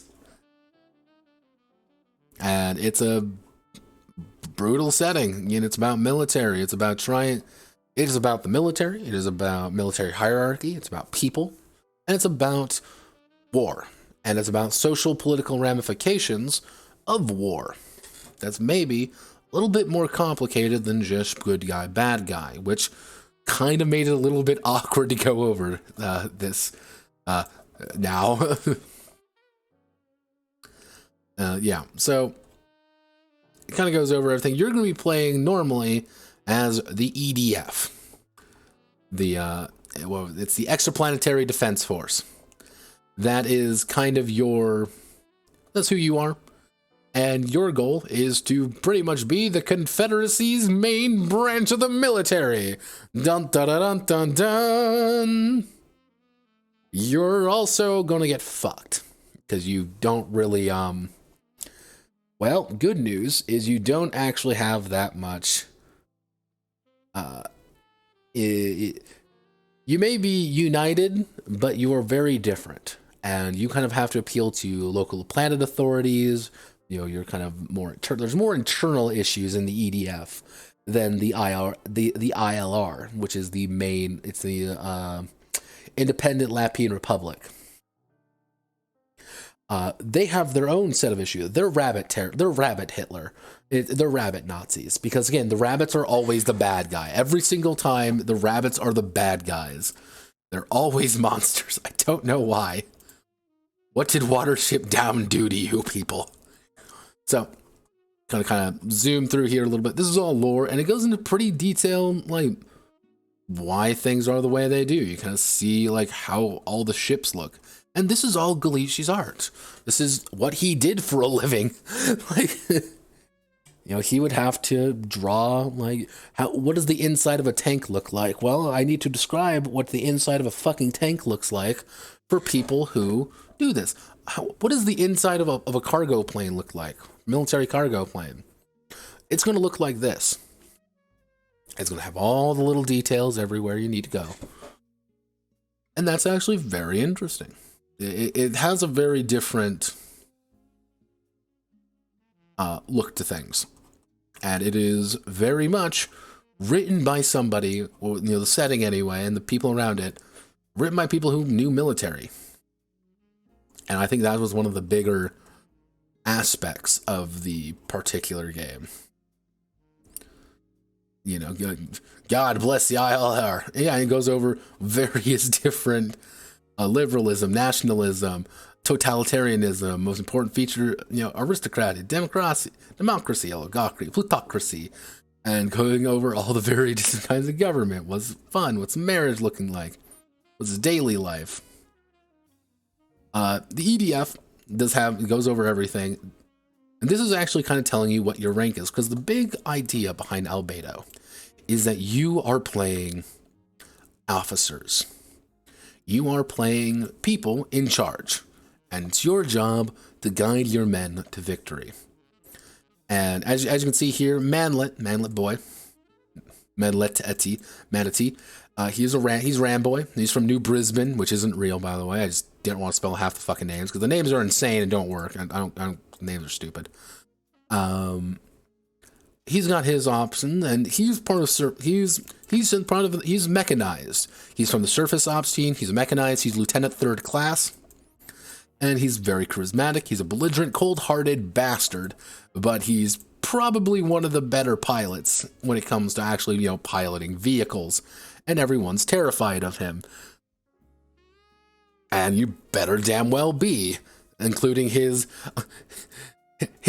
lovely team of Henry Tudor, Tack Rooster, and Fab Tab Tex, which is a corgi, a chicken, and a black bear, all inside effectively an Abrams. All led by a Ramboy, who's also 4'9", a pocket prince, if you will. And you can go pretty high or pretty low. Most accurately, you're probably going to be around here. Like, if you do well, you're going to be about Officer 6 or Officer 7, unless you do things like, I would say, if you go out of your way to boost it, you might hit Officer 8, might. But it's going to be real damn close. You're going to be at like 40 or 40 or like 41 if you max it. Or you can also dip below to like Cadet if you really fuck up. So surface operations, and they're going to tell you exactly what it is, including my favorite, Velos. Are heavily armed and specialized infantry that are trained to operate on an individual level if necessary. Velo squads are launched from low-orbiting spaceships in converted autonomous combat vehicles. The ACVs split open and release the squad into the air while still about 15,000 meters above the surface. The squads achieve terminal velocity in excess of 300 kilometers per hour as they plummet to the ground and open their parachutes less than 600 meters from impact. In a typical action, Velos squads are launched in hours preceding attack for lightly secured but important resources. So yeah, you want to be a Velo squad? You can play Velos if you really want to. You know, basic squads and goes over armor. We play the mechanized. You know, fast armored vehicles move from place to place. Mechanized infantry is commonly seen in planetary home guards. It makes use of aerodrome, gunships, or rapid deployment support of infantry. Every rapid response brigade has a mechanized company, one that usually deployed to assist patrolling an area after it's secure. EDF mechanized squad consists of 2 APC crew, a support team specialist, four riflemen, one of whom is the squad leader, and either a medic, sniper, or electronic warfare specialist.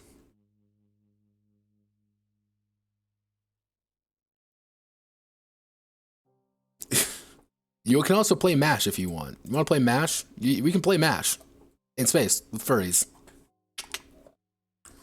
Yeah, it's going to go over every single thing, even down to administration. Like, yeah, you want to do company you want to be admins? Yeah, welcome to admin, motherfucker. You ready to have fun?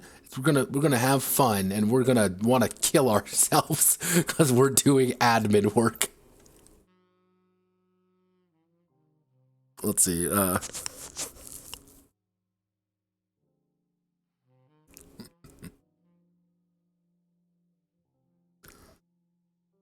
Like, yeah, gamers, it's time to be admin.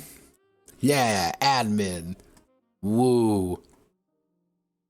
So, when we're making a character, when you make a character, you got to choose, you choose your personality, your service, you got to choose your home world, then your electives, then your personal gifts, and then everything else. But again, most of the actual like main systems remain in place, otherwise known as, if we look here, I want to make, let's say I want to make a check. I want to make a brawl check. I want to punch a motherfucker in the face. Someone's getting in my grill. I'm going to deck him. What I would have to do is I would check my skills, and I see I have 1, 2, 3 things in brawl. If I have 1 point in brawl, it's a D4. If I have 2 points, it's a D6. 3 points, it's a D8. I'd take my D8, and I would roll my D8. Try to beat them. But what are those attributes? Well, I got to explain those. Those are your reserves, in a way. Those are your ability to change things and edit things and add things to your ability. So let's say, for example, I can spend a point of my body. I would go to 10 out of 11 body, and I could be able to roll a second D8. I got 6. I did really good there. I could alternatively say, well, I need to risk it. I need a risky biscuit. I need to beat the shit out of this guy. Spend a point. And then I'm going to be able to roll a D10 and a D8. Everything only goes up to D12 for main things. But that's one of the major differences. Is the system here kind of odd, but I kind of like it. It's different. But your SPI is your social political intelligence. Literally, it's you check your clout, because yeah, one of the major skills in this game is technically clout. You can clout max. So, and your SPI is, at the end of the day, how much of an ass kisser you are. Because those are the people who advance. Ass kissers advance sometimes. And your damage thresholds, we'll get to that when we get to combat. And everyone always has their squad with them, which is somewhat akin to Only War. If anyone's ever played Only War before, it's similar to that. You have 1, 2, 3. You have usually 4 members. I didn't get the last one in there. I didn't get it. I didn't see it. And they can be from different branches, different services. And anytime and they're pretty much additional people. They can help you out, and they can make your life easier. And this is pretty solid. This does, however, play into one very odd thing, is that different damages are going to apply different things.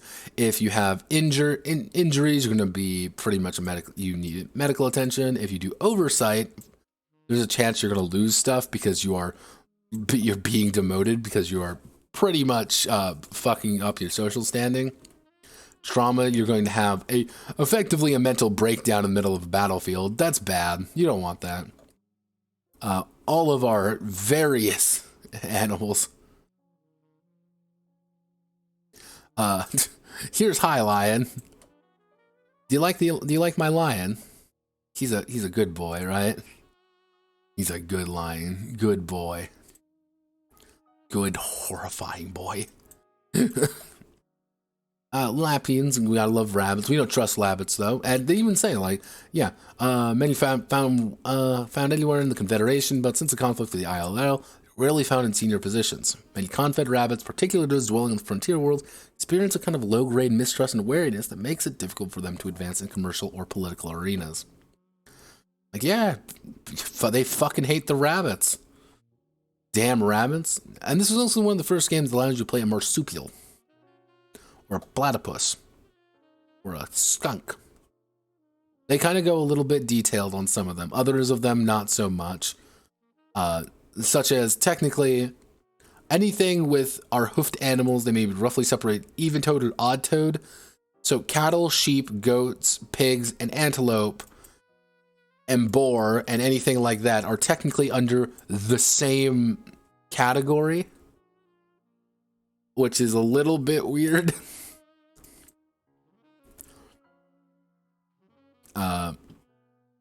Yeah, that's a little bit odd. And you also have some of the homeworlds. Homeworlds are going to pretty much affect how things go and how people are. You know, the more urban you are, okay, things are going to kind of go a little bit wrong. And your personality is going to affect your clout or your drive rating. Pretty much the more kind of extroverted you are, you're going to get more clout. The more introverted you are, you're going to get more drive. It's good to mix those up. No, Manlet T here, he is very introverted. He doesn't actually like to deal with people too much, but he takes things very much to heart, and he's incredibly emotional when he does. However, he's incredibly judgmental, and he's also a delirious psychopath. We do not trust Manlet, but he's the one also with the weapons of mass destruction skill. So, don't worry, he's not going to be, committing that bad. And choose your ranking. You're going to be able to get all your skills. If you want to be a Velo guy. When did I end up taking? I went with Mech. You can kind of see right here, which all of these things, this small bonuses, small things around, get a good idea. You become fairly well-rounded by the end of character creation, which is very good, because you get a good idea of like who you are, which I always find important. You know,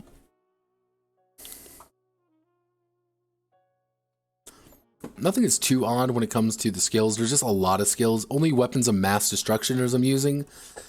Use of autonomous combat vehicle, nuclear weapons, other high yield devices. So yeah, if you want to max out your weapons of mass destruction, you totally can. Now, the gifts are things that allow you going to be able to do things. So for example, my gifts are that I am charismatic, belligerent, cold-hearted, and I'm an armored vehicle expert. So for example, if I am charismatic, you have a strong personality. It makes it hard for folks to dislike you. You have made the first 3 oversight on your damage track for purposes of reducing your clout rating. Raise your SBI by 1. However, these come under 3 different categories. So you have your basic gifts, like, all right, pretty understandable. And if you go down here, you get group gifts. So what happens if you take a group gift, you get +1 marks in skills of the appropriate goods. So you get +1 into your administration, +1 to all of these things, +2 to aeronautic, +1 to all of these things. That's it. Advanced gifts are kind of the bigger ones. These are like more specialized ones that can let you have more things, which is otherwise known as take coolness under fire and everyone's happy. Use coolness under fire is the useful skill that you can build into like a bunch of different things, which is very good and very good. Look. The final one is technically dubious gifts. These aren't really gifts, these are problem childs, such as belligerent. You have a reputation for being argumentative and violent. Cold-hearted. You don't relate with other people. Others describe you as withdrawn or argumentative, maybe even sociopathic. You distance yourself from the horrors around you. You reduce awe that you suffered by 1 down to 0. This reduction is cumulative with other gifts. You have -2 clout, but you reduce your speed by 3. And some of these can be pretty bad or pretty good.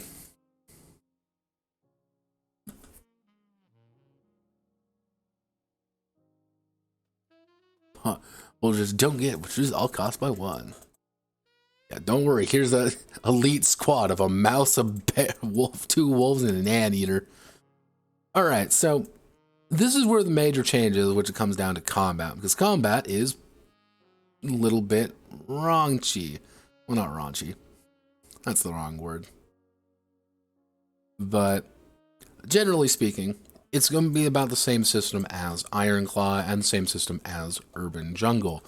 You're going to be taking a bunch of dice, you're going to be rolling that bunch of dice, and you want to take only the highest. So, and the idea is if you do a basic, you can push it to add an extra die, or you can risk it to add to pretty much increase it. However, at a certain point, it stops being useful, and sometimes you may just want to add that. Because risking things is when things usually go wrong. And after you start risking things, well, risky is when you kind of, the best way to kind of word risking is that you are risking something when something is going to go wrong if you fail. Something is going wrong, and you need to do it fast. And also, it is essential that we show half-naked fucking furry women. It is essential to the game. If we do not have that, what's the fucking point? So, we kind of understand the basics of the rules. We understand how things work.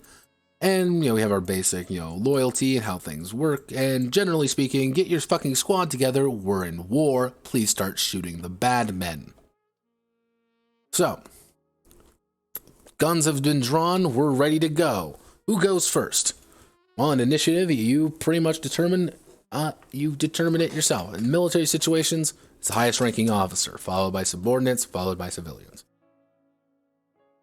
So pretty much it's going to be the highest ranking person available going down. And it's going to be kind of back and forth, back and forth. Begin a battle fully rested. Yeah, all supporting characters begin with 1 point of morale. Morale is very important because it allows you to pretty much make rolls for your guys. Which allows them to actually do better because they're listening to you because you're your commanding officer. You can take 1 action. Very simple stuff. Now, the odd thing is when it comes down to things like cover.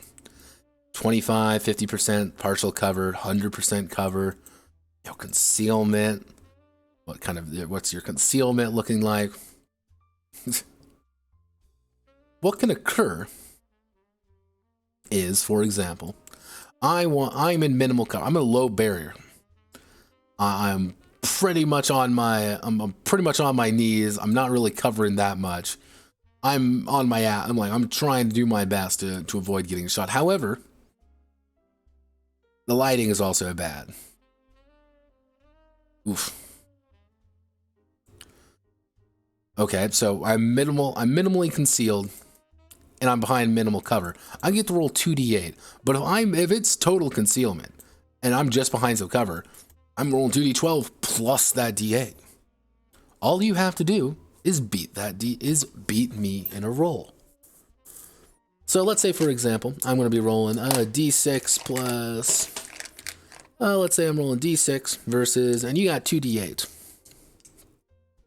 Actually, let's say I'm rolling 2d6, and you're rolling 2d8. You've rolled. I got 2 6s there. So let's re-roll that. I need a good example. Damn it. Give me a good example roll. So give me a good example roll. Come on, I believe in you so much. Okay, I got a 3 and a 2 on my d8. So, with my 2 dice I roll, and I got a 3 and a 5. I've beaten your dice. So I'm going to pop you one. Obviously, higher dice is better. Because remember, it only matters how high the dice are. It doesn't matter the number, doesn't matter the quality of them, just how high. You may roll a d12 and a d4, but if that d4 shows a 4 and your d12 shows a 1, then that d4 is more valuable.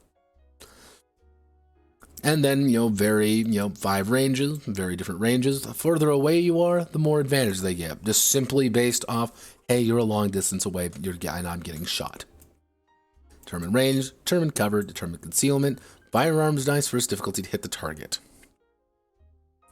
If you hit, congratulations, you've hurt them. Roll increased damage die. You can only score critically if you have multiple successes, such as pushing or breezing. 1 or 2 of the attacker's dice exceed the defender's highest score by 1 or more. 1 of the attacker's dice, you roll your damage die. So, all right, pretty simple enough, and then it's like, okay, but behind certain cover, you can also get different ones. But if I'm shooting with long arms, I'm only exposing that. Even if I'm in full cover, I have to put my body out and start shooting. But if I'm a pistol, I can remain 75% covered. But in melee, I only have a little bit of cover because I have a knife and you don't. So, all right. And then we have various how to shoot properly, hand-to-hand combat, rallying, running, sneaking, suppression fire. Don't forget all the suppression fire. Don't forget about the watching side, and don't forget about falling on your goddamn face because you just got unloaded on, and you're going to have some fun. So, how does damage actually work? I actually really enjoy the damage system of this game. I think this game's damage system is actually really good.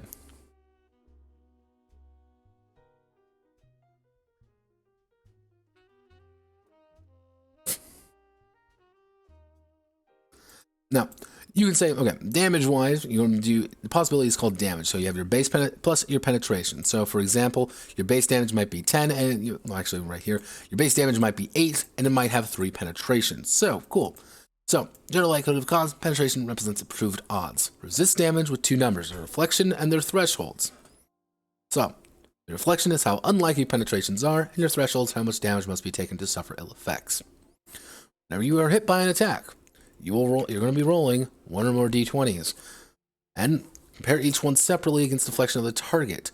Each one that exceeds or equals or exceeds deflection is a penetration. For each one, add the penetration value to the damage. Then find the highest roll d20'd and add that result to the damage as well. This doesn't seem astronomical, however, the more injured you are, the more d20s you're going to be rolling. So let's say you're going to be rolling 5 d20s. Because let's say you're going to be rolling 3 d20s. That guy's fucked up. There's a good chance that you might be able to triple your penetration damage. And if it's 10, they're fucked. They're going to die. Because how damage works is very simply, if we go here, if I say, for example, take, let's say I take 25, let's say I say take 20 damage in total. I'm not going to be able to beat this. I'm not wounded. Take 20 damage, I'm alive and able. I'm a little bit shook. I'm shook. I'm not injured. But if I take 47 damage, that beats my incapacitated rating. I'm on my ass. I'm on the ground and I'm bleeding to death because I got shot in my chest and I am in pain. Please send help. And even taking 1 wound kind of changes the fight. It means you're going to get more likely to be crippled. It means like you're incapacitated. And if Manatee here were to take 63 damage, he's dead. Which, one of the standard weapons does 10 base damage plus 10 penetration damage. So if you roll 2 penetrations, you're rolling 30 already. If you roll 1 penetration, you're rolling 30. They got 30 damage. You roll 2 penetrations, they got 40 damage. You roll 3 pens, it's over for the most people. You just fucked. You're just on the ground dying. And it's only going to get worse. If you're wounded, you're going to be rolling more penetration dice. If you're crippled, you're going to get more penetration dice. If you're in caps, you're going down. And 1 injury and 2, oh no, you're wounded, oh no, you're crippled, and you're incapacitated. Mortally wounded or crippled. Or can go down very quickly in this game. And I like that. I do like that, because you can get, because it kind of means it's like at higher armor, because some of the armor have like, I wonder, did I write in the armor here? Like, I'm just wearing a body vest at, deflection 7. Like, there's a good chance I'm going to get hit by multiple penetration values. But if you have a high deflection of like 18, if you do get hit, you're going to be hurting. You're going to be hurting a lot, because it just hit something that it really should not have hit.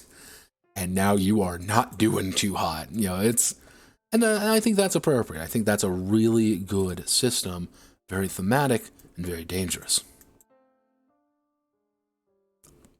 The only other major mechanic is that sometimes it's going to be hard.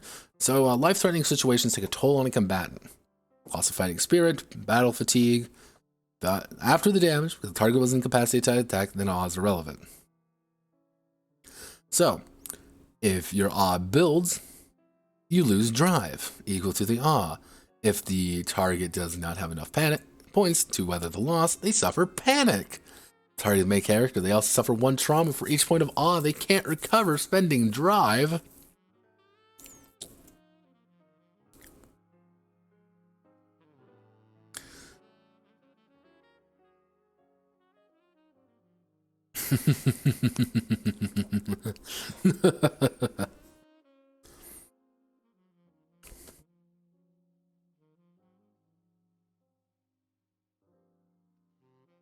Because if you take, let's say, 3-4 awe, suddenly your drive is lowering quickly. Because one of the most worst things that could happen is that you start panicking. You have a fucking mental breakdown in the middle of a fight because you've been shot 3 times. And you're starting the panic. You're gripping your chest as your heart starts beating faster and faster and faster because your bullets have been ricocheting off your armor and oh my god, I'm going to die! And you can build awe pretty quickly, you know, versus a surprised or helpless target. With suppressing fire at close range, you hit the target. They were wounded, they were crippled, they were incapacitated. You were hit by an explosive, you're gonna lose your shit. Forming an incapacity in general rule, if panic combatant could choose an action that would make it harder to be hit. Any action in cover and concealment or range against unknown hostiles. They'll choose that action over any other. And again, it's when things go wrong, things go real wrong. And you start punching, you start hitting. When you start punching and when you start hitting, people are going to go in the shell shock. And when you go in the shell shock, and then you get things like this. Distance from blast radius, touching the explosive. Let's see.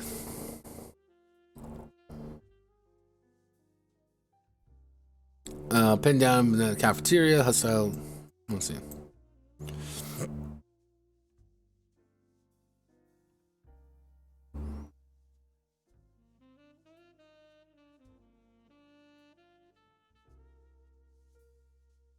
Now let's see.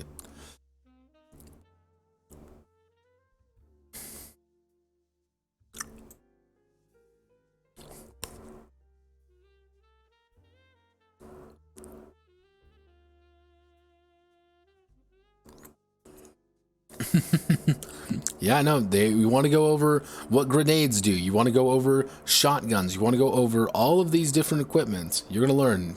Here's all of the various guns that you can use. All of them. And there's also some spot rules, just little rules that they're going to go over. Do I like this game? Yeah, I think so. The only thing that I'm not a huge fan of, like actually there's a few things I'm not a huge fan of. One of the major things is recovery is really long. You take like 1 or 2 damage, you're going to be recovering for quite a while, which some people are going to like, oh yeah, it's thematic. Of course it's thematic, but it's like the number of people who are probably going to use this system for the rest period, 8 hours sleep, so roughly about 3 days. Probably people are just going to say a week goes by and you recover. Or like, oh, you, like, pretty much, you recover, let's get on with the game some more. You know, it's like incapacitated to crippled. You know, and some of these can be things like, 2,000. Crippled and wounded. Like, some of these are fucking huge.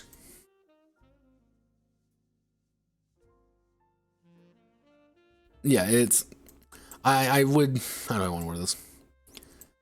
Most likely, would I run this way? No, I wouldn't. I don't think so. I don't think that would be an appropriate way of doing it. And then we have, of course, you know, low improvement, high improvements, various different things. Mostly because it's things like low improvement, +1 mark in any skill with no more than 3 marks. 2 SBI. Got some more SBI. Put some of this. Put some of this. And let's go over more equipment. Like, it's... I think this game's pretty interesting. I think it goes over quite a bit of kind of the military stuff. And there's alternate rules, of course. You know, civilian rules and random generation, hit location charts. If you really want to go like hardcore autistic, you can go hardcore and autistic on this one pretty easily. It's not very hard to do that. However, and here's the thing. This is structural integrity, by the way. Mostly just adds a bunch of stuff and some alternate rules that if people want to go over them, they can. But if you like the sound of the original game, you're probably going to want to play structural integrity as well, because it's just more. It's more about vehicles. It's more about, you know, how to fly, doing stuff like that. Generally speaking, I think it's good. It's also a lot of this. A lot of math when it comes to things, which I like it. I actually really enjoy kind of when you go over maths and stuff like that. And I always like sometimes providing math in my own games, just to kind of highlight, like, this is like why it is. Like, this is a 45% chance of this occurring, or this is a 60% chance. Structural integrity does get a little excessive at points.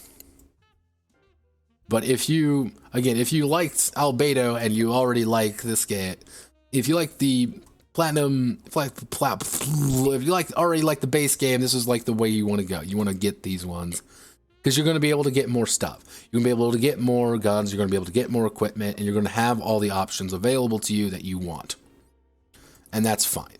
And I like that. Vehicle rules are fine. Like, it's exactly what you would think. However, here's the odd thing. Do I recommend Albedo, Platinum Catalyst, anthropomorphic science fiction roleplay? Do I recommend this game to you, the human being listening to this video right now? No.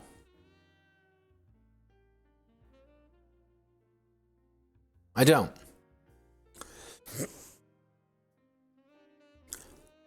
And it's kind of an odd thing to say, because I had the entire last 10 fucking minutes of being like, I like this game. I think this game is pretty good. This is all these little details that I think that's good. However, here's one thing about Albedo. Platinum Catalyst. Here's one thing about this game. One thing about this entire section here. You gotta... There's a very certain kind of person who likes this. And I like it. I think this game is very interesting, but I wouldn't play it. I would love to steal. I would want to surgically chop bits out of this game and kind of, you know, remajigger certain sections and kind of add them to my own stuff. But playing this is, you gotta like Albedo. If you like the setting Albedo, you like all the ideas, you're gonna like that. You gotta like Sanguine system. Like Sanguine system, you're gonna like this one. So again, we get the Venn diagram. You gotta like Albedo. You gotta like Sanguine system. You also have to like that very specific flavor of furrydom, if that makes sense. Yeah. Okay, so you have the very specific flavor of furrydom. Like, you aren't going to be able to do like rainbow dogs. Those don't exist in Albedo. It kind of feeds into like, you gotta like Albedo, but rainbow dogs don't exist in Albedo. And because they don't exist in Albedo, the people who want to play rainbow dogs are not going to have fun. They don't want to do that. You don't really get that many options, and you're going to have some problems. You're also going to have someone, everybody who plays, going to want to be invested in that hardcore military sci-fi thing. And it's not Space Marines kicking down your door. It's, you have to play by tactics. When you're in a firefight, you don't move toward the enemy. You grenade them.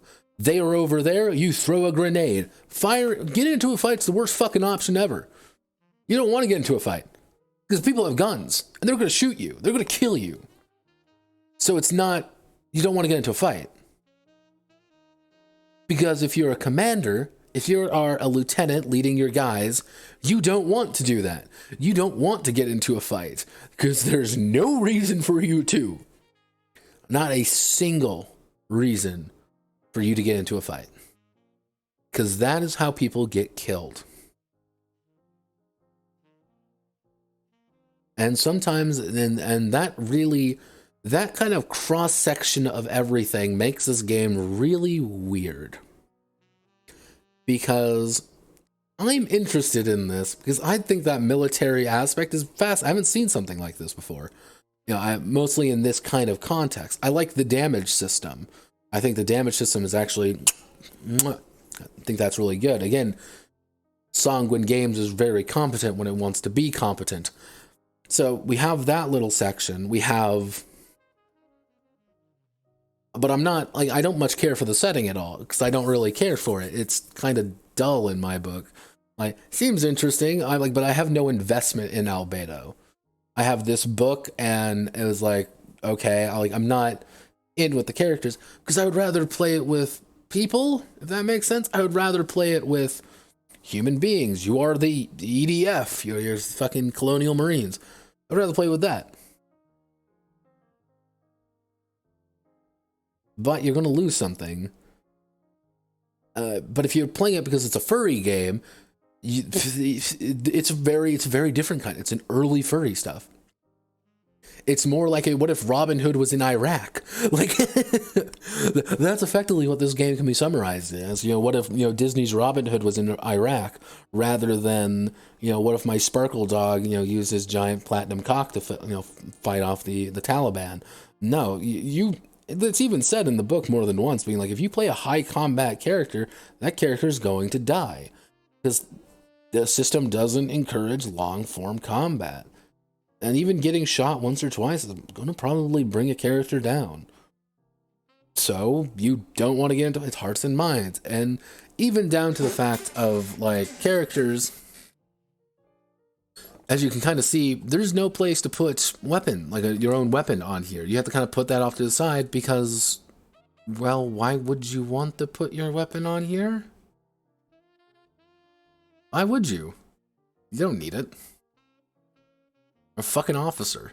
It's a side thing. That's why there's only a few handful of them in the game. But being in combat's also important. I'm fascinated by Albedo 3.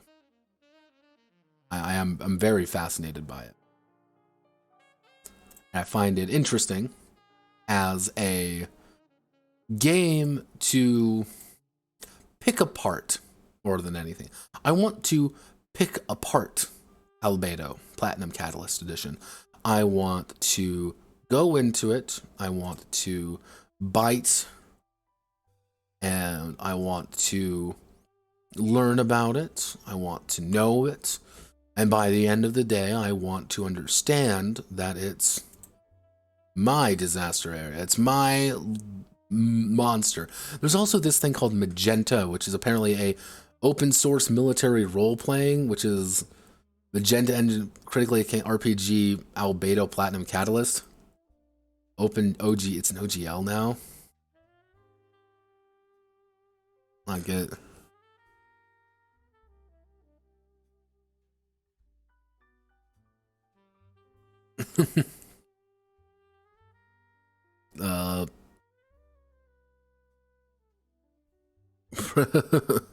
Yeah, that's. I think this kind of summarizes things. Being like, it didn't take too much with it. Formatting is like there. It's like hanging the fonts like, eh. If you take away the Albedo, does the game hold up? I'll probably go over this particular game. I'm gonna have to remember this one has Magenta, but Furry. Wait, Tsune Press has the original. I know this is actually a very different. Interesting. They have a few games. No, they have Lace and Seal. I'll have to look into this. But that concludes the curious case of, actually, the Cuwious Fuwwy RPGs. Furry RPGs are fascinating.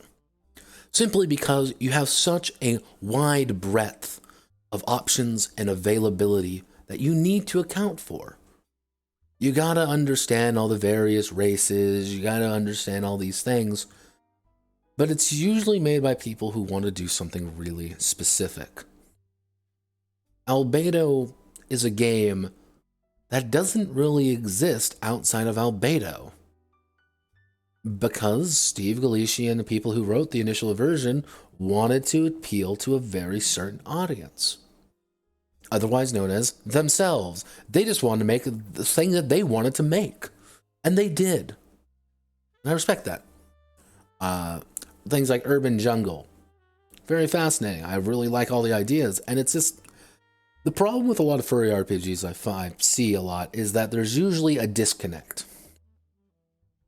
And sometimes it's hard to justify the furry aspect, as in things like Wild Skies, where the anthropomorphization of the characters mean nothing. It's not like Black Sad, for example, where they try to be like Black Sad, but it doesn't quite nail the landing.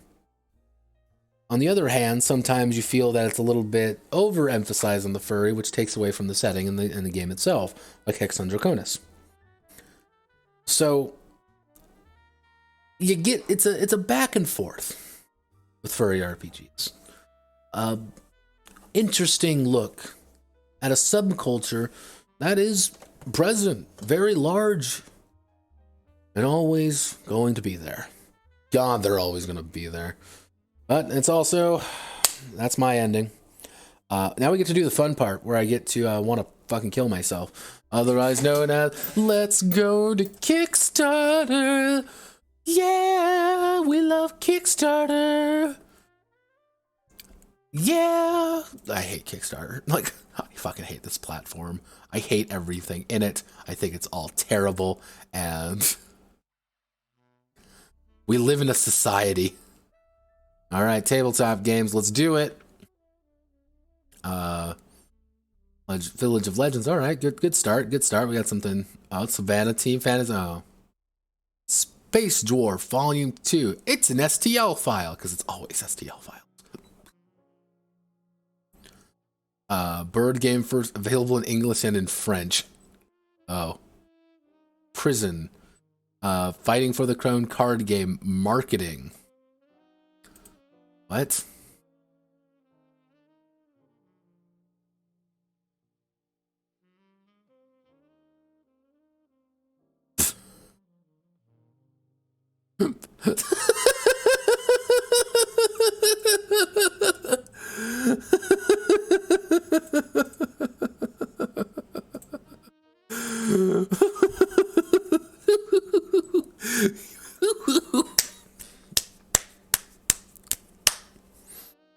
Oh, that's great.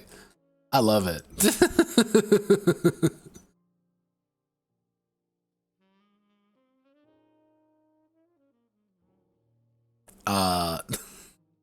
Sorry. My brain is rot right now just because this is literally this. It's like, this is a marketing. It's like, they literally just call it a marketing stunt. Brother, you don't call it a marketing stunt. Holmesgaming.uk. Please tell me. Kingdom Frenzy. Pyro Ninja pick some more video games. Tell me about. Oh, wow. Oh, God. Tabletop. Like, this is just Kingdom Frenzy. How much money do you need? You're asking for. What do you get out of it? Come on.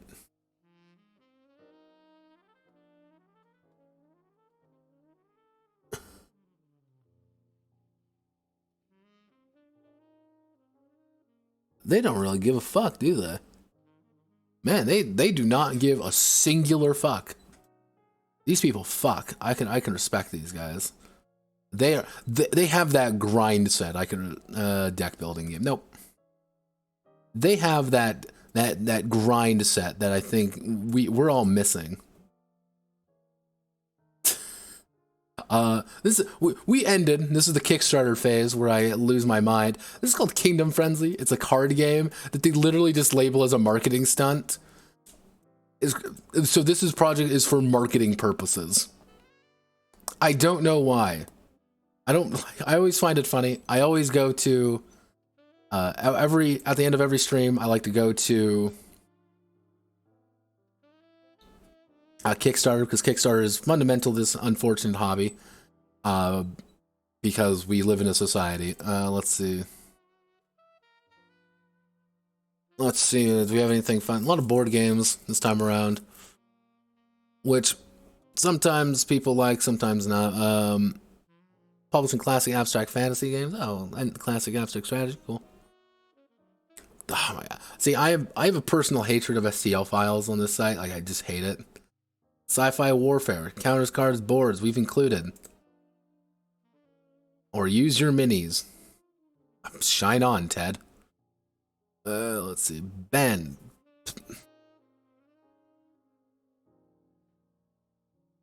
Let's see. Under Siege Flashpoint, Embarrassed Pandas. Standard reference deck 5. Oh my god. I hate 5e. I hate 5e. Yes. Unfortunately, yes, they are. Unfortunately, that's what Kickstarter is for a vast majority of people. It's pretty much like a pre-order system that people use to pre-order stuff, and I hate it because that's not what Kickstarter is for. But people use it for that because that's what makes money. And Kickstarter doesn't want to stop it because they want the money. They want their cut. So it's like, ugh.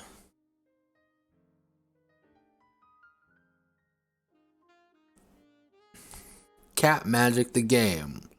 A Lost Code reboot. Dragon's Collector. Black Flag. Yeah, board games. Got anything fun and exciting here?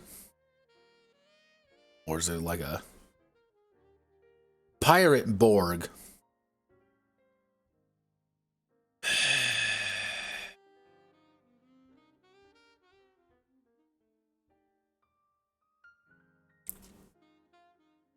I hate Morkborg. I hate Morkborg.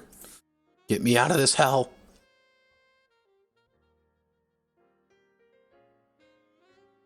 Get me out. Get me out. Get me out.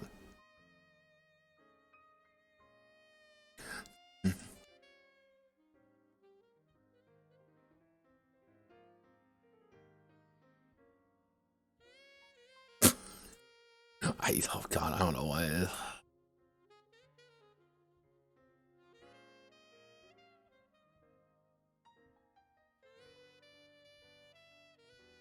Yeah, it's Morkborg, not Morkborg. Kickstarter is a really weird thing. And the problem with Kickstarter is that it's a grind. It's a system. And anytime you have a system, people are going to learn how to exploit the system. You get people who, like, Floria was a good example of this for Silvervine Publishing. It was a Japanese game. They were going to translate it. They put it for $9 was their goal for it. Full translation for $9. Because what happens is Kickstarter sees that they received the funding.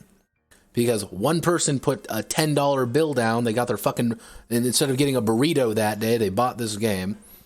So now it says it's 100% funded. So people are going to put more money into it because it's 100% funded. And so they're going to get it. It's a pre-order. It's nothing more, nothing less. And then you get people who are like, well, we're just going to do 5e stuff. We're going to do like these really cheap stuff. And we're going to keep making 3D stuff. 3D printed stuff, I hate. I hate the 3D printed stuff. Because it should go in its own category. And it doesn't go in its own category because Kickstarter doesn't know where else to put it. But like half this stuff is like, this isn't really for like a game or anything. Let's be honest with ourselves here.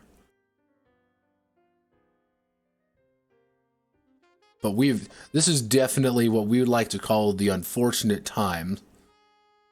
Roll and play. Oh. Mask bat size. Ugh. Yeah, we are definitely in what we like to call the sad months. Shiver role-playing system. Okay, Shiver Gothic. Your future 5e.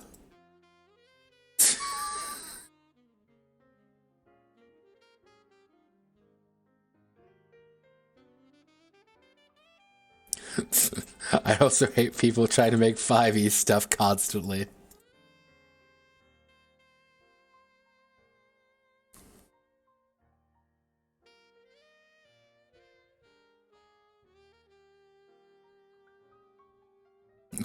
Let's see if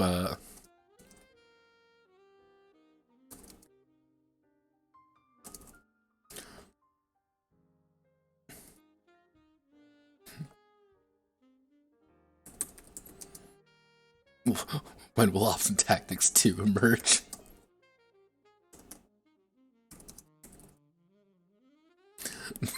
Because we live in a society. It's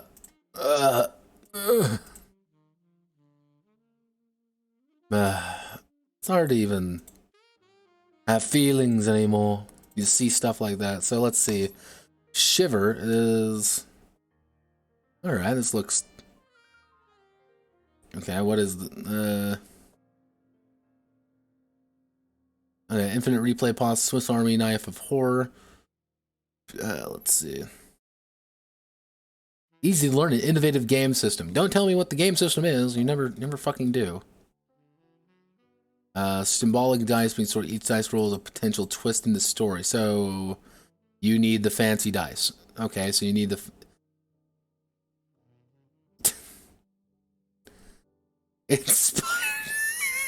Inspired by Dracula, Darkest Dungeon, Frankenstein, Mordheim, The League of Extraordinary Gentlemen, Tim Burton's Sleepy Hollow, BRPD, Demon Slayer, Universal Horror Film, Penny Dreadful, The End of Evangelion.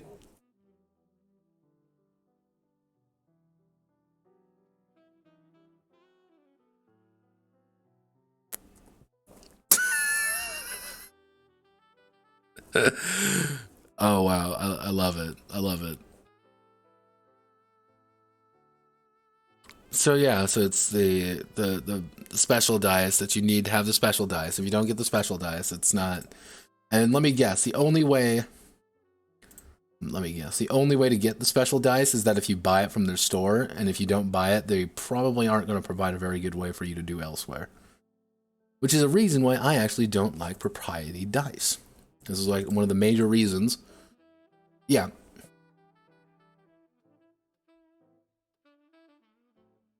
Ask whether or not I'm gonna plain text version of itch for play which one, see if I get any money for it. Itch.io is a crab bucket. I wouldn't recommend that one in particular. If you're on drive-through, I should just go and drive-through. Like you'll get clicks on there unless it's like a very certain kind of game. Yeah, propriety dice. I understand why they're popular from a pure business perspective. I don't much care for it though.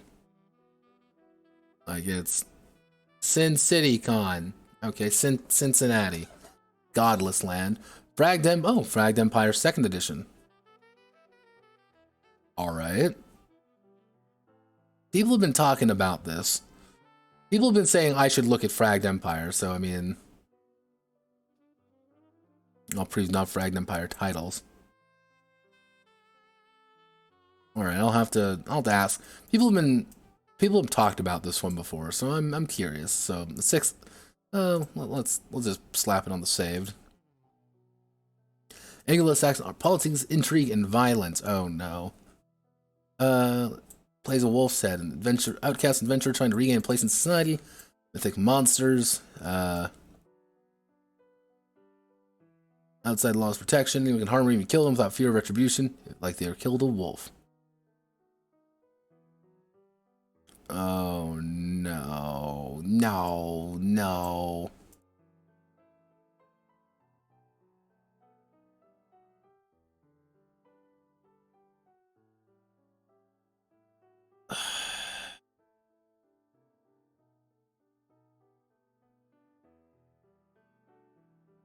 Are you...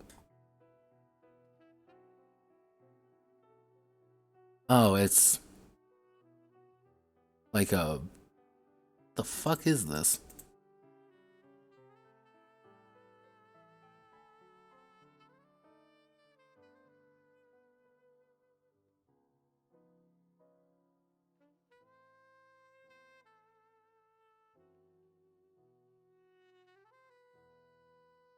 So it's like an OSR thing?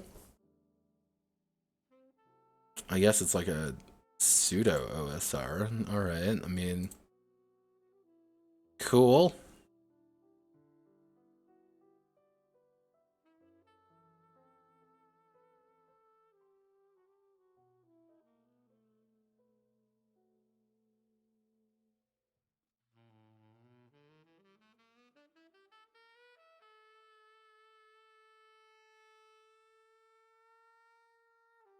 Yeah, I think you can do propriety dice well. The problem is you'd pretty much need to write every rule you write with them has to be followed by, if you're using regular dice. That's how I would have to do it. Just be like simply due to the fact of like, I wouldn't want to do this. Like, because I always find that annoying. Be like, oh, sorry, you don't have the special dice. Or you'd make it just purely online. Meanders, maps. Okay, 5e game, don't give a shit.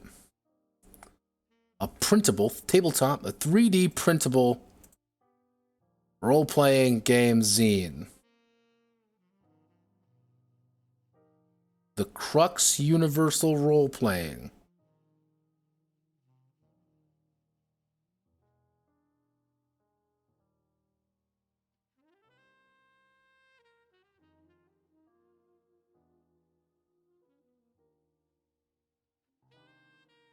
All right.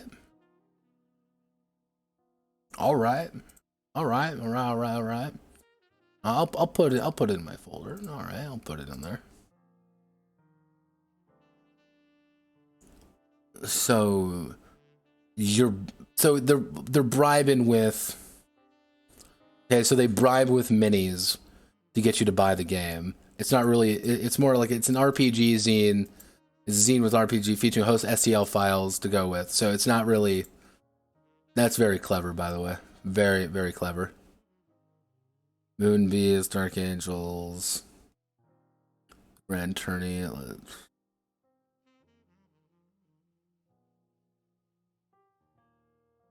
Oh, liminal spaces. Liminal strange places. What do you do in a game like standalone combat-free mapping game?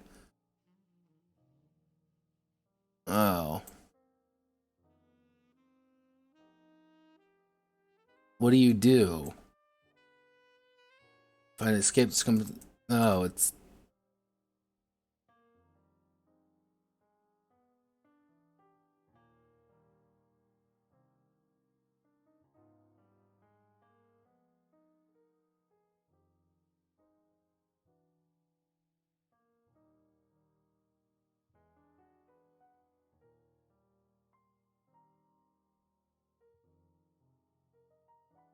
Oh. So you're just gonna have a bunch of guest rooms. You're just gonna be rolling for rooms as they try to navigate everything together. And. Oh.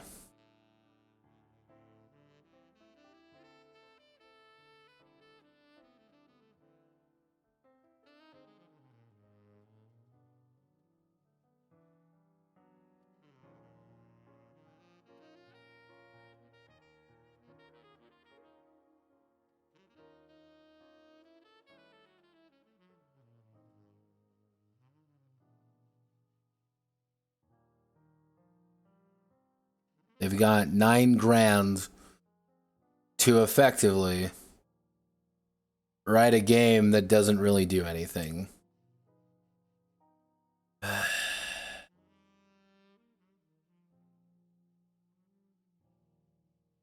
OSR is collectively known as the Old School Renaissance or Old School Revival.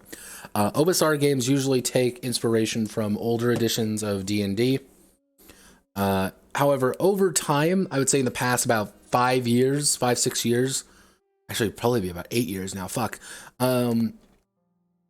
over the past decade, we can say, it's gradually morphed into a kind of a subset, kind of like its own, I wouldn't call it a genre really, but kind of its own subset of design philosophy usually about fast characters, simple rules, and again, still maintaining that very fast creation, fast characters from early editions of D&D. You usually have things like, first one that comes to mind, if you look up like the black hack, the white hack, things like that. Usually it's very simple, very to the point, and it's, over time there's been the more recent edition has been called New SR, the New School Revolution, which are, you take the aesthetics, you take the look, you take the ideas, but you kind of do your own thing with them, which has led to divisions inside of that particular little community. I tend to write OSR stuff off because I let OSR people hand OSR stuff. I like to look at weird games for weird reasons. As for the liminal space stuff, like, liminal space horror is fine when I'm watching it. When I'm watching it, or I'm playing a game with a section on it, or when I kind of, it's like, oh, this is kind of spooky. I don't know what you do with a game, though. Like, that's my question. Like, what would you do for a game, though? Like, it's like, oh, well, it's about exploring, it's about understanding stuff, and kind of like, what do you mean? It's about being alone and being, disoriented and not quite knowing where you're going, and being kind of very not knowing what's going on.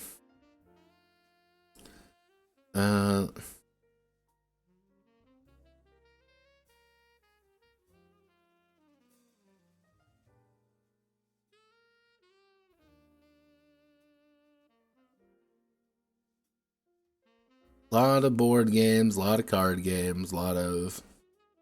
Yeah, we've already kind of gone over some of these last time. So some of these are about a bit older at this point. Yep. Kind of... Where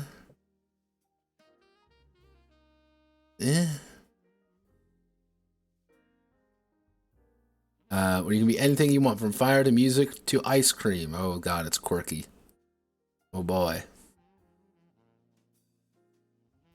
Their purview, you then learn spells which work differently depending on what purview is. Teleportation spell lets you teleport between things associated with your purview. Mirror mage, so it's mage. I already did this. I already fucking wrote this game twice.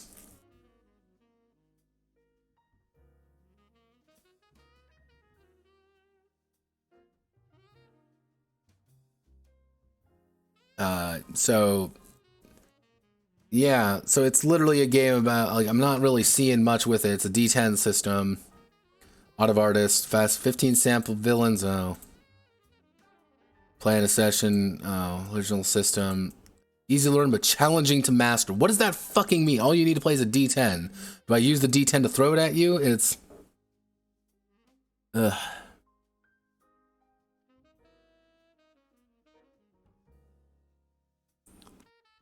See, I've actually gone over how to do the Dark Souls game. Dark Souls on tabletop, I know how to do it. That's the thing. I know how to do it. The answer is, you can't make Dark Souls. And I don't think people quite understand that. You aren't making Dark Souls, you need to make... You have to understand what makes Dark Souls interesting and fun. And the thing that makes Dark Souls interesting and fun is that all the pieces of Dark Souls feed in together. You have the Estus flask not because it's just there. You have the Estus flask because they wanted to give you a free pretty much heal potion because they knew combat was going to be deadly. That roll is there because they know you want to dodge out of the way, so we can make the monsters hit harder. Dark Souls is stripping paint thinner. If you apply paint thinner to everything else, Dark Souls is a very simple game. It's everything built together, which makes the game mwah. What you need to do in a tabletop game, in a tabletop sphere, is make all of the systems play into each other as well. That's why the I know someone has at least redoubled their effort in translating the Japanese Dark Souls game, which does do that, which I feel like a Japanese game would be a lot more better suited for it. Yeah, that's Kickstarter. Let's try... Oh, Jesus. Why are we here? Just to suffer every day. I stray further from God's light. Let's see, most recent. What's the most recent stuff coming out on itch? Actually, new and popular. Anthology. Yeah, Changelings. Oh, that's a naked woman on front. Neon Saber playtest. It's... Oh my god. It's art thing. It's playbooks. Wait. Oh yeah, I forgot. Fucking Beam Saber, which I find to be the most hilarious thing, because Beam Saber isn't done yet. Because this is the playtest. Yeah, Beam Saber isn't done yet, but people have been making hacks of Beam Saber. So it's this bizarre moment when you realize, I don't.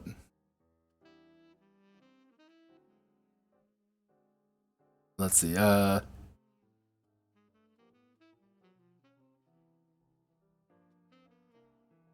Yeah, look.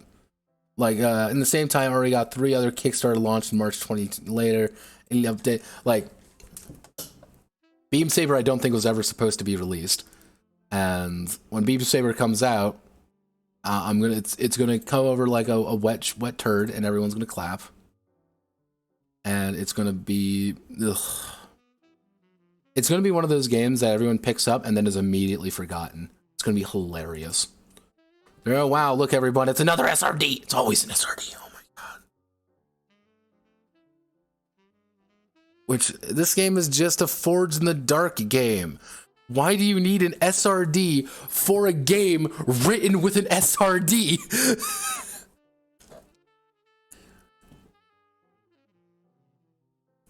What is this nightmarish hell? Get me out of here. Why?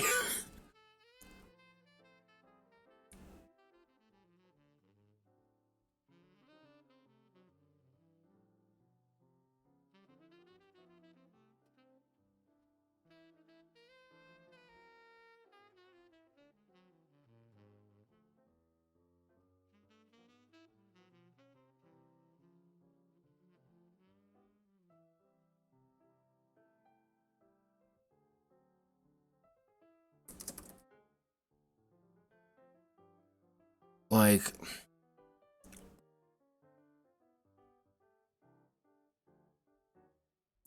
oh Jesus. See, Kickstarter makes me sad. At least it's free. Yeah. See, Kickstarter makes me sad. It just makes me doubt humanity. Like, it's kind of those things. It's like, is it worth even?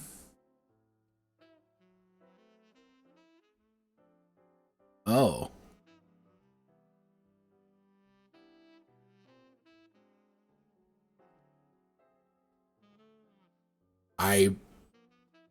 I genuinely don't know if this is legal. Oh. See, this is kind of weird. Oh, now I'm...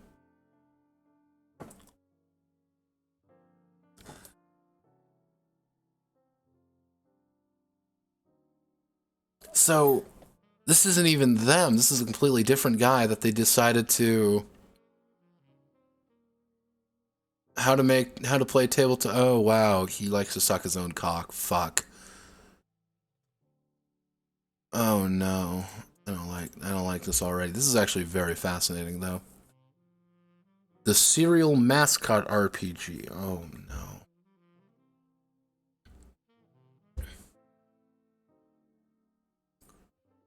I guess it would be legal. I mean, there's nothing illegal about it. Just weird. It's a weird thing to release, though.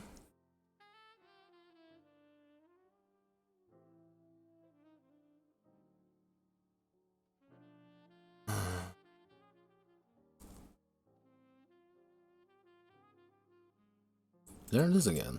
There's Crux. You already got this. Ill-gotten gains. Okay, what else have you put out? There it is. Universal official zine. Wait, yeah, this is on fucking Kickstarter. What are you doing? You can't sell it and put it on Kickstarter. No, what? No. What? And I guess that would be the case. It's just weird that they would put it out. It's like, oh yeah, here's a generic version of this other company's stuff. So it's like, huh.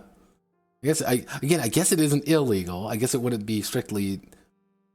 That's one of those weird gray zones. Yeah, I guess that's kind of weird. Like that's just.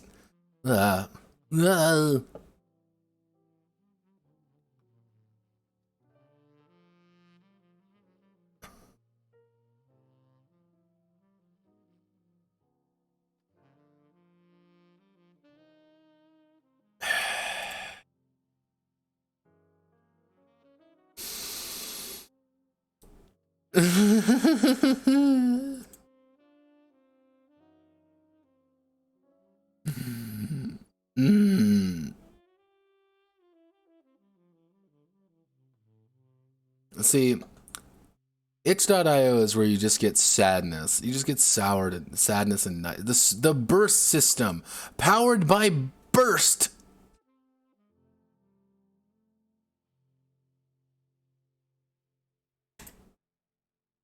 Nope, thanks. It's taking me to download. Claim role-playing system. I'll be taking that. No one will stop me.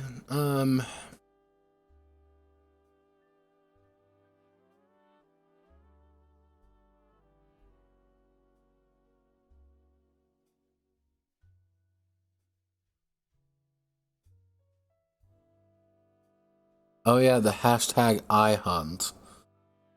Itch.io is just... I hate itch.io. I genuinely hate this place. It's nothing but a sadness, nothing but shit and sadness. Alright, you Academy Award? Yeah, you get shitpost stuff too. You get a lot of shitposts. Yeah, that's not, we're not getting much here.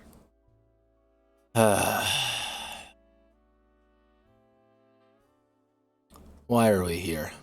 Just to suffer. Every day I stray further from God's holy light. I ain't never seen Serial the role-playing game. Yeah, there comes a point where you're just like, what the fuck? Like, what in God's name? But, yeah, that'll be the conclusion. Thank you all for watching. My name is Notepad Anon. Hope you all had a fun time. Let's see. Tomorrow tomorrow most likely I will get the initial list of the democratic voting process (TM) submitted. So if you'd like to vote on the next set of games, feel free to join the Discord. We're a bunch of nice people in there. Excuse the racism.